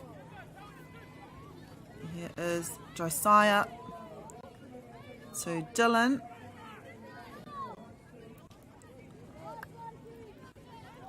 That's a turnover ball. Nea Gold Coast Māori, rua me te hawhi miniti e toia nei nai nei, tiringa whiringa toa. Mō ngā tāne, te kauma whātau miraru iho. Anei, ko Ngāriki Phillips, no Ngāti Tūwhare toa ki Kawerau. Star Villia there. To Tomasi Williams. Tomasi to Te Kapua Rāhoro e Kingi, no Ngāti Piki Ao. Goes to the right. Wow. What a try. Ko Tomasi Williams tērā, he uri no Ngāti Whātua o Ōrākei. Kia arahi ai a Gold Coast Māori, tōru ki te rua, e rua miniti e toia nei tēnei haurua tuatahi. Ka whakangā mō te kotahi miniti, kia pai ai tā rātou kōrero ki ngā kaiako, ki ngā kai whakahaere. Kia pai ai tā rātou mōhio hiaha ngā āhuatanga tākoro. Hiaha ngā rautaki, Ziz te raki pai whenua. Caden McDonald, Ata Paura Walker. Hand over, Carl. Koratali. Suck on the wing there. In a turnover ball. Tahi miniti e toi ana e tēnei haurua tuatahi. Notice how fast this defence comes up. Nei etahi kai tākoro anō, ka hau mai mā Gold Coast Māori. Nei. Gold Coast Māori tēnei. Laikin Pāniora no Ngāti Hine no te taitokirau. Ngare, hand over ball. Te rāpia koe nei te huinga pā whakamutunga. E mui te tangi o te whio hei whakamohio atu ki te hunga mātakitaki ki ngā ki te hunga kā tākoro anō hoki. Kua mutu, te haurua tuatahi, te raki pai whenua, they want to equalise scores, just couldn't get a hold of the ball. I reira te whakaaro. Gold Coast Māori tēnei. Few more substitutions, Taniera Kava, no ngā puhi. Here we go. Aiden, he uri no ngai te rangi. Caden McDonald. Wow, what a way to end this first half. We should hear the halftime hura soon. E arahi ana a Gold Coast Māori, mā te rua tatau I nai nei, te kauminiti I ia wāhanga o ngā haurua. Te raki pai whenua me te pirangi, me te hiahia kia whaihua anō rātou. Great touch there. Try-saving touch there, I would say. Toa, Mio, Tuta and Josiah working together. This will be the last. Wow, what a way. Carl. Forward pass. No reira. Half-time break. It is Gold Coast. Gold Coast kei te arahi mangata tauranga.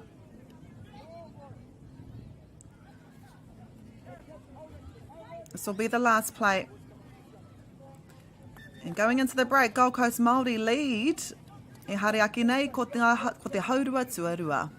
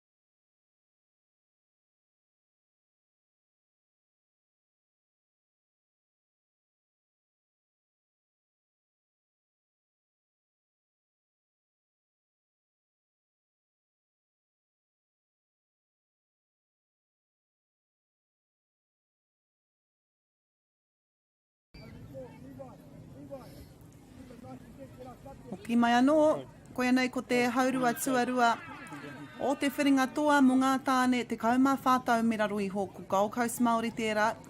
E arahi mā ngā tatauranga e toru. Rima ki te rua ngā tatauranga i tēnei wā.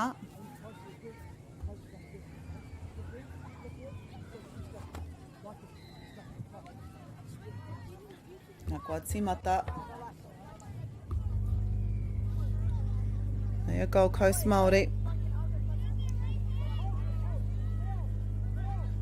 E aru ana. Tomasi Williams. Kia Levi Teika. Wow. I rawe. Arā, i roto i ngā hēkona rua tekau o tēnei haurua tuarua. Kua whaihua ai a Gold Coast Māori. Just like that, what a way to start the second half.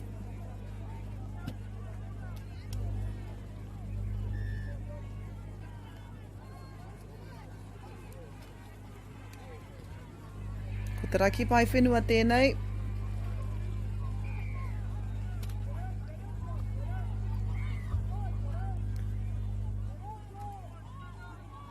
E whaiwhai ana mā ngā tatauranga e whai tēnei wā Aiden.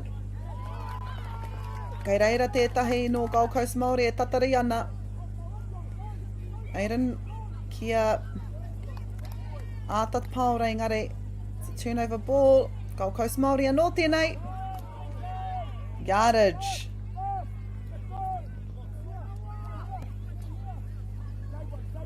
Nā, kei te kite tātou. You can see the intent straight away on attack. Quick play the balls.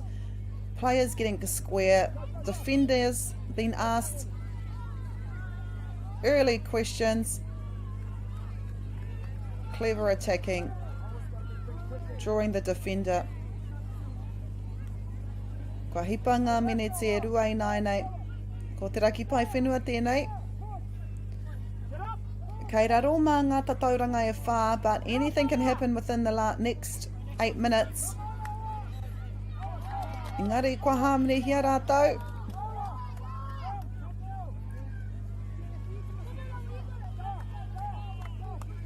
You can see that Gold Coast Māori on defence, their communication is loud.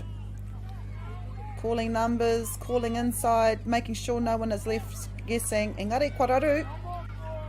Te raki pai whenua, forcing a turnover. Look at that speed off the mark, makes all the difference. And once the defence is on the back foot, space starts to open. Koe rā, koe tahi o ngā āhuatanga. Kia puta ngā hua mā tēnei kapa, e whaiwhai ana I nāinei mā te whātatau.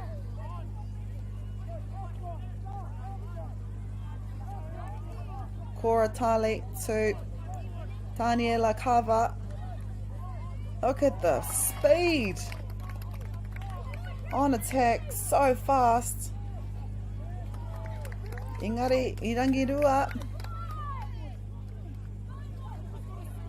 Pressing up well was Gold Coast. Taking away time and space and forcing the attack into tougher decisions, but Te Raki Pai Whenua, they get another chance within this Gold Coast Māori half. Rei rātau e aru ana. Now the penalty for Te Raki Pai Whenua. E Huinga pā anō, kua puta mai mā rātau. Engari, ai rānei, kao rānei, ka puta mai tētahi hua, koe rā te pātai. Ziri get it down. Kao, e ai ki te kaiwawau. He was touched. Ata paura. This is Daniela Kava, scooped up by Daniela. Look at the defence there, they're everywhere. Marking the space and the player too. And they're always there. Gold Coast Māori have possession now. E ahu atu ana ki te miniti tuarima i nāi kua hāmene hia a te raki pai whenua nā te taikaharawa o ngā pā. Can see some of the kai tautoko from Gold Coast Māori questioning the touches. All the pressure on. We are halfway through this half e te whānau. Rima miniti e toi ana. A i tēnei wā ko Gold Coast Māori a rahi ana. We've seen it happen before, a team come back and score once in every minute, so it is possible, but wow. Me hipa i te rārangi kia rima ngā wā i nāi i nā rā. I arahi ana rātou, a Gold Coast Māori whetū ki te rua. Time is definitely on their side. Mō te raki pai whenua, kāre rātou mō te tuohu noa. Aha kua kai raro, mā ngata tauranga e rima e koke ana rātou, e koke tonu ana rātou. Not giving up. Still attacking that line.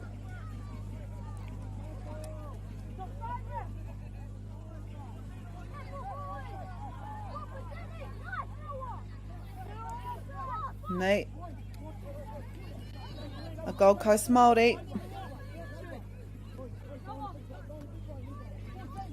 Tauri kurunui, Ngāti Ruanui te iwi. That was Levi Taika, he uri no Ngāti Pro. Sonny Nichols, Ngāti Pro.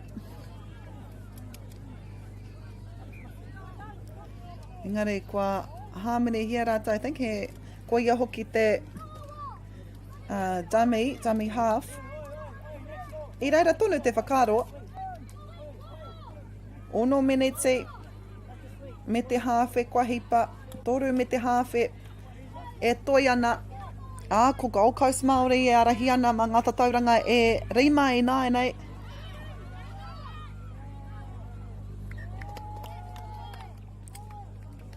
Koe rā ko te pāwhakamutunga. Hand over ball. Raki pai whenua are completing their sets of touches. Ko te mea ua, ko te kore āhei, ko te kore wehe i ngā kai ārai. Look how they just press up fast. Even when the line breaks, everyone turns and hunts together. Koe rā te pai. He pāno, tā te kai wawao. Rua me te hawhe miniti e toi ana i nāi i tēnei whiringa toa. Gold Coast Māori.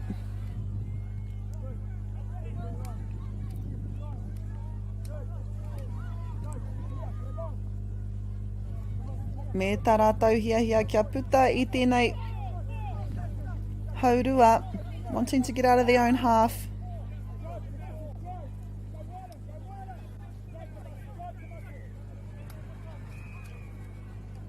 Ngāriki Phillips there, no Ngāti Tūwharetoa ki Kawero. This is Tomasi Williams.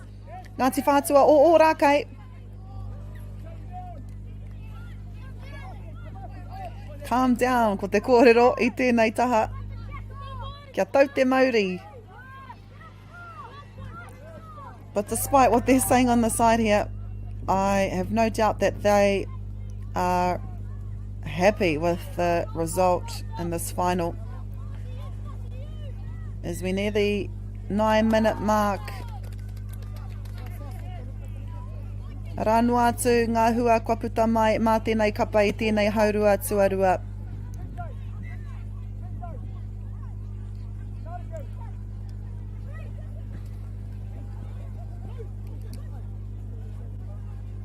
Levi Taika there, making his way on the field. He uri no Ngāti Pro. On the left wing here, Chaz Pōtini Taiaroa. He uri no Ngāti Tūwharetoa ki Taupō. Ngāriki Phillips, Ngāti Tūwharetoa ki Kawero. And they, Gold Coast Māori, Tamasi and Ngāriki working a two-man drive, throws it to the left wing. Kei reira tētahi e tatari ana. Were they able to? I think they were. He just got on the field too. Ana, kua whai hua ai. Kua whai hua ai. Sunny Nichols. Uri no Ngāti Porou. 8-2 is the final score at the moment. Ko te āputa mā ngā tatauranga e ono.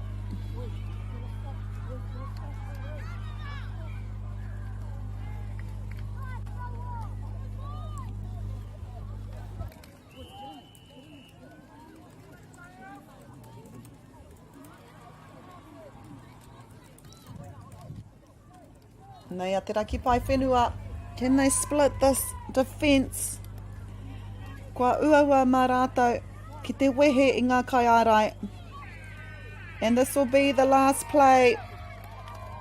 Gold Coast Māori, they are your under 14 boys winners for 2026. Kia utonu mai e te whānau. E haere ake nei, ko te whiringa toa mō ngā tāne, te kaumā ono tau me raro iho.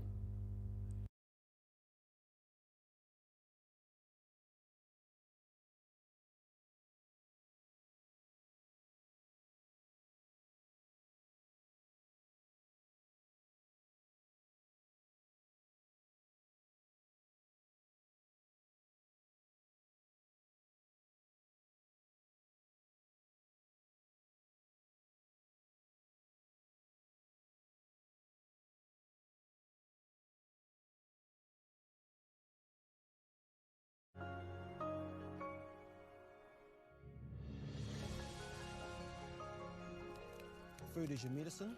If you really want good health, know where your food's coming from. We wanted our children to grow up in the wilderness. The world needs kids like that. Māori have always understood the best way to live on this harsh land. We can hold on to our tikaka, our practices, our traditions, and bring them into this day and age.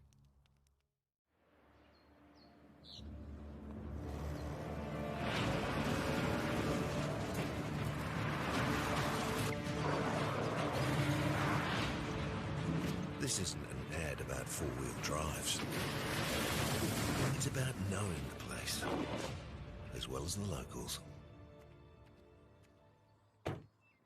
You found the place. That's a good start. Built by my great-grandfather 20 years ago. And go! Just fill up at a participating Caltex, stack your pump discounts, and you could collect more savings on your next visit. Oh, there's another one. Getting quite good at this. Filling and saving. Feels good. Funding is a real challenge. We know that a lot of schools face that ongoing, and the reality is if you go to a lower decile school in New Zealand, you are less likely to be able to afford to participate in sport. Obviously, having come through it myself with kids and being one of those kids myself who played sport, I know how much it defined who I was. And now being able to go, I can't fix it all, but we can help and try and give to those people who are going through tough times.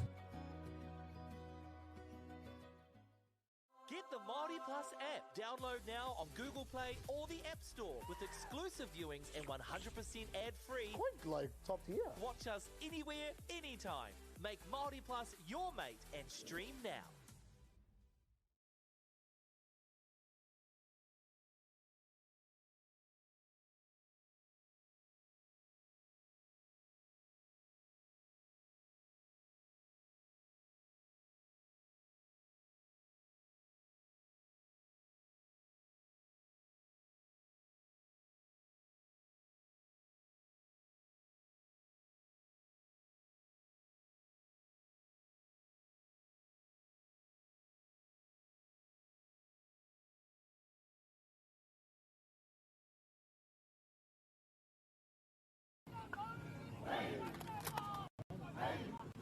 Nau mai hoki mai e te whānau, welcome back.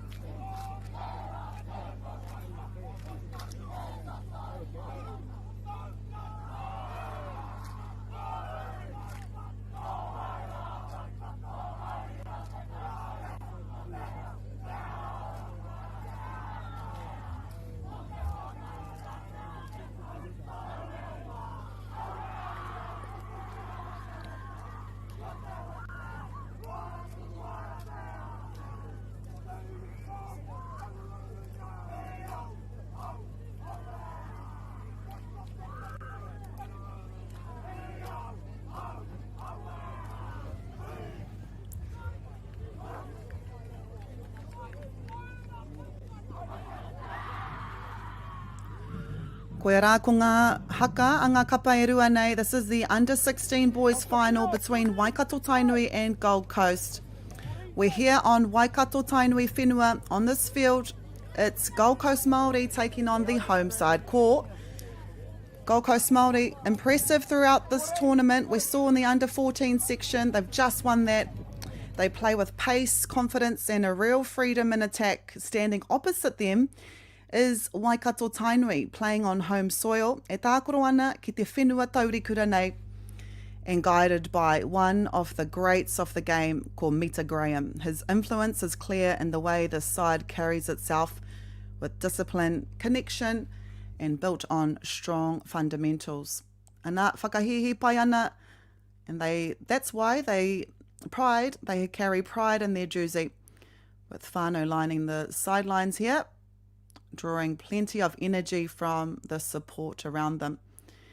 As often we say, finals are built on the small details, ko te kōrero, communication, te mahi ngātahi, teamwork, patience and belief under pressure. That's why both teams, they are here because they have shown they belong on the stage, and neither will give an inch once that whistle blows. We've got a toing cost, kei te kōrero hoki, ngā kai tākoro nei, ngā kāpene nei. Serorene te whānau, this is going to be a quality contest. This is the under-16 boys final. Gold Coast Māori versus Waikato Tainui, brought to you by Māori Plus. E rere ana ngā mihi. Ki ngā kai tautoko, you'll be able to see all of our sponsors here, bottom right of your screen. Mei kore ake rātau I tū ai, tēnei whakapāhotanga. I roto I ngā rā kua tahake nei, I roto I ngā kēmu kua tahake nei. Koia nei ko ngā kapa toa o tēnei wāhanga te kauma ono tau me raro iho.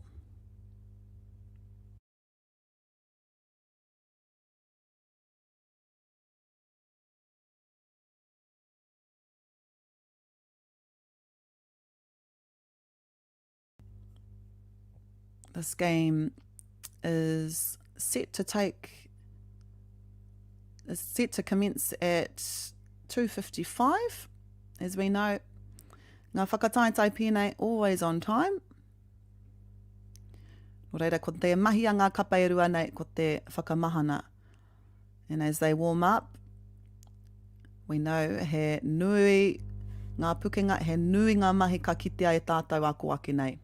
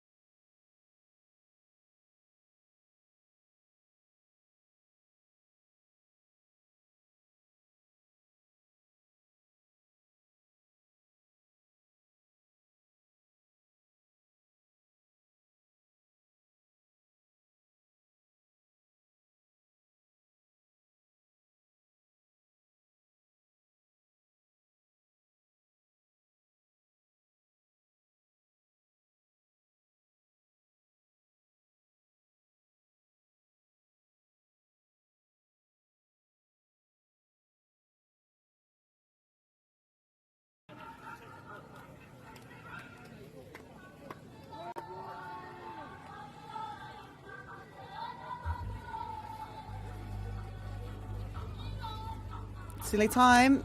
Kua tai atu tātou ki te whiringa toa, Under 16 Boys Final, coming to you from Waikato Tainui. Ko te kapa no te haukainga ko Waikato Tainui tēnei, wearing the black and yellow. E tuki atu ana ki Gold Coast Māori.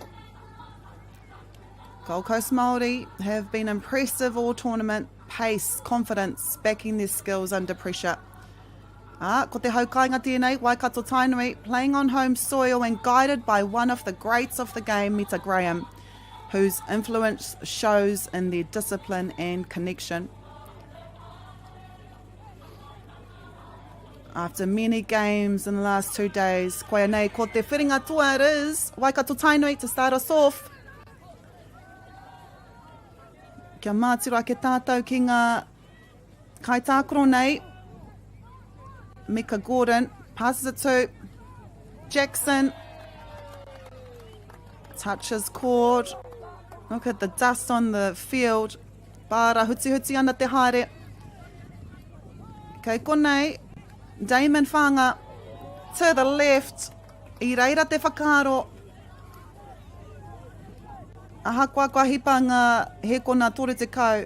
Despite only 30 seconds into the game, you just know this is going to be a fast-paced game. Anei, ko Gold Coast Māori, e aru ana me te pōro i tēnei wā.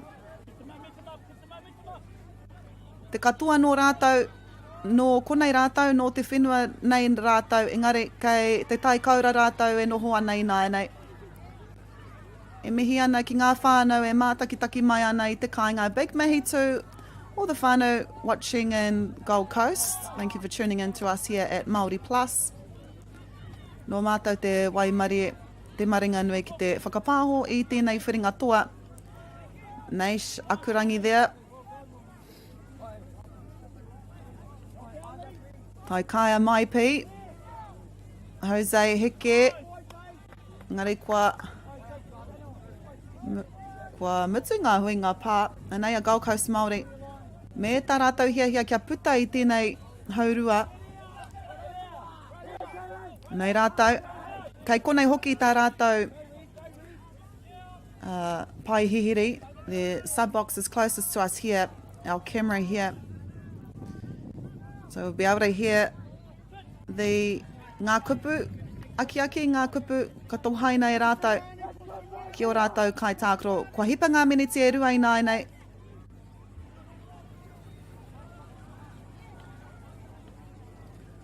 Ako ake nei whakaingoatia e au ngā hua o te kapa nei. Unfortunate error there, kei te pai. E rongo ana i te mai. That's what finals footy does. Engari kei te pai tērā.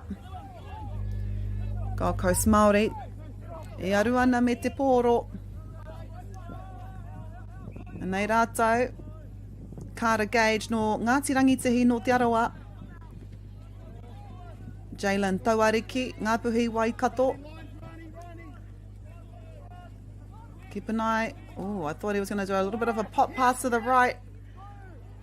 And nei, was he able to get it down? Yes, he was. Kua whaihua. Gold Coast Māori, ko rātou te kapa, kua whakawhiti tuatahi ai e te rārangi piro. 3 minutes to see a team score.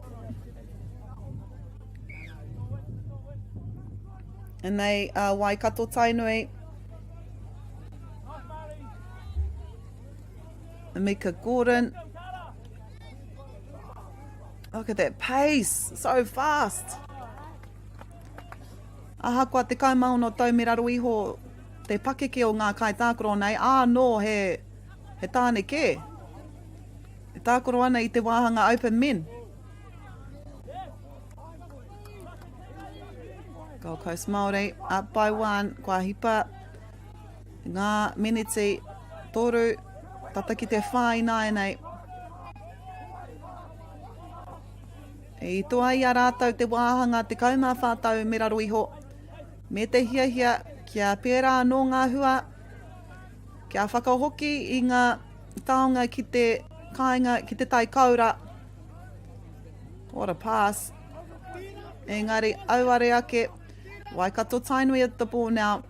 Kei reira ngā whānau, kei konei ngā whānau, kei konei ngā hoa. E noho ana, hei pokohiwi kaha mō rātou. I nā rā, kei Waikato Tainui tātou, kei Hopuhopu.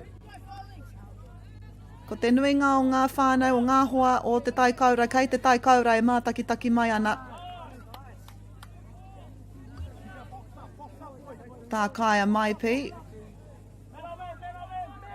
Nei aru ana I te pōro tāni ora Waitai here. Great defence from the Gold Coast. Working as one unit. Kua hipa ngā meneti e rima I nei. We are halfway through the first half already. Te kau meneti I ia wahanga o ngā haurua nei. Anei, ko te taikaura nei.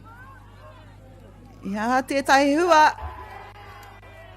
What a try. Carter Gage. No Ngāti Rangitihi.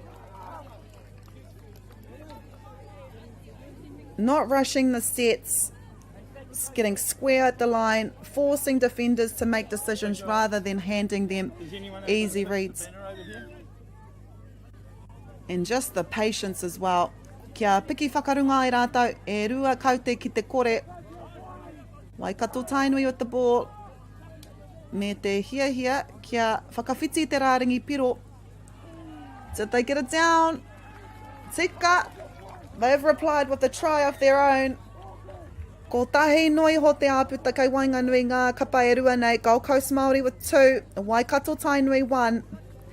E whā miniti e toia nei tēnei haurua tuatahi.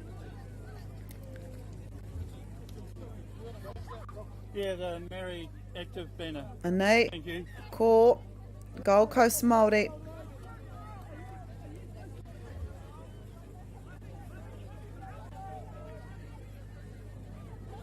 Āhua tau te āhua o te kapa nei, tapu tepa. Cruz Jenkins. Wow. Touch is caught though. He was speedy on that ball. Bullet pass to a bullet player. Kua wāwahi e te taha ārai, just trying to find support.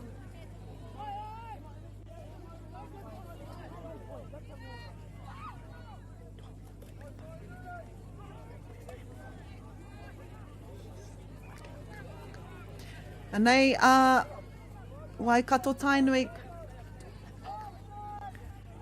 E toru miniti e toi ana I tēnei wā. 3 minutes to go.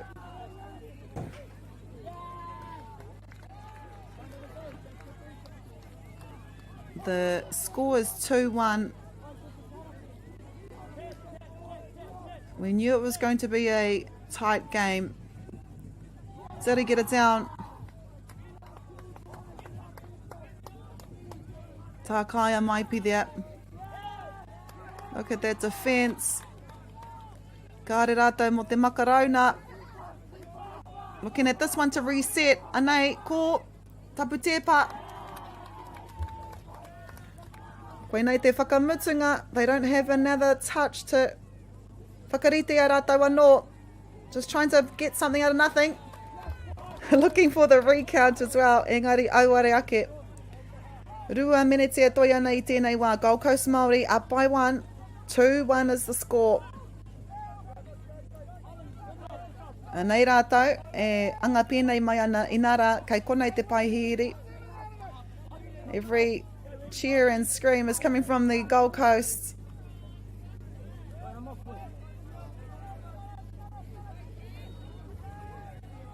Great defence here from Waikato Tainui, working as one. Their line speed is controlled as well. They're not over-committing. Ko tahi me te hawhi mineti e toi ana, 90 seconds around about in this first half. Ai rā, koe nei, ko te wahanga tuatahi anake o te haurua nei. I thought he may have just snuck in there. Damon Whanga. Engari, I reira tētahi o ngā kai ārai. Te nuinga o ngā kai tākaro nei e te iwi. Most of these players, they are students at St. Stephen's in the Bombays. E wāhanga hoki no Waikato Tainui, so the Bombays is in Waikato Tainui. Ko Mita Graham hoki tētahi o ngā kaiako I reira, ko tana hoa wahine anō hoki. Te tana huaranga tira, Holly Graham, he kaiako hoki I reira. Ia tātou e pagatata atu ana ki te haurua I te wehenga o tēnei tukinga. It is Gold Coast Māori up by 1. Kaore kore he kupu āwhina, he kupu ka tohaina ki ngā kapa e rua nei. These players are fast. Me te re hoki taku kōrero. Te rāpea koe nei hoki te huinga whakamutunga I mua I te tangi o te whio. Ka whakanganga kai tākoro nei mo ngā miniti kotahi rua rānei. Aka hoki mai mo te wāhanga tuarua. But it is Gold Coast Māori leading by 1, 2-1. He's caught. He's caught. I think that was a nice. And nei ko Waikato Tainui. Here they are. Making the yards. Great attack here. Great understanding of timing too. Support runners aren't just present but also arriving at exactly the right moment. Ia tātou e tatari ana ki te whio hei whakamohio. Kua tai tātou ki te haurua. Here we go. This will be the last play. And that is it. So at halftime it is Gold Coast Māori leading 2-1. Kia utonu mai.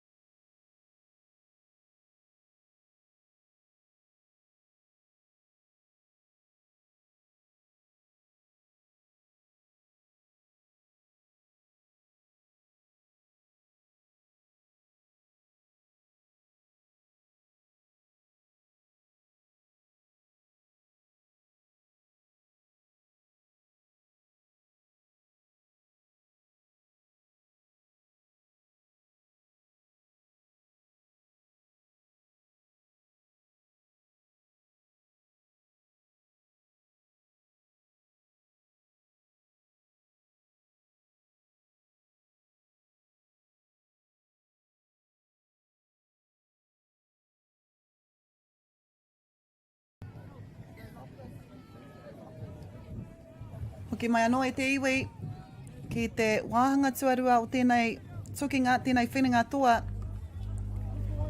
Ko Waikato Tainui e whaiwhai haere ana mā te kotahi tatau no iho e tuki atu ana ki te manuhiri. Ko tai mai ki konei noa hitireiria ko Gold Coast Māori. I tēnei wā ko Gold Coast Māori arahi ana mā te kotahi tatau no iho.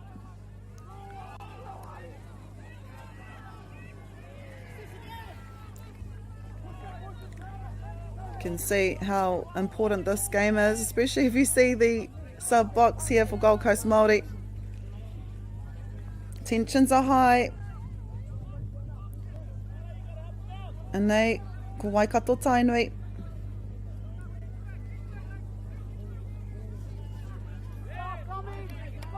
Great support, mahi. Tāni ora wai tai to Taitimu Owen trip. But if a tip there, ngari kaore he tangata iraira ki te hopu I te poro. Gold Coast Māori with the ball. It's anyone's game at the moment.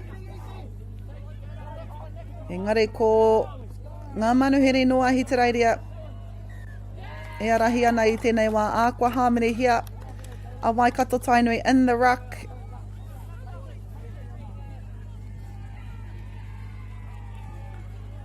So new set of 6 for Gold Coast Māori. And they...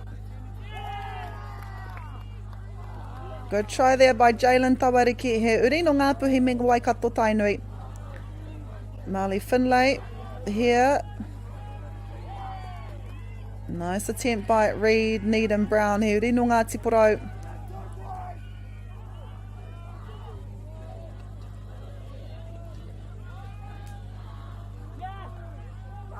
And they, Gold Coast Māori. I wāwahi I te taha ārai. Anā, kua whai hua I tēnei haurua tuarua kia piki whakarunga ai mā te kotahi tatau. You can just see the attacking adjusting in real time, especially when the middle tightens up for the Gold Coast Māori. They're spreading it wide, and when edges slide early, they come back through the middle with intent. Anā, ka whai hua. Ka whai I tā rātou kau te tuatoru. Naish, akurangi there. Did he get it down? Kau. Ko tahi anō kei te toi. This one, oh, didn't go for the touch. He did. Kua hāmene hia Gold Coast Māori. So it's a new set of 6 for Waikato Tainui. Naisha Sakurangi. To Takaya Maipi. Still got 4 left. Takaya to Naish, but look at that defence. Communication is doing a lot of the heavy lifting here. You can see the players are talking amongst themselves, identifying threats, making sure no one is isolated. Just real discipline here. Waikato Tainui can still come back, engari. Gold Coast Māori are making it hard to do so. And nei, he kai tākaro hau, kua hau mai, ki te papa tākaro nei.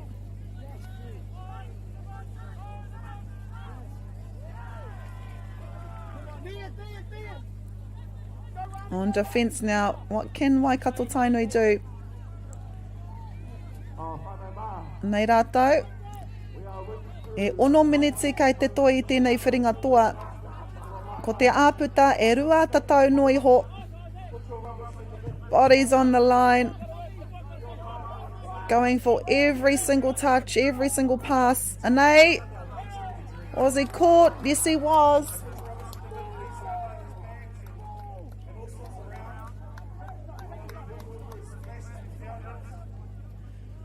Gold Coast Māori tēnei.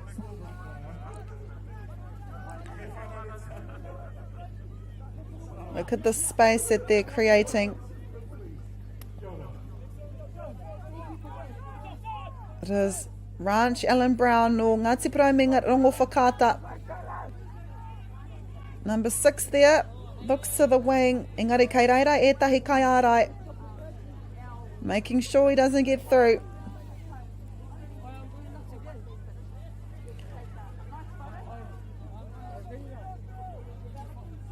I would say this Waikato Tainui team haven't been together for long. Engari, e kite ana I te pitomata. You can see the connection between these players. Engari anō mō tēnei kapa no Gold Coast. You can see that they trust each other and comfortable staying with their team. Fatigue will be sitting in now. Kua e hia nā tukinga e tākaro tahi ana.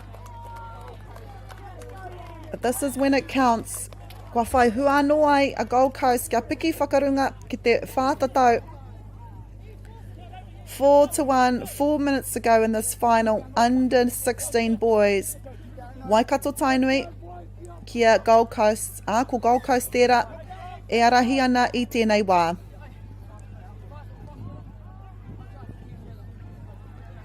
And nei a Waikato Tainui still have time. I've seen teams come back from a 3 to 4 point deficit. E tai ana. E ngari ko te mateke ko te taha ārai a Gold Coast.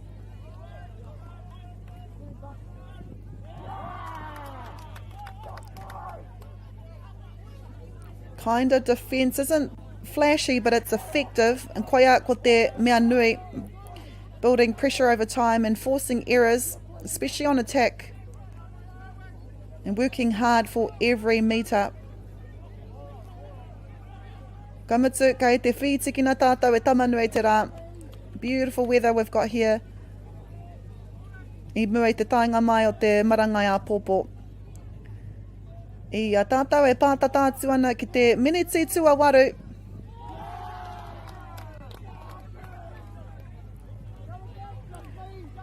Gold Coast Māori here.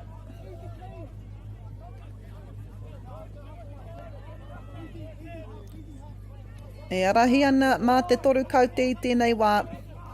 I did mention as well, most of these players in Waikato Tainui are from St. Stephen's, Sipene, a school that is regarded one of the best. And I believe they'll be competing at the Whakaama Nationals too, the secondary school nationals. Hakua te hākina kina kei reira rātou. And nei, Waikato Tainui. I think that was Jackson Corness. E rua miniti kei te toi tēnei whiringa toa. Trying to catch the defence on the back foot. Nei rātou. Itia ki te rua miniti e toi ana I tēnei wā. Gold Coast Māori in control.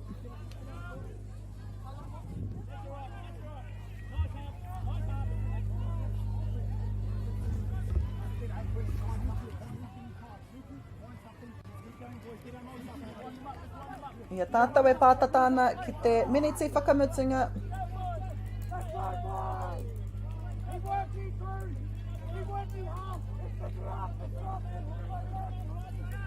Ka tahi anō rātou katoa I te wāhanga te kaumā whātau me raro iho.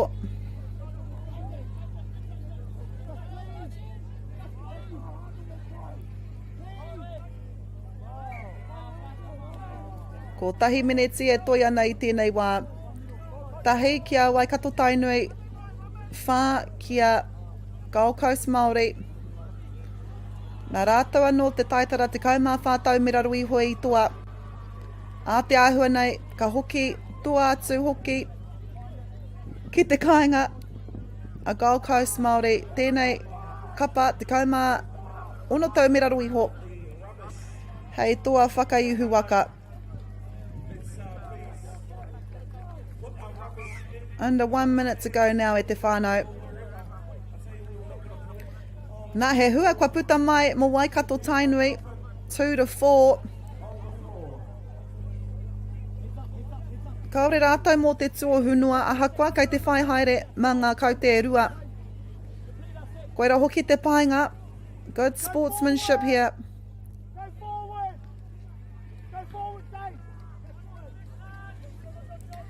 The skill execution under pressure has been outstanding by both teams. Passes hitting the chest, staying composed, especially when space is tight. And the footwork as well. What a way to end this match. What a way to end this final. Gold Coast Māori. Kua whakawhiti anō I te rārangi pero. What a way to end. They are your winners. Under 16 boys. Well done. 5 points to 2. They've been an impressive all tournament. And they have won your title for 2026. Kia tonu mai, we have our final coming up. It is the under 16 girls final. Kia tonu mai.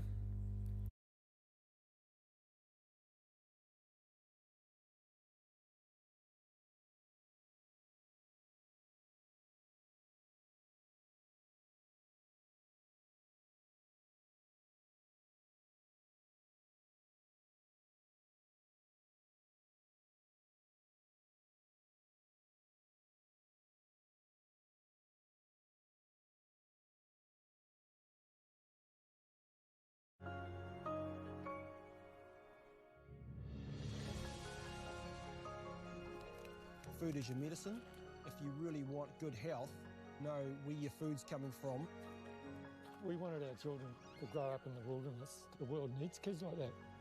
Māori have always understood the best way to live on this harsh land. We can hold on to our tikaka, our practices, our traditions, and bring them into this day and age.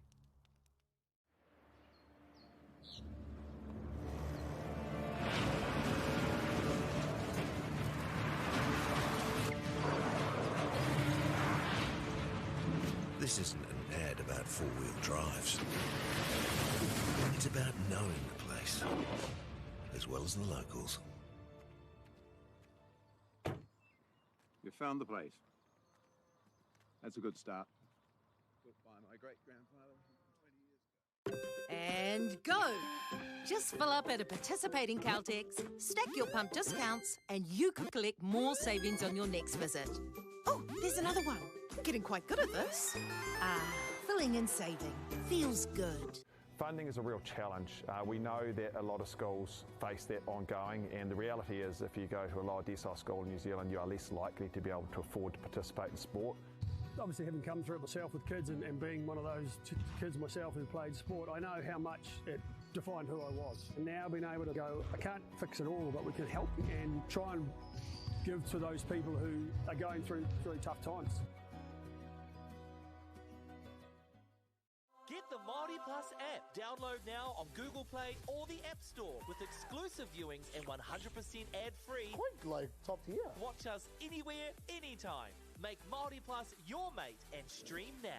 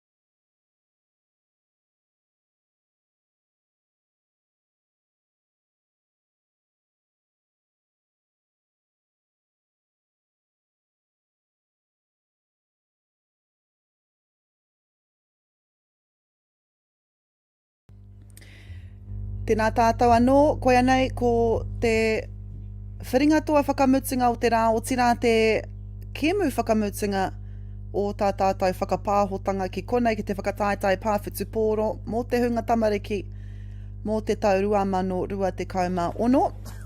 This one has all the makings of a classic. It's Ikaroa ki te raki, taking on Mā Tātua, two sides who have set the standard throughout this tournament. So, Ikaroa ki te raki, they arrive here to this whiringa toa unbeaten. They've won every single match they've played, showing consistency, composure, and a real understanding of the game. They also control the tempo well and defend strongly. Mā Tātua's journey has been just impressive.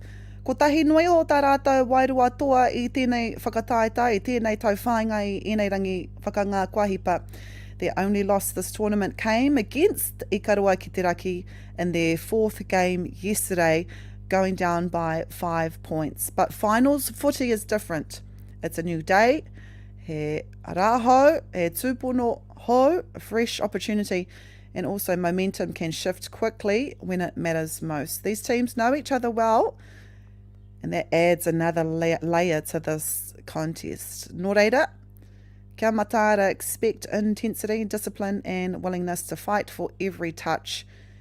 And as we know, anything can happen in a final, and both sides have earned the right to be here. Nō reira, ko te whiringa toa whakamutunga, Ikaroa ki te raki e toki atu ana ki a Mā Tātua. Ai reka ana ki te mātaki I tēnei tukinga. E mihi ana ki ngā kaitautoko. Big mihi to all of the sponsors that have made this possible.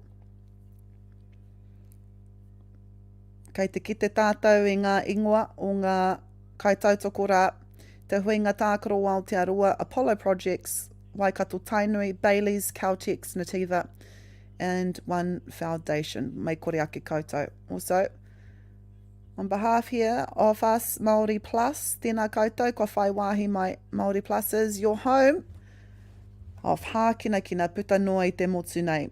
Pāwhitu pōro mai, kiorahi mai, neti pōro mai, poi tarawhiti mai, poi tūkohu mai, wakaama mai, koia nei ko te kāinga o ngā hākina kina puta noa I te motu. This game is set to start in about 2 minutes' time. Ai, rika ana.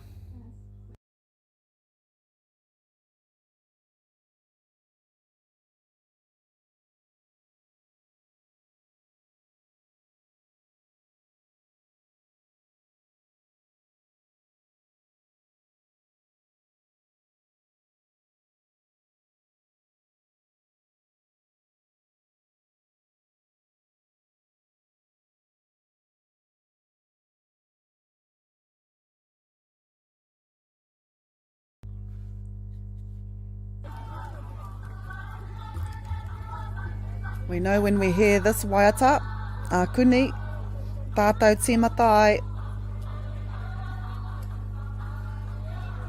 Ko Mā Tātua te kapa ka tīmata I te tukinga nei.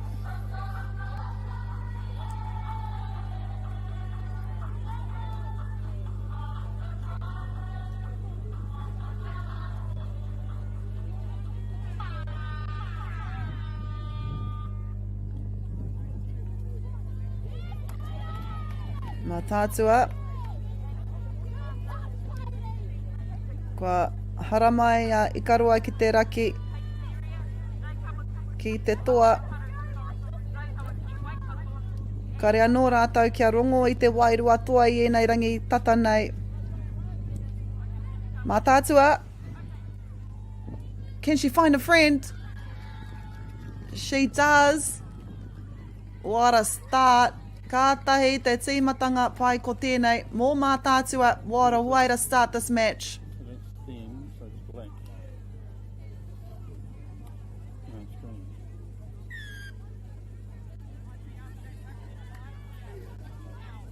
Koe nei ko Ikaroa ki te raki nai nei. Te kapa, kua toa I ngā tukinga katoa I ēnei rangi whakatā. We saw them in the semi-final, the te rua karaka I tēnei ahi against Wainui o Mata. And what a way, what a game that was. Kei konei te hunga mātakitaki, mātakitaki maina I nā rā. Koe nei hoki ko te tukinga whakamutunga. We do have on field 2 the under 14 girls final. And on field 3 the under 14 mixed final between Tūranganui Akiwa and Rangitaupi. This is your under 16 girls final. I Wainganui I mātātua e pupuri nei I te pōro I tēnei wā me I karua ki te raki.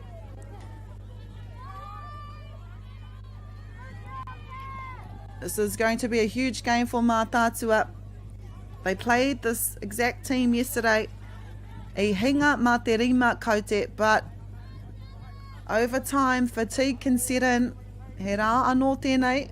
Anything can happen. That's what makes finals footy so exciting.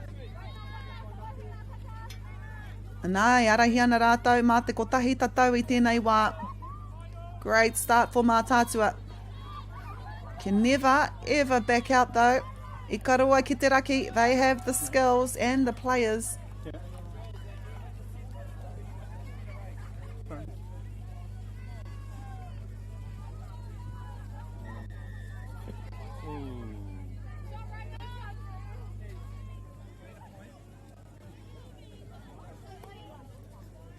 Nei, e aru nei I te pōro.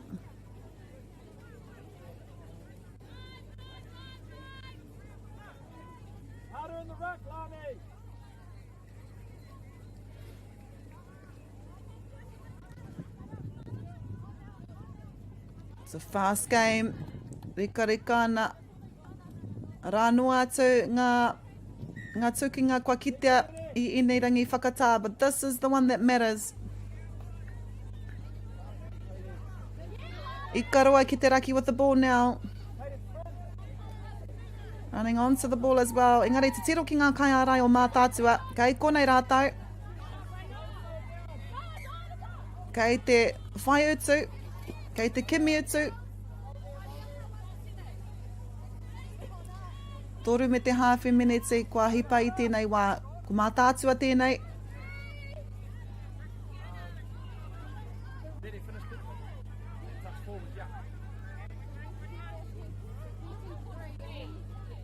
Mātātua with the ball. Okay, how composed these players are. Not rushing their sets as well. Kua haamne hia. Kua haamne hia a mātātua. Kua tata tātou ki te wehinga rua o tēnei haurua. We're halfway through this first half already.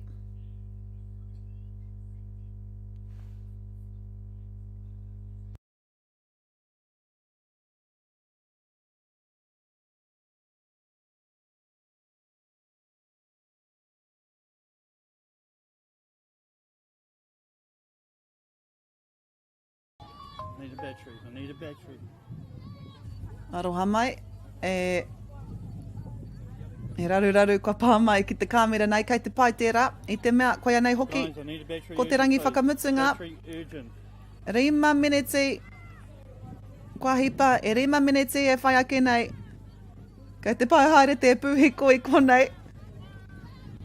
Engari ka whakapāhotia tonutia tēnei kēmu e mātou o Māori Plus. Mātātua looking dangerous with the ball. Real understanding of the way they work together.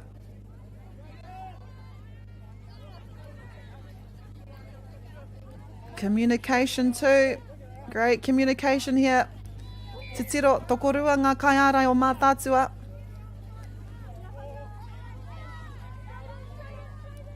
I ka roa ki te raki. They've been amazing to watch over the last few matches. What a save. Try saving touch there no mātātua. Kai a rātau te pōro I tēnei wā. Mātātua. E pupuri nei te pōro. Koia nei ko te Huinga Taakaro. Huinga pā. Kua hāmene hia anō. Te raki. I karo ai ki te raki.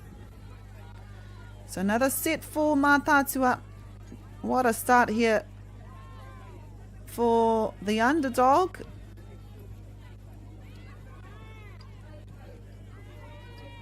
And I only say that, I te mea, last time these two teams played, I karo ai ki te raki won by 5. Engari, this is the game that matters. Kei te mōhio hoki a Mātātua I tērā. Oh, she get it down? No, she was touched. E ai ki te kai wawau. Great save there by I karo ai ki te raki. Nei rātou, e ahu pēnei mai ana.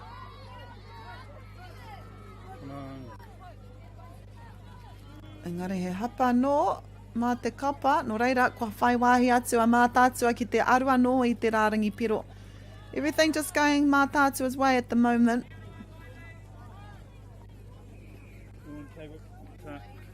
They've been impressive in recovery as well. Is that a try? It was. He tatau kua Hapū ake anō ai Mātātua. Mātātua 2, I karo ai ki te raki. Ka tahi kare anō kia hipa I te pōro.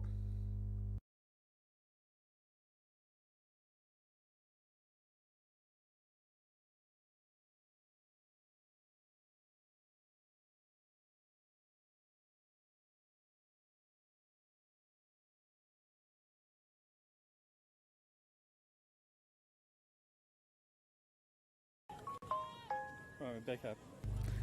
Aroha mai kei te pau haere te pūhi koi konei. It is Mātātua 2. I karo ai ki te raki. Kare anō kia hipa I te rārangi. This might be the opportunity.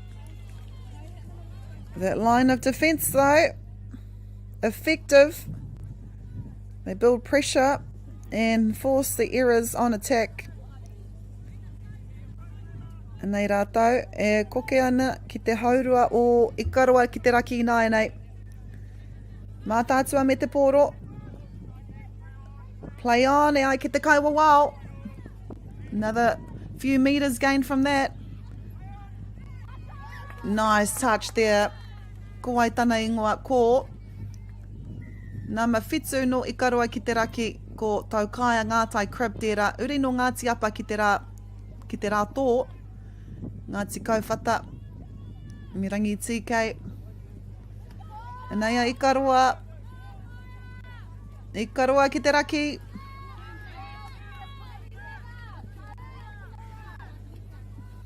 Ko tahi minute e toi ana ko ngā Mātātua tēnei, e pupuri nei te pōro, ko rātou hoki arahi ana mā te kotahi tatau I tēnei wā. Mātātua, they will be happy with the way they've played this half.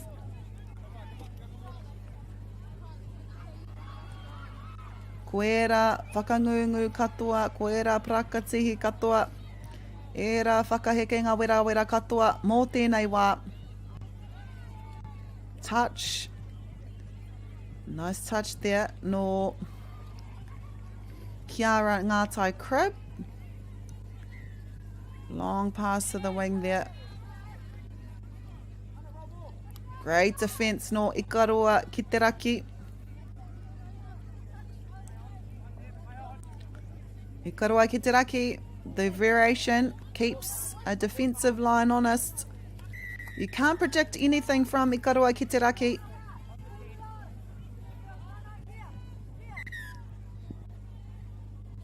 Mātātua with the ball again.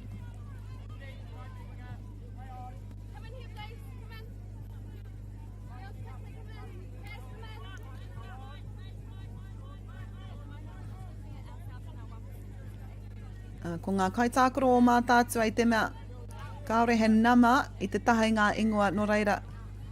Te tae au te whakaingoa tika I ngā ingoa o ngā poraka. Engari, Marley J. Bethel. Koe rā hoki, this will be the last play What? Wow. Wow. What a way to end that half. So it is mā tātua, e arahi ana mā ngā tatauranga e toru i tēnei wā. Toru, ki te kore kia utonu mai mo te haurua tuarua.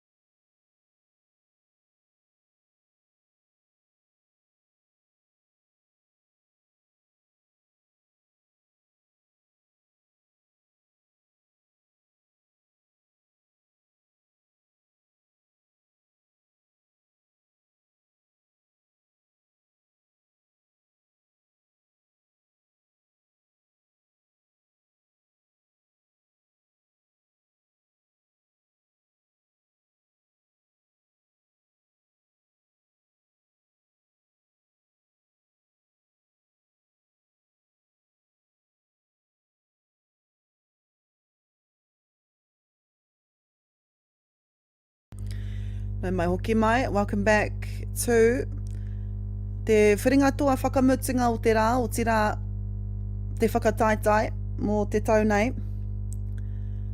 I tēnei wā e arahi ana mā tātua, mā ngā tatau e toru, e rua e toru rānei. Nā, ko te ikaroa ki te raki ka tīmata i tēnei tukinga.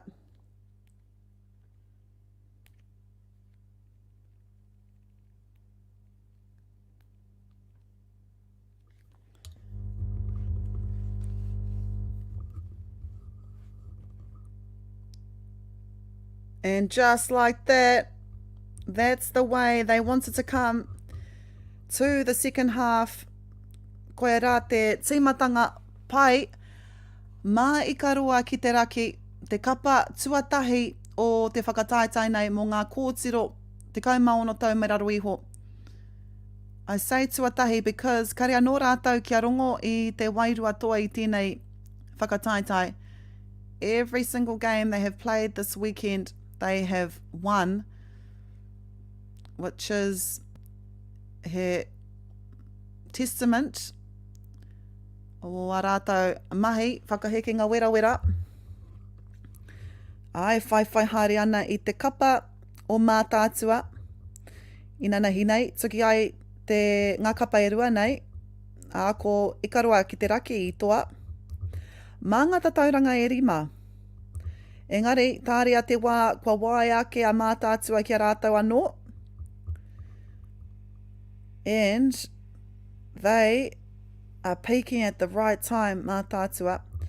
Ko rātou hoki a rahi ana me te hia kia puritia tonu tia ki tērā āputa, tērā rua tatau.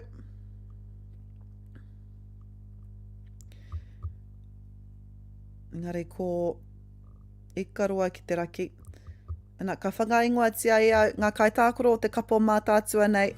I nāra, kaore hoki he nama kei te taha ngā ingoa nei. Ko koetahi o rātou, ko Maia Withi, wai o te hau, Pipa, Hunter Lily Takiari, ko Eila Rā Stewart, Pianika Riri Nui, ko aike atu ko Nevaeh Morris, ko Presley McGarvey, ko Dallas Marerua, Azalia Marerua, ko Stevie Makiha, ko e rā ko ngā kaitākoro te kapa o mā tātua nei. Runaway try there. It was knocked out of her hand, nō reira. It's a reset.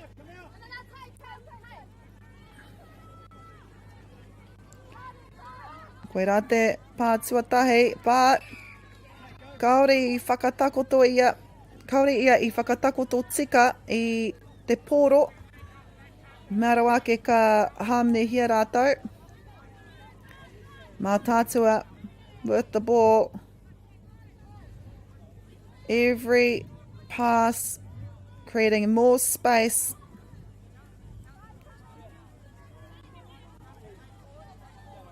Mei rātou. Ngari, got a turnover ball here. Kua hipa ngā miniti, tōru me te hāwhi nei.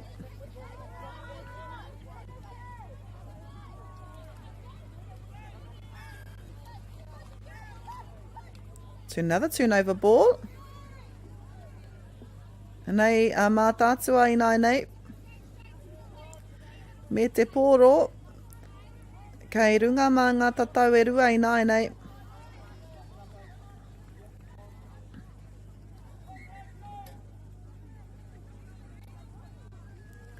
Campbell Mounsell and Ricky Horlock.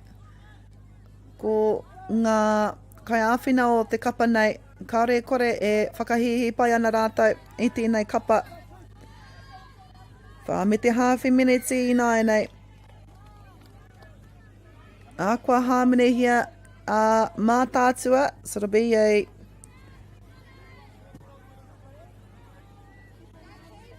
Huinga no mā ikaroa ki te raki. We haven't got time, koiranga kōrero I tēnei pai hihiri o ikaroa ki te raki.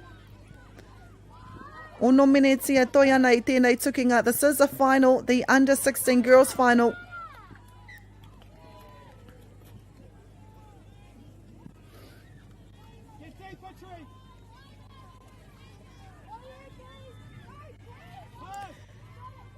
Patrice Anderson, just heard her name now.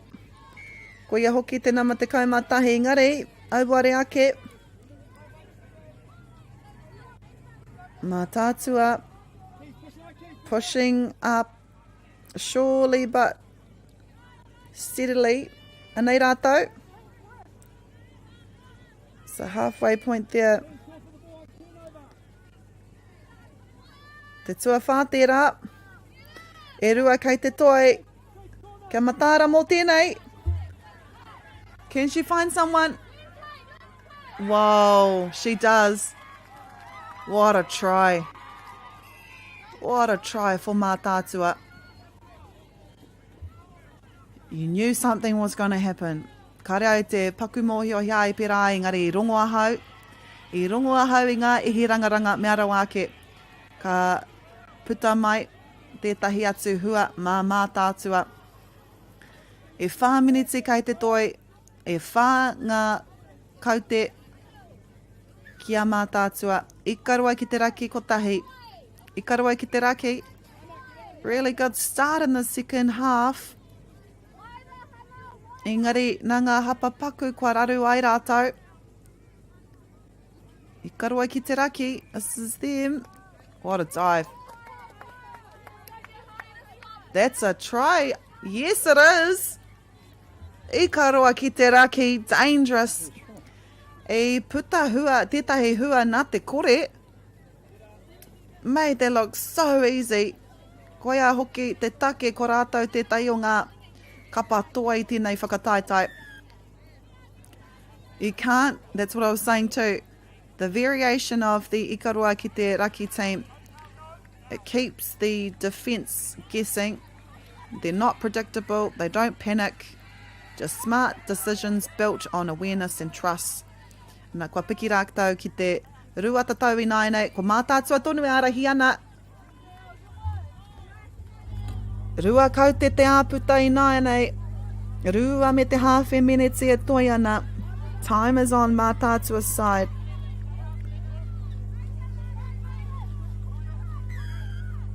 And we've got another penalty. Kaore te pai ngā pā, te ahua nei. So there's a new set for mā tātua. Go for the line. Rua minutes e toia nei e te iwi.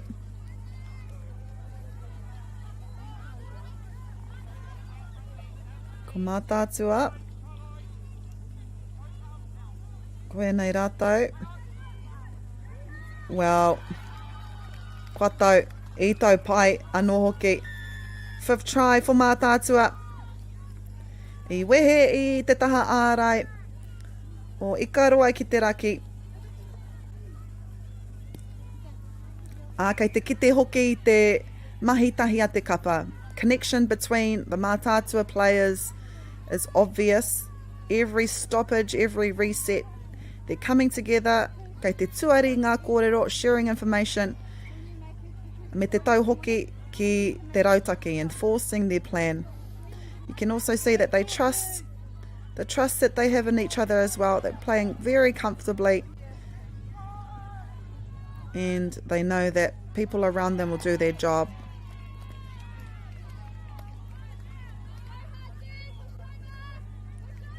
Ia tātou e ahu atu ana ki te miniti whakamutunga o tēnei tukinga.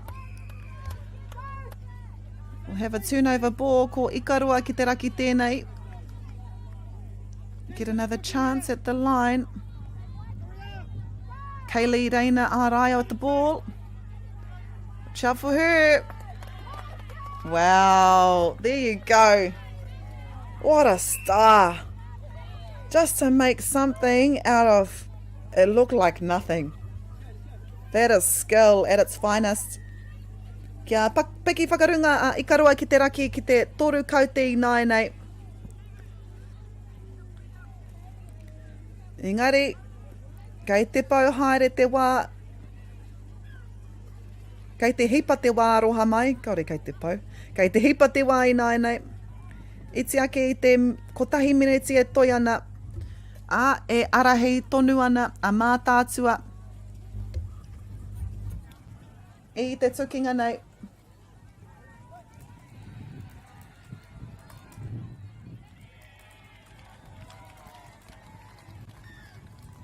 And again, what a way to finish this final. When it matters the most, kua noho tau te kapa nei. Determined and composed performance. Kuni tātou rongo ai I te tangi o te whio whakamutunga inara. Kua tata hipa te wā. This is Ikarua ki te raki, the last play. It is Mātātua who claimed the title after a determined and composed performance when it mattered the most. And nā I tū rātou, rise to occasion me te whakapono kia rātou anō. Tēnā koutou, katoa e mātakitaki maina, thank you for tuning in to us here on Māori Plus. Tēnā koutou katoa.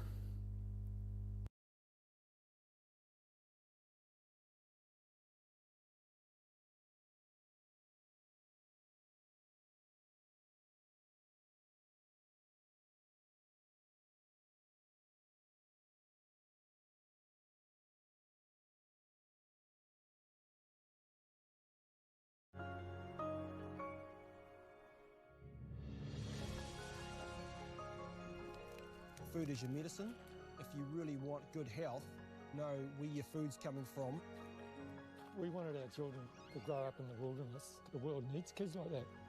Māori have always understood the best way to live on this harsh land. We can hold on to our tikaka, our practices, our traditions, and bring them into this day and age.